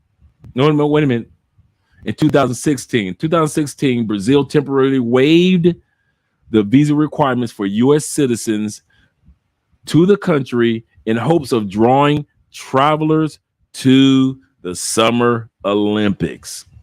2 years later, in 2018, it launched the e-visa program to let U.S. citizens get a visa just by the click of a button for $44 to $160. Now it's starting June 2019, June 17th, American visitors to Rio and Sao Paulo and the rest of the country will be able to stay for up to 90 days each without a visa. This was June 17th, 2019. I knew it wasn't even 5 years old. I wasn't crazy. So to sit back, thanks, Coach. So to sit back and act like they can't reverse it. And I'm gonna tell all you Brazilian dudes now, you turn your back on coming to Colombia and you want to see your Brazilian salsa dancers, don't come now. Don't bring your happy butt back to Colombia. Do not come on back here. You love Brazil now? Do you love Brazil now? Yes, I do, Andre. Well, keep you happy. Keep you happy needing a visa right on over there when they turn everything around. When they decide that they want to have the visa to where you need to get over there, it said the Brazilian visa is a money grabber, and they were loosening negotiation leverage. Yes, absolutely correct. Absolutely correct. But if they turn it around, they'll come scampering back over here. I love you, Colombia. You ain't love us. You just try to treat us like the stepchild. Don't come over here now. Mad Dollar says, trying. Oh, he said to try and to step on another country's sovereignty. He said they are nuts. Remember that Mexico has been ruled by the French and then the Spanish. The hardest way to fight is to fight an insurgency. Learn from the Afghan war. Yeah, that's a good point. That's a good point. We walked up out of there licking our wounds with the Afghan war. Drew says, oh, I'm dipping into somebody's conversation. My bad. Shout out to Mel. Mel says, luckily my Brazilian visa expires in 2025. I got time. I ain't mad at you, brother. He got time. 2025. Speaking of 2025, for you guys that know of, Andre and I always mention this. For individuals, and this is global, that you are dating somebody or you are married to somebody and they want to visit Colombia. I mean, they want to visit the United States on the K1 visa or the marriage visa, whatever visa you want to choose. For the most part, most people, the waiting list for the visa to go into the United States with that person you care about or your girlfriend from another country is April 2025. That's the soonest that they can see somebody for their interview to get a visa in most countries. April 2025. America is that far behind in issuing passports, and it is that far behind with issuing visas to come into the United States to visit. Why did I bring that up? If you have a girlfriend, I'm just use Colombia as an example. If you got a Colombian girlfriend and she said, I got a cousin that can get me a visa, don't believe that. If she tells you, well, if I can hire an attorney, don't believe that. I'm telling you guys, don't believe that. And I mean that from the bottom of my heart. Whatever your Colombian girlfriend tells you, I don't know about Mexico, I don't know about Brazil, but I can tell you about globally, and I'm just gonna bring it in when it comes to, well, I guess that is globally, but I'm gonna bring it into Colombia. She's either being misinformed or she's lying to you directly. Her waiting is 2025. Andre has already said, we've been waiting on Andre's interview. Her interview is scheduled for April 2024, next year. Just to go to the States, just to visit, because of the pandemic. Not because of us, just because of the pandemic. Well, I got a friend and she filed for her Colombia. You got to realize, what did she go to the United States for? Because if that person applied as a migrant worker, yes, you can go to the United States faster than most people, because you're going to be out there picking corn and picking cotton and picking on strawberries and everything else that grows in the United States. You're a migrant worker. You help products get distributed in the United States. You picking, you cotton picking, you cutting up meat in some of the the butcher shops, not butcher shops, but the meat markets though. So you doing stuff to keep America going. Migrant workers always get ahead of the curve, but just to think you going to America just to go, no. So just remember, the reason why I told you guys that, because I don't want some female to hustle you guys. Wayne Williams was the guy that was convicted for 2 of the Atlanta murders in 82. Boy, time flies. 82.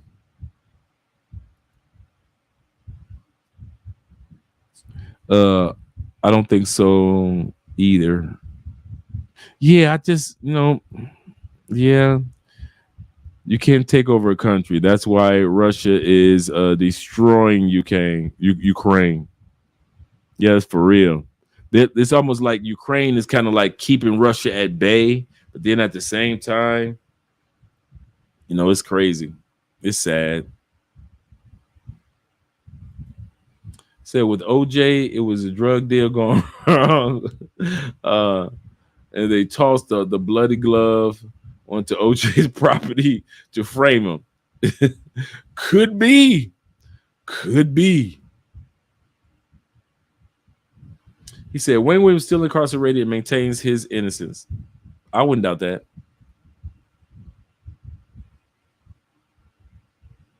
Right. Wow. Mayor Buttons even reopened an investigation. They should, man. I kid you not, man. It just, how you like, you're not saying that the person is innocent, but it just something ain't feel right. If something didn't feel right and we were all teenagers and kids, not teenagers, but like kids, 10, 11, 12, 13, 14, 15, 16, and you still, something wasn't right. You knew like something ain't right. And I'm gonna tell y'all something, and maybe y'all feel like this. My whole life, that was one case that I always to myself, I always feel like I can't put my finger on what's not right, but something ain't right. Like you guys say, maybe two of the situations he did, but something just ain't right, man. No interviews, no what happens to, no updates on him.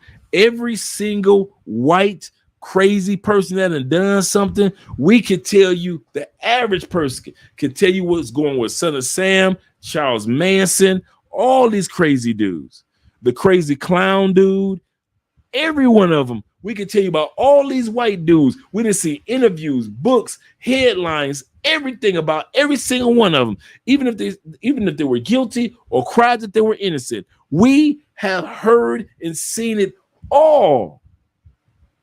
We have seen them when they were young and they got caught, and they old, still crazy with beards. But this brother,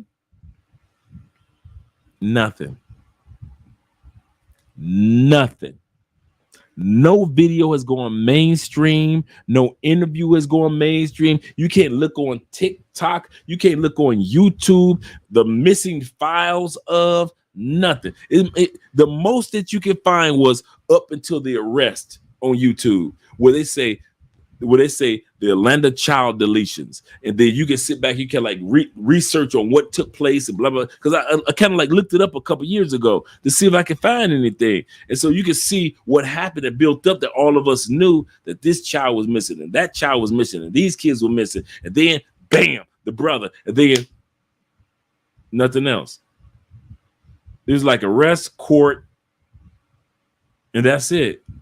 And you like, so y'all ain't gonna do the after interview? Ain't no CBS interview, ain't no Fox interview. Oprah ain't take her little happy fat in there, ain't talk to him, and nobody, nothing. Like, we ain't gonna hear nothing about what was in his mind. No Jeffrey Dahmer, find out what's in the brother mind, nothing. So we ain't gonna find out nothing. Something ain't right with that one. like I said, I ain't saying that the brother innocent, but I ain't saying that the brother. I don't know, man. Something ain't right. Yeah, I feel the same way. You have never heard these guys coming out of prison saying that they knew him. Yeah, that's another thing. They haven't like interviewed his roommate, his bunkie. They never interview his. Excuse me.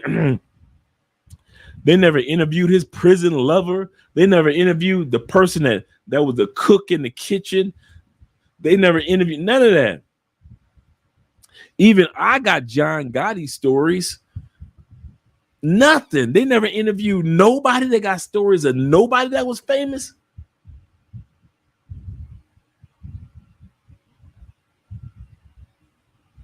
He said, I remember the case, but I haven't thought about it in years. It was just like a couple years ago. I was kind of like, it just came to mind. So I kind of like Googled. Rich say, not even his bunkie. Or I bust your head with the bunkie. Okay. He like, did Dre say bunkie? Hey, that's sure I'm having prison flashbacks. When I say certain things, you know, like bunkie, zoom zoom wham whams. When y'all hear me say CO, turnkeys, depths, which mean the deputy, the depths. Y'all hear me say canteen, commissary.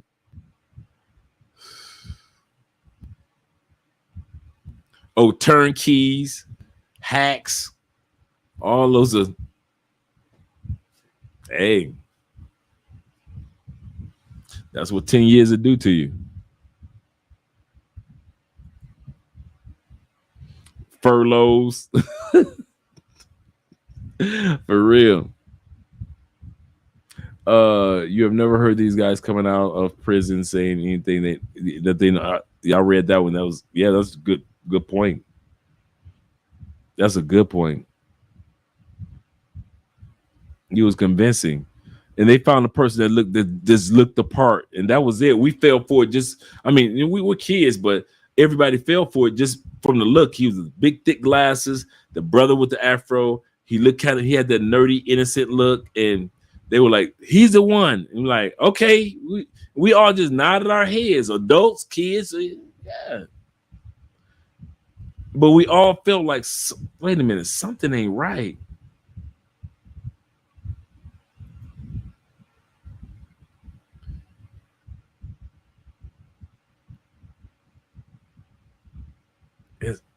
Jody, you're right. All these white dudes, plenty of interviews. We could tell you about all the white dudes that have done something crazy. They got books, everything, interview, everything. They immortalized on YouTube. But this brother, some of us can't even tell you if he bald now. Does he still wear thick glasses? Probably does. We don't know if he 81 or 61. We don't know nothing. Some of us, because we were so young, we couldn't even tell you the age unless we look it up, the age of when he went down. 24-year-old Wayne Williams. They never gave any of that footage information. White dudes, we could tell you dang near at least the proximity of age of Jeffrey.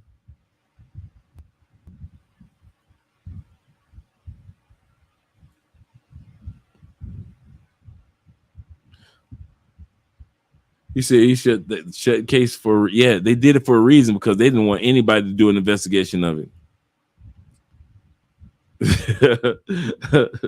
Dre prison language shows his Spanish is not a matter, is over a matter of time. That's, you know what, that's true. That's true. Like, goodness gracious, man. I forgot to go do number 10. Number 10, sign that you have a submissive woman. in other countries other than the United States. Submissive women in other countries do not play games with your sex life. Submissive women realize that a part of her expecting you to be a man, expecting your masculinity, expecting you to be responsible, goal-oriented, focused, all these things, she already knows that if you say, I want some sex, she on it. If you say, I'm focused and I ain't ready for sex right now, she cool with it. But when you ready, she got it for you. That's a submissive woman. But I want you to hear what I'm saying. Submissive women don't use sex to keep you. She used those other 9 qualities to keep you. She used loyalty to keep you. She give you space to do what you need to do to keep you. She is ready to accept apologies from you to keep you. She sits back and give you time and allows you to focus on whatever goals to keep you. She invests her time and her energy into you to keep you. She helps you to keep you. She forgives you and allows you to hold the responsibility of manhood to keep you. She does not use sex to keep you.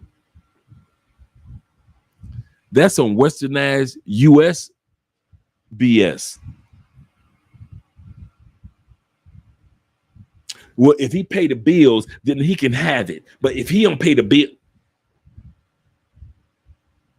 United States, UK, Canada, they talk like that.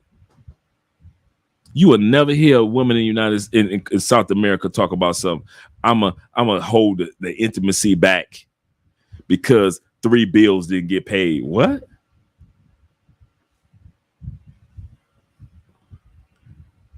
Hell y'all talking about?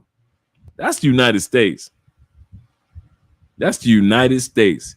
And it's not just because she horny that she's not going to hold the intimacy back, because she does have needs.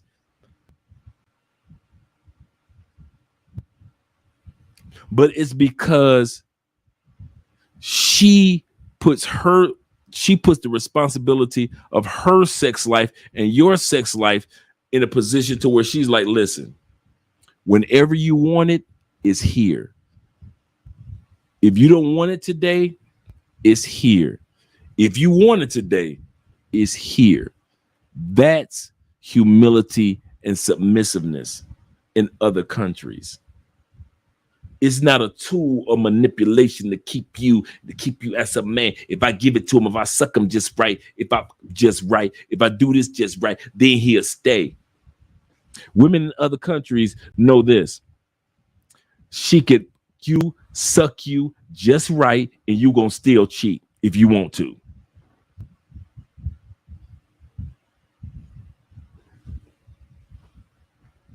How many of y'all done cheated on some of the best coochie that you'd have never had?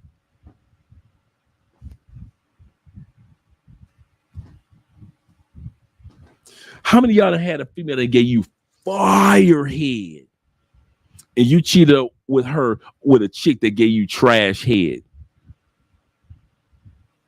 You looking at the chick like, you don't even know what the heck you doing. You ain't putting no neck into it or nothing, huh? So I need a woman that's gonna get whiplash, and I wasted my time cheat. How many times have you done cheated and you done wasted your time cheated after it was done? You were like, that coochie wasn't even all that. It was like, it was cool. It was good, it was cool, but it wasn't worth the cheat. You be wanting to cheat. If you cheat, you want something that's miraculous, something that's bionic. You be wondering, like, where did you get this coochie from? A lot of times cheaters end up getting some regular trash coochie. You like, man, I cheated for this. I got to go home and fight guilt for this.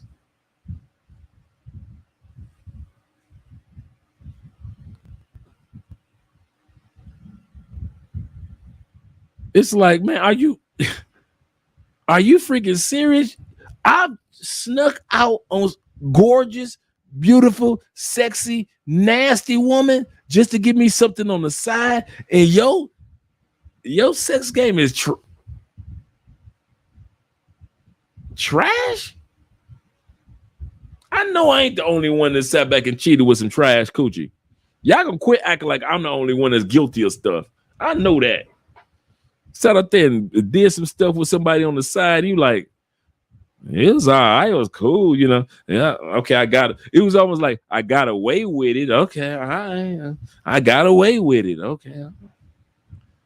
It was how many times you done had some coochie that was and you like now you got a woman that you trying to get her to not call you anymore, or because you don't want to tell her like, listen, reason I ain't calling you no more because your coochie trash, your head game is trash too. It's like hot trash on fire trash. Your coochie like if somebody was to set up a pile of baby diapers on fire, and that's how your coochie is. It's like hot a pile of baby diapers on fire. It's trash. It stank like that. It's just your head game. You ain't put no neck into it, girl. You gotta put. I need whiplash. I need you to sit back and need a neck brace when you get done. You. What's with the holding it with two hands, girl? Put your hands back. Put your throat into it. Can you put the throat into it, girl? I need some. I need to hear a couple of gags, girl. Can you give me a couple of no gagging, no nothing? And I'm cheating. My girl back home is. And I'm cheating on my girl from back home, and you ain't got no gag in your game.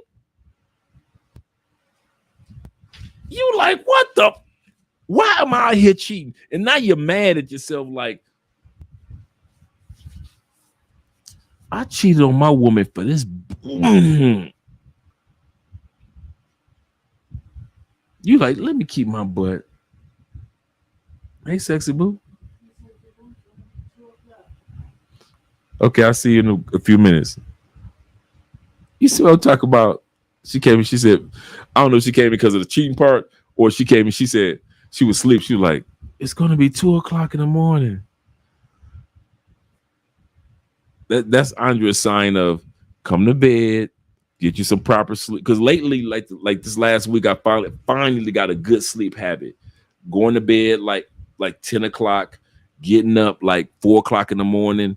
I do my videos. I go to the gym early. My day is completely done like old people, right? Done like 12 o'clock. I'm like, by 12 o'clock, I'm like, I ain't got nothing to do. I like this. But back to the story. Yeah, dude. Sometimes you be mad. Cheating is a gamble. Cheating is a coochie gamble because sometimes you be with some hot chick and she's so fine. Oh my gosh, she's so fine. But oh my God, her sex is so trash. You be looking like she hot. Oh yeah, I know she could throw it back. Ooh, look at that. Ooh, look at the yams she got. She from Amsterdam. And you thinking like, man, I'm gonna beat that. As soon as she bend over and she don't even throw it back, you like, you done had somebody you cheated with, she don't even throw it back. You like, she just bend over and she just like, okay, you do the work. So you ain't gonna even throw it back. You ain't gonna swirl it like you was doing on the dance floor when I thought you were supposed to be a stripper, so you ain't even throw it. So I got to do all the work. So I got to throw my vertebrae out because you don't want to throw your vertebrae out. So is this what we doing today? And the whole time you thinking to yourself, why am I? Because she got the yammies. She from Amsterdam. It. Have you ever been with a female that you cheated with and she got the yams and she don't know how to use them yams?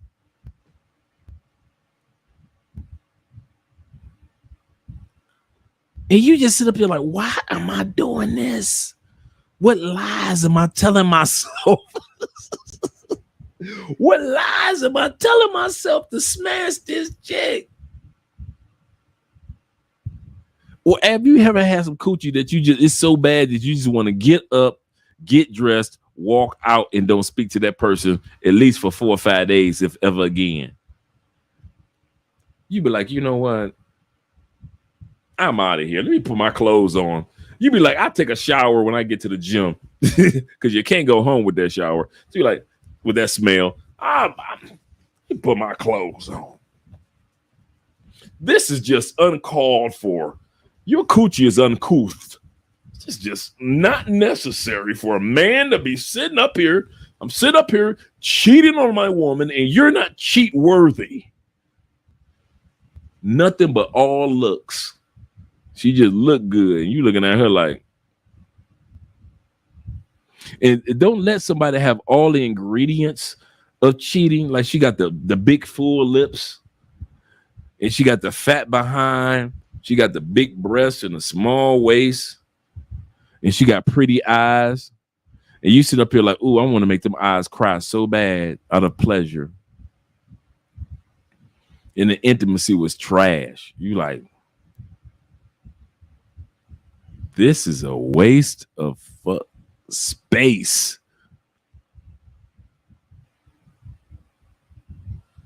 And the funny part is when women actually believe that all coochie is created equal, indivisible, with liberty and rights.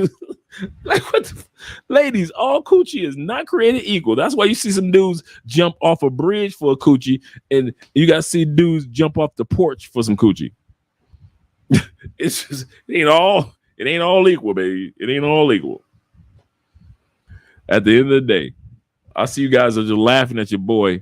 Yeah, she from Amsterdam. You ain't know that? Amsterdam.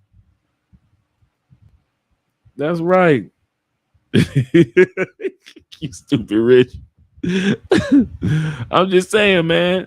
Sometimes cheating just ain't worth it because it's a gamble. Even if it's free, it's a gamble because you be looking like, ooh, this better be fire. If I'm about to cheat, if I get caught, this better be fire. And it be trash.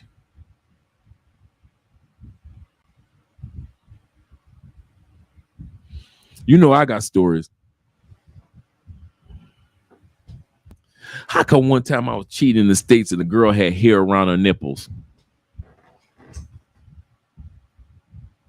She had hair. I'm talking about like an afro around both of her nipples, like an afro. She took her bra off. I mean, beautiful body, everything. I'm like, oh man, she fine. Blah, blah, blah. I'm about to beat this up. She took her bra off.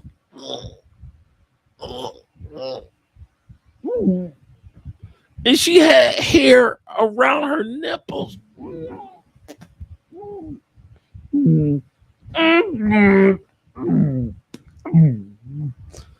Dude, I'm like, in my mind, this the part. You try not to show it on your face. It's written all over your face. You don't have to say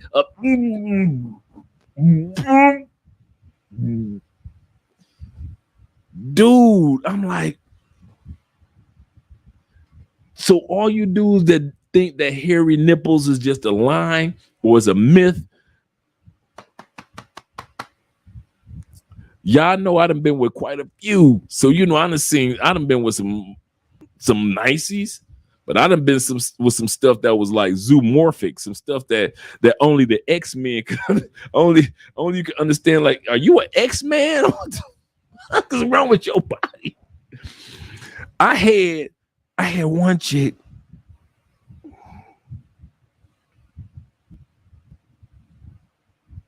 Have you ever been with a chick with more hair? This chick had more hair on her ass than a bear.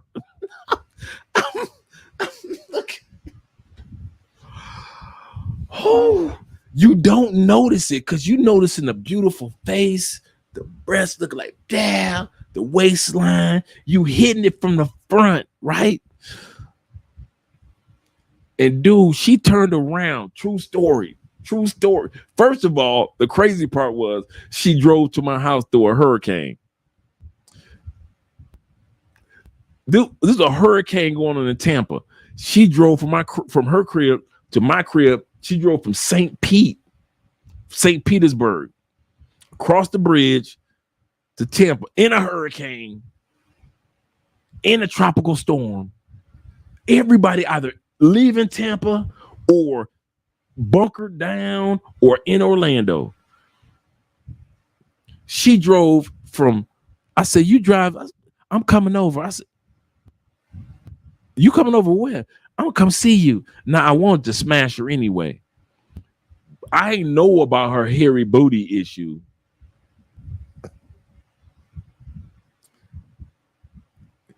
She had more hair on her butt that made me feel better about the little hair on my butt. You know, as a man, you like, I got a little bit of hair on my, you scratch it.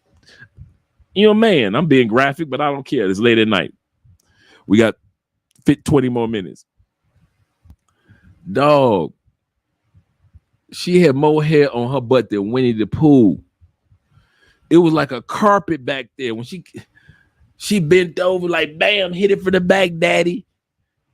Dude, it wasn't nothing but weave, afro sheen on her butt, starting from the middle of her back all the way down. Like, it was like her butt would never be cold because she got hair back, just so much hair. It was like, so you know how some people, some men gotta shave their back. What do you do when you got a woman that you've been hitting from the front and it was good, and you like, bam, I'm hitting it from the front, bam. Oh, she pretty, she making a pretty girl making ugly faces, bam, you hitting it from the front, bam, you all into it, bam, yeah, girl, feel that. And she turn over, and all of a sudden you see, what's that plant back in the day that just grow from out of anything? The chia pet, all on her butt, just hair. Like, girl, what do you watch your with Afro Sheen? What the? Are you putting perms on your butt? I'm talking about this. Her butt looked like it had just for me. Just for me. Just for me. Remember little kids perm? Just for me. Look like her butt had just for me. I'm like, what the fuck is going on here? I just finished hitting it from the front, dude. And so you kind of like tripping. So you like, what do? Do I hit it from the back? Do I run my fingers? Do I smack it? You kind of like lost for words, lost for action. You look like, what the fuck do I need to do? Remember, guys, if y'all want to hear the rest of this story, I need 3 patrons. 3, that's it. 3 people to sign up for Patreon tonight. Good looking out. So what I end up doing, man, I ain't gonna even lie, because I'm just a crazy dude like that. I just start running my finger through her hair. I know. I'm running my finger through her hairs. Just running it through like, wow. It was like I was running my finger through carpet. Like somebody's like rug. You know that rug that you can put your toes in between? Like it's just so nice and smooth. And just in between your toes. That's how it was with my fingers, dude. That's how much hair she had. And I'm like, so you just felt like you don't need to shave your ass before you come see me, huh?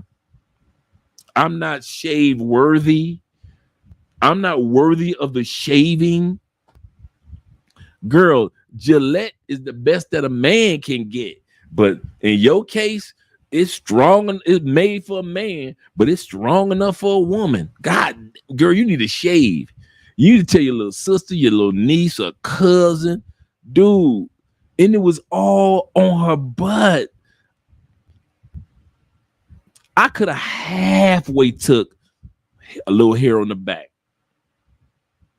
Okay, you got a little hair in the back looking like a little female lioness. Okay, female lioness. Okay. Chitara from the Thundercats. Okay, Chitara.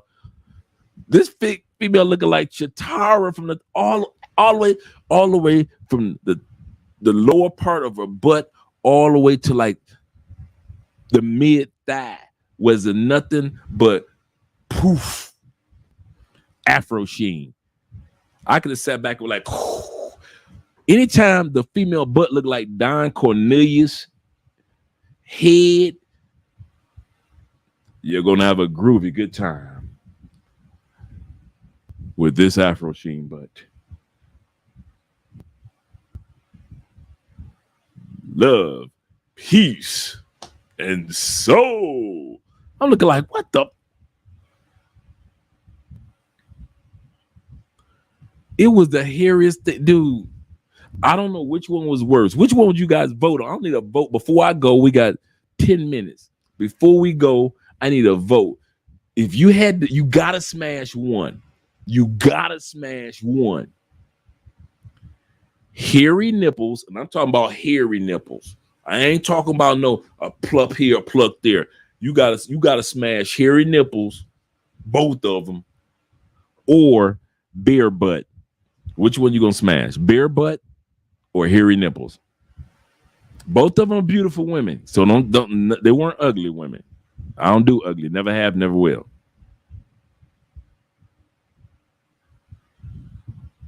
Hairy nipples, bare butt. I'll leave it up to you. Let me know which one y'all smash before we go. We got 47 here. I'm trying to hear what you guys got to say. CBT in the building. Shout out to you, brother. I should have known when she had hair down her ass. He say, them sexy bushy eyebrows and eyelashes. Like, girl, your eyebrows thick. Ooh, you look so sexy. Them yours? Ooh, them really yours? Yeah. Yeah, bro. Wolverine, straight from the X-Men. Dude, I've had my share of mutants, okay? I've had my share of mutants. Believe you me. I mean, I had one like the Phoenix with the attitude. One that was like Jean Grey. I call her a demon coochie. It was like, she was straight from, this is the crazy part. She was, I don't know if you guys heard me tell this story. She was straight from South Africa. So I'm thinking like, I'm getting me some motherland coochie. I'm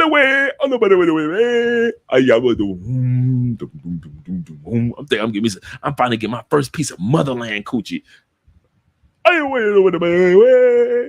Right? I'm getting my motherland coochie on. Hey, don't think I forgot about the question. The question is, which one would you smash? You got to smash one. The hairy nipples or the bareback with the hairy ass. Not her back, but her ass was hairy. So now, back to the story. So I'm thinking I'm giving me some motherland was fine. Fine. Oh, she was fine. She was one of the finest bodies I've seen. Bad body. Cute face, but that body was crazy fine. Dude, how come she used to make these demon sounds? That's why I call her Demon Coochie or Jean Grey from the X-Men.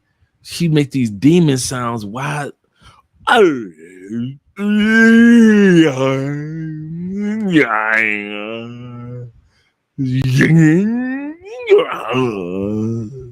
During sex. I'm like, girl, you got demons coming out of you. I would stop and slow down and then don't let her have an orgasm. Yeah. I'm thinking like, so this is how they have sex in Africa? I'm like, so this is what South African coochie is? And she would hold me so tight. I think you guys heard me tell this story. She would hold me so tight. You know how you thrusting? We would be scooting in a circle.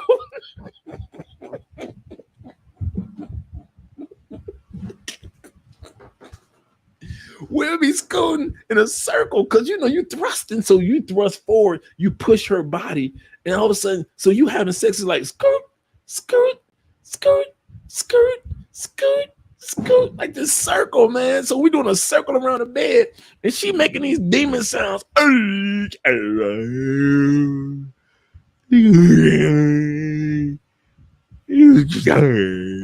You look like, what the?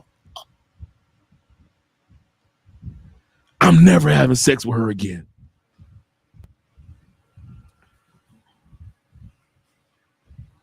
Hey, Demon Coochie, what you doing, girl? What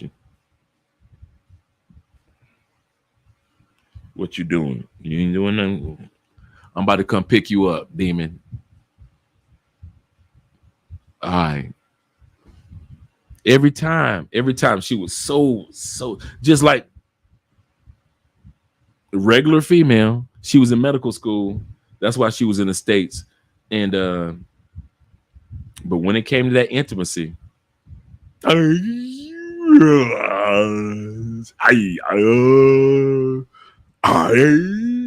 like, what the? And you just scooting in a circle. You just scooting around the bed in a circle. I kid you not. It was the craziest shit, dude.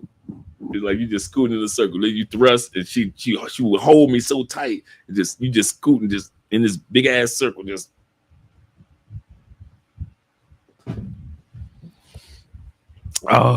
so when I say I've had my share of my share of mutants from the X-Men, dude, it was crazy. And it didn't even sound like it was like one person. It sounded like it was like 12 persons. We are legion, for we are many. You're like, okay, so I'm having sex with more than one person. Is that what you trying to tell me? He said, bro, I would have shut off. He said, he said, I would have shook off African. I'm trying to sit back and think, did I have some African coochie after that one? I don't think I have since that moment. Since Demon Coochie, I met her at a Halloween party too. That's another thing. Bum, bum, bum. She was like, I do not want a relationship with you. I am not looking for a relationship. I only want to have sex with you. That's it. That's all I want to have. I do not know. She was like, I do not know why you are not answering my calls. Like, you scare me. I'm grown. You scare me. I don't know what's gonna come out the walls messing with you. You may be worse than my two older brothers. I thought it was impossible. Oh my goodness. Oh man. He said adios. He said, I'm out. Yeah, I'm about to head out in a second anyway. But yeah, dude, y'all know I gotta end with some type of crazy story. Oh, but y'all didn't answer my question. Which one y'all would get with? Which one? Well, y'all some dirty dudes, bro. Y'all dirty. Which one y'all would be with? Hairy nipples or hairy butt? Hairy nipples because okay, at least somebody answered. Thanks, EMB. He said hairy nipples because you can actually avoid seeing them if you need. This is true. You actually get away from hair. I think ain't getting away from a hairy ass due to the proximity. I thought about that. That's true. You don't want to be grabbing Sasquatch's butt when you clapping. That's true, man. I thought I was doing something too. And I wasn't even reaching down to the butt, so I didn't even know.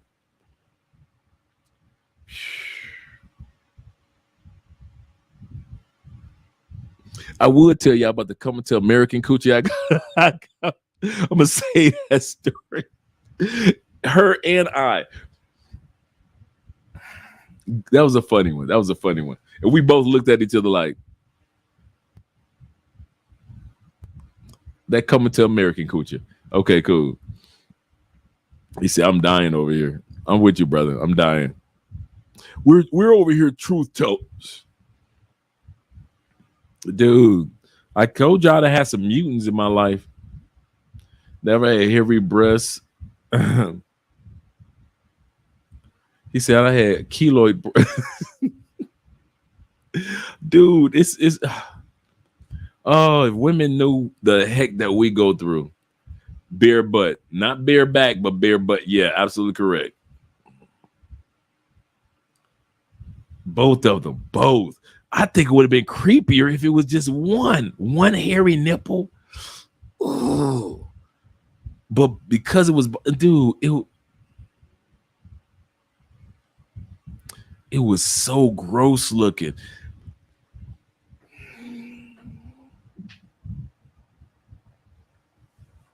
You know how you had those moments when your woman asked you to kill a bug and you looking at the bug just as crazy as she looking at it, and you looking like, why should I have to kill that big mother? That's how I felt about the hairy nipples. Why should I not be able to react like a person with, oh my, what's wrong with your breast? I couldn't do that. I had to be a man and say, and keep on moving and maneuvering through the body and pretend like I didn't see these hairy nipples. I'm having flashbacks. I got to go. All right, guys, we've been on here for 4 hours and 48 minutes. Shout out to all you guys that have been here. Thank you guys for joining Patreon. And adios. We're about to head on up out of here. Hey, you know, guys, I was gonna tell a story. You got to tell us now. I got to tell y'all now about Coming to America. Okay, cool. We're gonna do Coming to America, then we're gonna head out.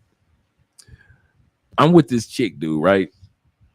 She was nicey, really nice, beautiful sister. Ooh, I forgot how I met her. Ooh. And this was in Tampa. And she told me, she said, Andre, I had never had an orgasm. I said, you bullshit. She was like, no, I'm serious. She said, you know, I've had good men. She said, but I never had. And she was like, bam. She said, but I'll be busting and squirting with you. And it wasn't like, I want you to be my man or I want to keep you. It was like good sex. I ain't mad at you, bro. One day before work, I'm smashing her, right? I go over to her crib and smash her in the mornings before she go to work, before I go to work. She was a nurse. And she just so happens to have Coming to America playing in the background. Now, you know, if you watch Coming to America, you know all the quotes, you know all the lines, from everything from herbs and berries in the hair to he ain't lying. He ain't lying. You know all the lines of Coming to America. And so you trying to have sex while watching Coming to America, Coming to America playing in the background, it is not a good thing, because you're trying to have sex, but soon as a quote come up, it comes into your mind and you subconsciously quote the statement that Eddie says, or the quote that Arsenio says, or somebody said. You know all the quotes to the song. You know all the whole manuscript. We trying and it ain't working. It ain't working for me. It ain't working for her. And we both start laughing. I said, what you laughing at? Because I knew what I was laughing at. She said, I should not have had Coming to America playing in the background. I said, you shouldn't. I said, because she said, I was quoting everything in my head too. She said, everything that had to do with the movie. She said, I'm trying to be into you. She said, but every time it hit like one of those one-liners that everybody knows, you know, even when he was singing Sam Cooke, you know, to be loved, sexual chocolate, all that, every line that came through, you try to ignore that sexual chocolate. And you try to ignore all these lines, but you subconsciously know them. And you quoting them in your mind while you focusing on sex. But this is Coming to America. And she was going through the exact same thing. So that's why we were laughing. She like, don't worry about it. She said, because I ain't gonna lie to you. She said, I should have cut that off before.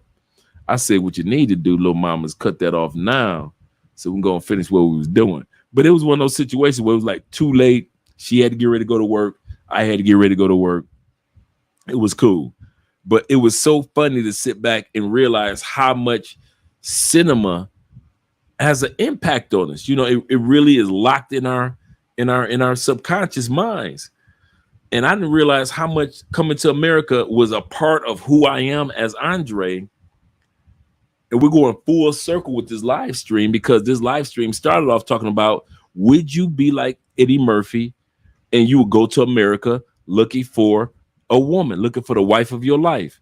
And my answer, I heard all y'all answers, but I'm gonna give y'all my answers. Hell no. Ain't no way you gonna trick me You got to trick me into going, trick me. I'm going to say it again. The only way you will see me going to America on purpose, trying to find a queen of my life outside of all these countries with all these feminine, nice, wonderful women, knowing what I know, and I'm going to come to America, they would have rewritten that script for me a long time ago. They'd have been like, going to Brazil, going to Colombia, going to Ecuador. James Brown would have sung everything else. Going to Thailand, eye to eye, station to station. It wouldn't have been no going to America, living in America, none of that. Living to no zoom into Thailand. That's what I'd have been like. I'd have had James. You need to change your words. Change your words to zoom into Thailand. Zoom into Thailand. No. No. Yeah, I ain't gonna even lie, man. For the last maybe like 10 years, I've been studying the history of the fall of the Roman Empire. Yeah, America's on that way. Then I studied a book called the Rise and Fall of Empires. Yeah, America's on this way. Hate to say it, hate to see it, but and it's the crazy part, when it all unfolds, it's gonna be right around that time when they stop giving passports out, and we're gonna be the only ones left. We're gonna be the only ones left, man. So get your money while you can, stack it, do your thing, live your life, raise your kids, get your kids passports. I'm telling you, man, from looking on the outside and the history, I love studying history of countries, not only the great countries, but how did the great countries fall? I'm telling you, America is right on. I mean, they're following all the blueprint. I mean, literally the whole blueprint of how you make a country fall. America is following it 1,000%. Not even off pace.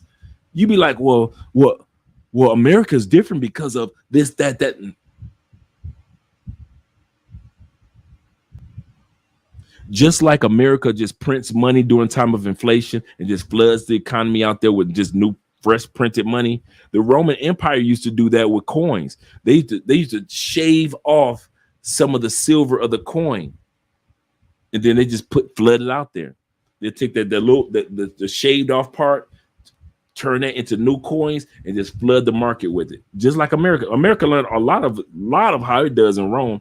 Think about it. Rome had what? The Senate, a Congress. Same thing. Dude, Rome had all type of crazy sexual exploits that was going on. Now, many empires had, but the studies that I was doing was the fall of empires stretched itself too far. What was the fall of the English Empire? Remember when we were kids, what was the quote of England? The sun never sets on a British Empire. The sun never sets on a British Empire. Now, Britain don't own as much as it owned in Africa. Shout out to Richie Mack. Britain doesn't own what it used to own in Asia. Don't own the United States. It used to be the sun never sets on the British Empire. That means that somewhere around the world, Britain owns some. Not anymore. And I sit back and I study British Empire. And I saw how you can expand yourself too much. That was the fall of the Roman Empire. The fall of the Roman Empire was not just, it just failed. It spread itself too much to where its military had to spread out to protect itself, and it couldn't protect itself with so much land. It wasn't like doing Genghis Khan and all them.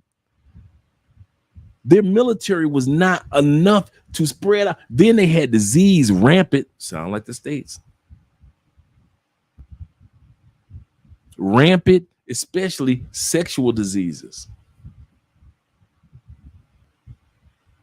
Homosexuality, polygamy was rampant.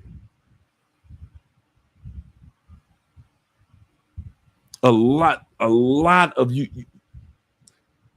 If you do anything this week, study the laws. Study the fall of the Roman Empire. You can look at it on YouTube, or study the United States compared to the Roman Empire. That's another video on YouTube. And I'm telling you, dudes, it is so parallel to how many empires fail like Rome, before Rome and after Rome. And guess who's next in line? And I mean right on pace. Literally, not even, you can sit back and say, well, Rome was like this, but the United States is like this. Nope. It's like twin sisters. Like literally found the same pattern. You look at it, and you just watching the United States. If you study Rome at all, you just watch the United States. You like, they doing the same that Rome did.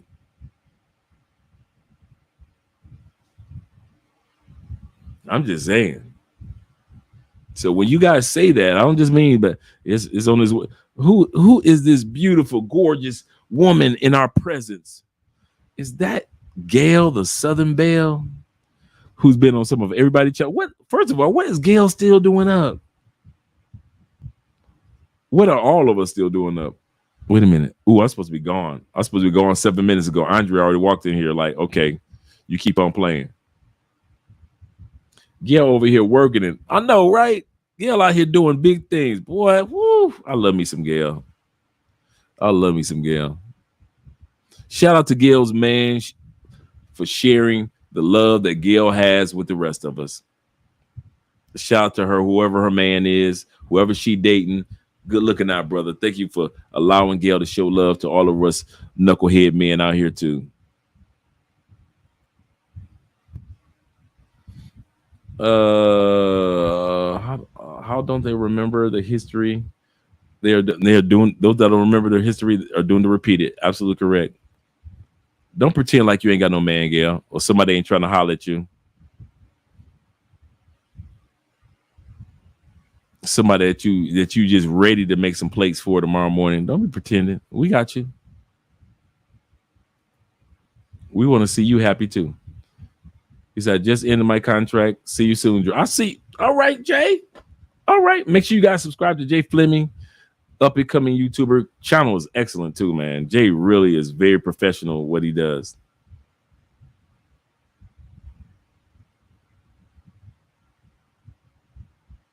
All right, guys, I'm up out of here. I'm going to get some rest. Take these contacts out. Take a shower.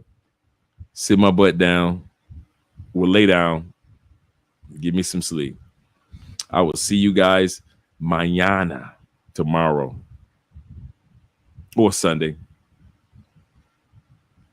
But I'm going to be tomorrow. Like I said, once again, tomorrow is dedicated to the Patreon page. So we're going to make sure that I'm going to just doing nothing tomorrow, but Patreon. Make sure everything is updated. Make sure everything is in there.